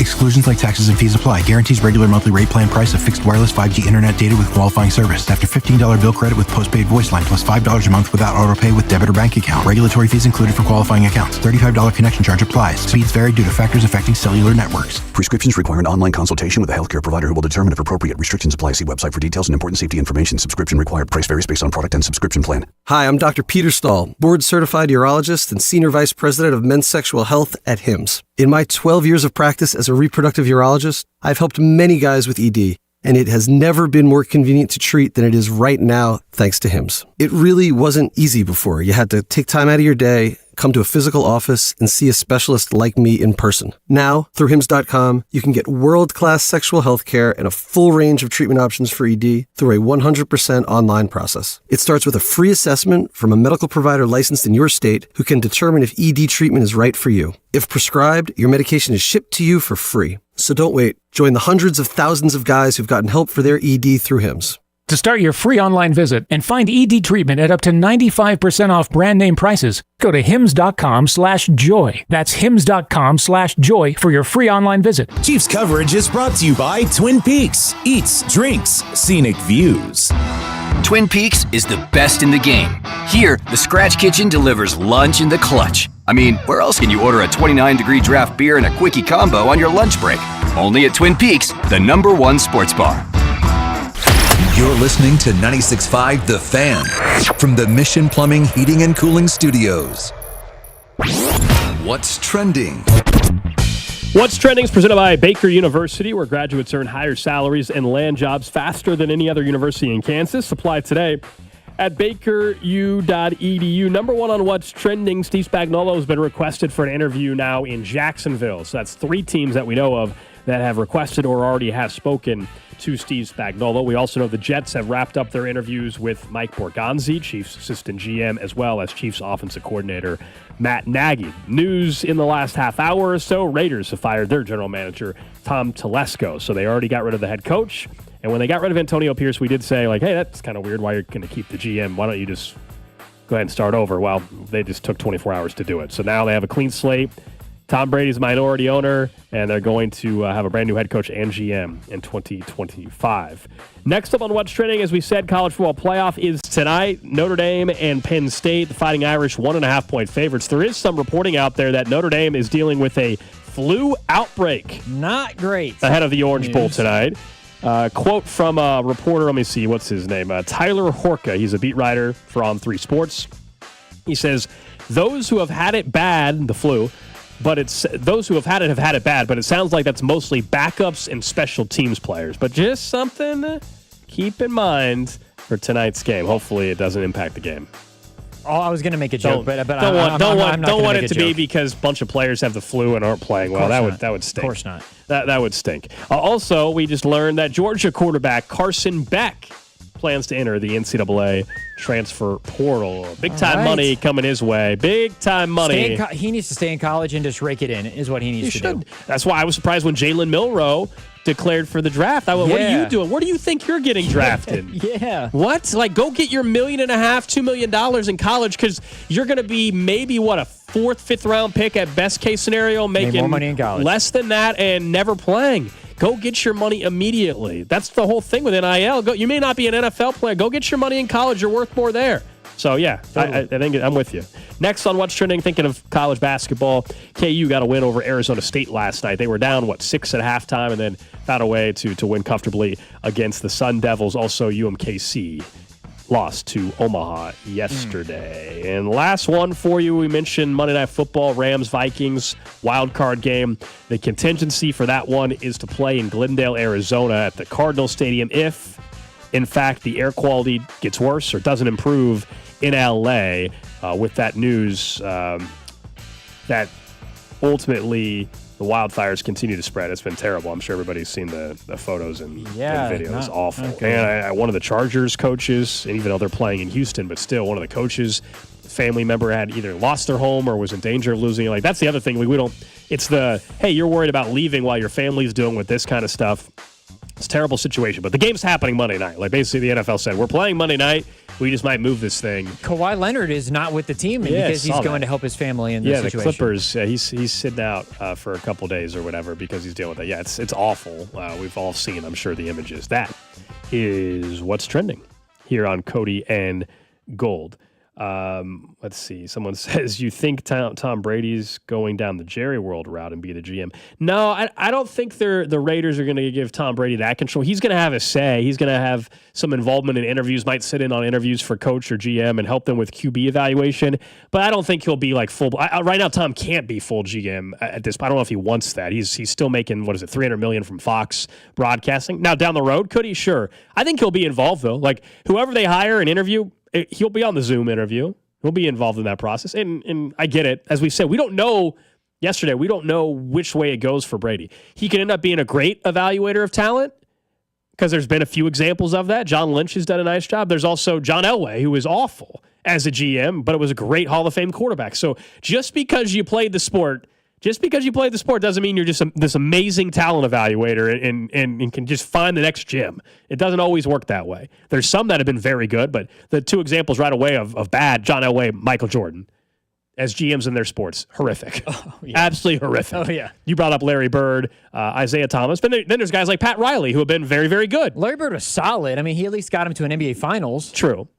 Pat Riley's the best example of I think of an NBA player that then became Pat Riley's a legend, even though he's dealing with this Jimmy Butler mess right now. I know we don't talk NBA on the show. But. Yeah, that's been very messy. Mm-hmm. Jerry West, obviously, as well, was a long-tenured GM, ops guy as well. Someone says they fired their GM so Bill can do both when he leaves North Carolina for the Raiders. I'm with you that this opens the possibility to get one of the big names. Yeah, I think when we first talked about it at 1 o'clock, when Tom Telesco got fired, I said, well, now you at least have a chance if there's somebody that one of the bigger names wants more control, wants more say, either themselves or they want to handpick the GM, that at least gives you that chance. Whether it's Belichick, whether it's Ben Johnson, whether it's Mike Vrabel, I'm with you that the chances of them landing one of those three went up by them firing Tom Telesco, who was with the Chargers before and then only with the Raiders for 1 year. Do you take that job, though, if you're Ben Johnson? Like, I know the job might be more appealing because they give you that control. I would take the Chicago job first, but we're talking about bad ownership in Chicago, too. I mean, does Ben Johnson believe Caleb Williams is that dude? If not, does he believe Cam Ward is or Shadir Sanders is? I think that's ultimately how you decide, too. Yeah. The Raiders organization, Mark Davis, I don't think he's as bad of an owner as the McClaskey family or whatever there in Chicago. I don't think they're on that level, but there's still an ownership group that wouldn't be near the top of my list. Like, I think Jerry Jones and that whole dynamic is terrible. Woody Johnson, the Giants situation with the Mayer family, like, that's bad. It's not on that level, but the Raiders are close behind all that. They're not far behind, I should say. Mm. Someone says Pat Riley was a coach forever, had experience with talent evaluation. Yeah. Idiot things can turn into good decisions. Idiot things can turn into good decisions. I mean, we have so many of Jerry now. Yeah. No, Pat Riley, though, we're talking about former players. I understand he was a coach, and that's why. But, like, Pat Riley was still a professional basketball player. So he played in the NBA, and he's one of the few examples of a guy that played and then turned out to be an all-time coach, and a guy won 5 titles, and then he's also been multiple-time coach of the year, and he's been a great GM. That's pretty rare. He's like the prime example of it working out. Like that's the best example. I mean, even Phil Jackson played professionally, was a great coach, and then did the front office stuff. Wasn't that great in the front office? No, yeah, Pat Riley's done it all. He was a really good basketball player, and then of course coach, and then he let Spoelstra take over, and they won some rings. And Spoelstra's such a good coach. He's underrated. But yes, Jimmy Butler's stuff is tricky. All right, I want to talk about the future for the Chiefs. And Carrington had Mike Ginnetti of Spot Track on yesterday, and they were talking about some future contracts. And what caught my attention immediately is when Ginnetti talked about Trey Smith, who we all know is a 6th-round draft pick, so he's underpaid, to say the least, for where he's at. He's due for a massive payday. He's going to get it one way or the other. Mike Ginnetti said he's the number 1 free agent on his board. He's my 1B top free agent in the entire list this year. And I put him right with T. Higgins in terms of interest, position, the whole works. This guy's going, I would think, right up to the top of the guard market, which currently is about $21 million a year. We've got him at about 4 for $80 on the free agent market, so about $20 million a year. It's probably too rich for Kansas City, knowing they have a lot to do on that offensive line, maybe with the left tackle, maybe with Thuney's situation. But I don't disagree with anything you said there. There's going to be a line of teams lined up with Brinks trucks ready to make this guy the highest paid guard in football, in my opinion.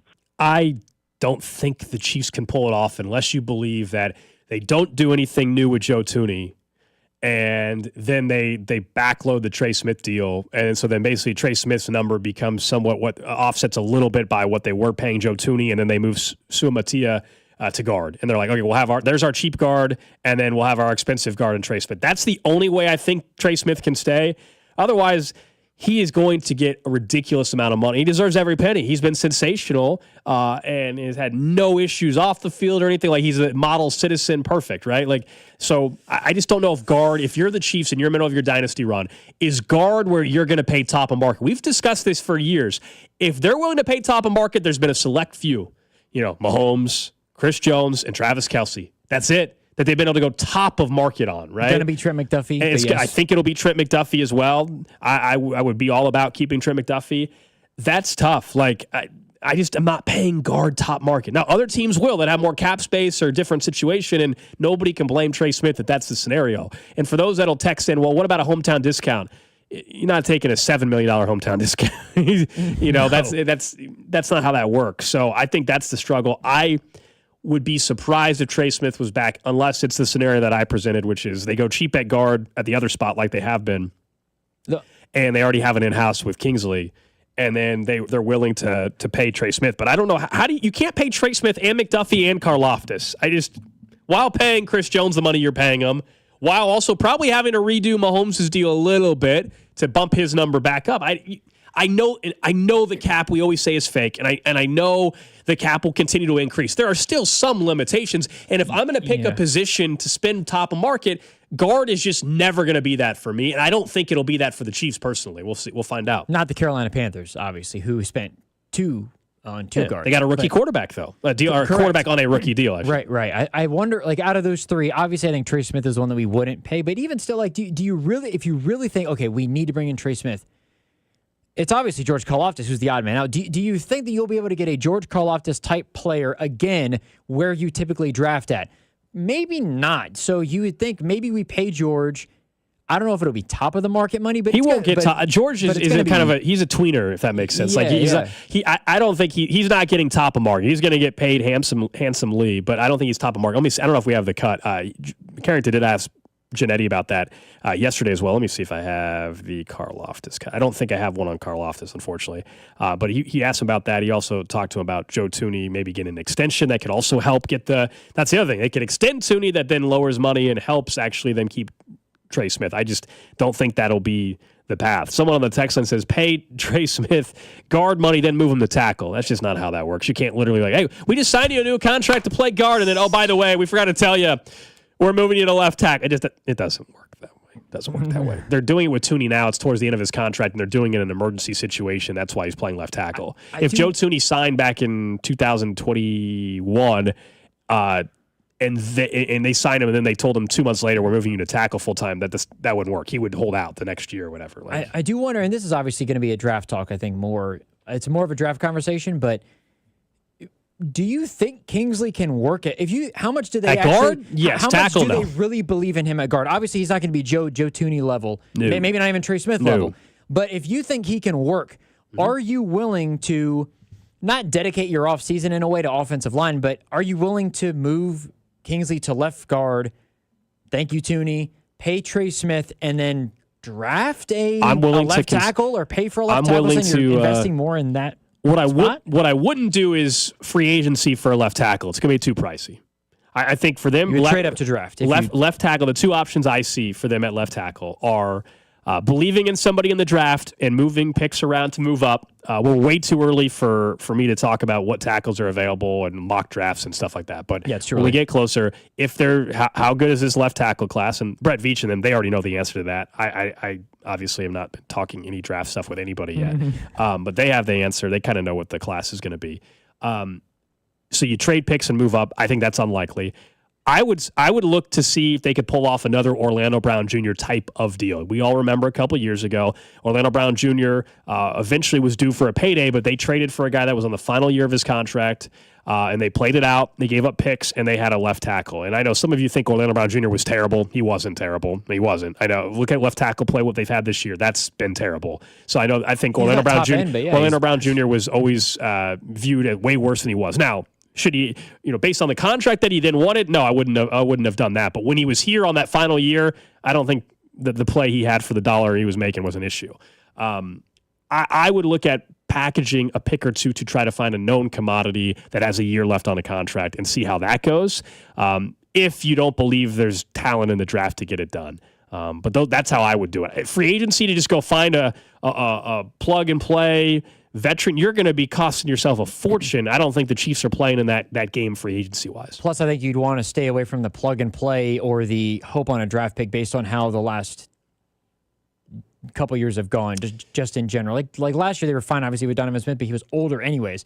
Don't find a guy that just is another rental for a year. If you can, try to get that guy that you can have at least stick around with some consistency. Yeah, I know that they kind of want to.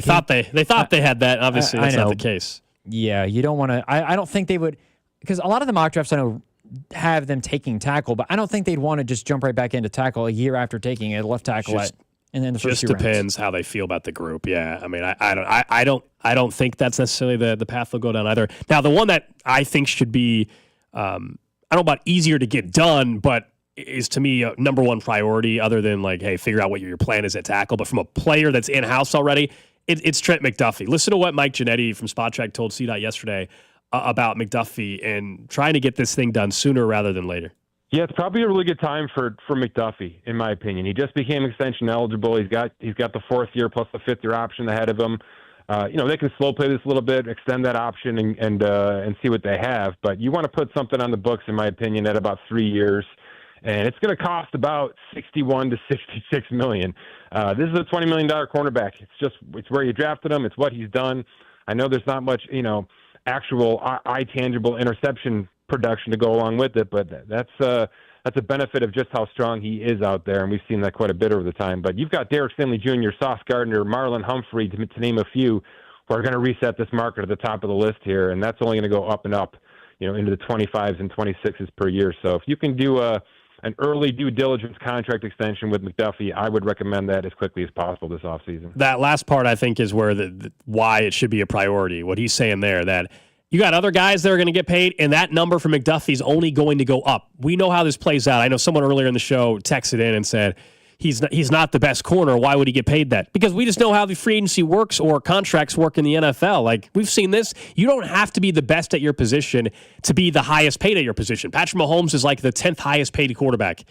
Derek Carr, I always use this example. Like, Derek Carr was once the highest paid quarterback in football for like 3 months because he was due. He was next up. Trent McDuffie, for a short period of time, could be the highest paid corner. What you want to make sure you do, though, is you get him done before the other names he referenced get done so that you don't have to pay him above those. Because for those that want to argue if he's the best corner or a top 3 corner or a top 5 corner and all that, that's fine. We can debate that. But financially, you have a chance to get him locked in for a month might be the highest deal, but 6 months later, he's the 5th highest paid quarterback. Exactly. That's why you got to get it done. But he's priority number one. I know this organization, this regime, I should say, in particular, has not typically paid cornerbacks. They've let Ward walk. They traded Snead. By the way, both look like pretty good decisions, even though Ward has played nice for the 49ers, but we know what's happened with Snead this year. He's not Trent McDuffie. They're not, neither of them. Yeah. They're not Trent McDuffie, exactly, Drew. And that's why this, to me, is the outlier. This is the guy that you go and take care of in the secondary. And I think they will. I think if you're asking me to guess what gets done this offseason, I think it's a McDuffie deal. I think it's a Karlaftis deal. And I think, unfortunately, Trey Smith ends up being the odd man out. And Nick Bolton might. Although if Spags is still here, he loves himself some Nick Bolton, so I don't know. Yeah, that would be the interesting thing. But again, with Bolton though, like is Bolton going to? He's going to ask for here's top linebacker I guess we can money, play it. I mean, here's the dollar amount that Spotrac's Janetti said for Nick Bolton. So probably $16 million is where he maxes out, and I'm guessing Kansas City wants about 12 at most. Would love to get into single digits. And by the way, I know that's a huge range.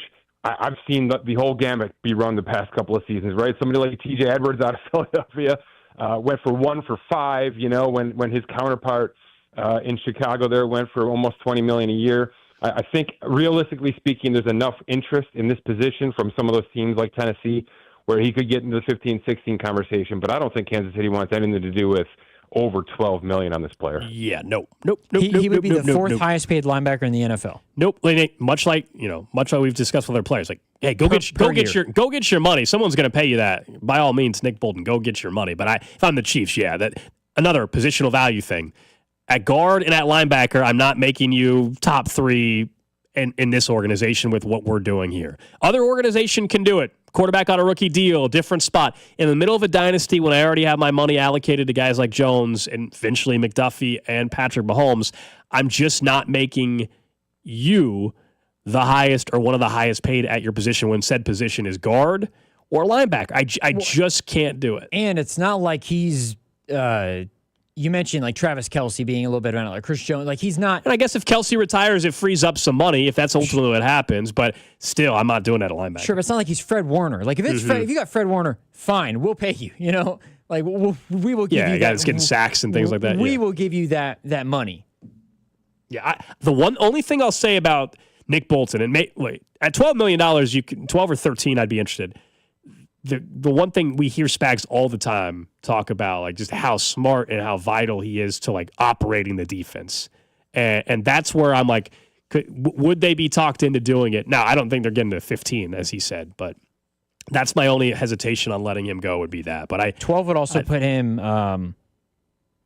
6th, 7th highest paid linebacker, still at 12. That still is fringe, right? More than Aziza Al-Jair and Zaire Franklin.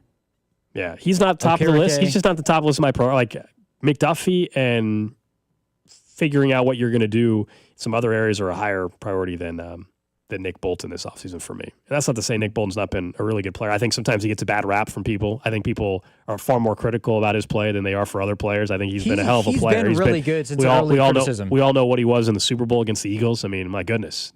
For like a half there, he was looking like he could have been an MVP of the dang game if that thing didn't get called back. So I think sometimes he gets beat up a little too much from fan base, but I'm also still not paying a linebacker like that 15 or 16 million. I don't think the Chiefs would. We had the conversation before, like they're, you don't want to call them like the running back of the defense, but in a way they're like the running back of the defense in a way where if you're fine, we can always get fine play from other guys who we don't have to pay. Yeah, and again, someone on the text line says I would rather. I think he's the most important linebacker on this team. He wears the green dot. That's what I'm saying. Spags talks about it all the time. The question do they have trust that there's somebody else already in house that can do that, whether it's a Leo Chanel or anybody else that can take on that role? Remember, for a while they were very fond of Anthony Hitchens, okay, and they thought they had to have that guy, and then they drafted a pair of linebackers in Willie Gay and Nick Bolton, and look how that's turned out. So this organization, even this regime, has shown they've been willing to flip over the linebacking core with a couple young players. It would not surprise me if they draft in the 2nd or 3rd round this year a linebacker again. Oh, 100%. And I know people remember when they drafted Willie Gay and Nick Bolton, people were critical of the linebacking picks then. I would say it turned out. We know a guard as well. It turned out pretty darn well.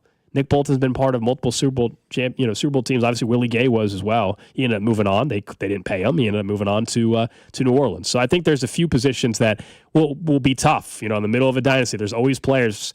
Just because a player walks doesn't mean they're not a good player. You sometimes have to let guys go. I think also too that like you mentioned, people will bring up the hometown discount or whatever. That's such an whatever overrated thing, though. That and the fact that the Chiefs have won Super Bowls, they're not going to get I think there's less incentive to get a hometown discount when it's like, look, I can go get paid somewhere else, and I got a Super Bowl already. Yeah, give me the money even more. They want the money even more. Then when you're a really good player and you're on a championship winning team, you're going to get paid in the offseason from somebody. And I'm with you on the hometown discount thing. I think that gets talked about way too much. Hometown discount is, hey, I'll help you structure in a way maybe that helps you a little bit, or I'll take $1 million less. Not, we're $3.5 million off a year. Usually you're not doing that. Mahomes' hometown discount was the fact that he extended it out for 10 years. The dollar amount he's going to end up getting is still an unbelievable amount of money. It's just he could have made it a lot more challenging for the Chiefs. If you want to say hometown discount, it's that he's been flexible because he knows about his legacy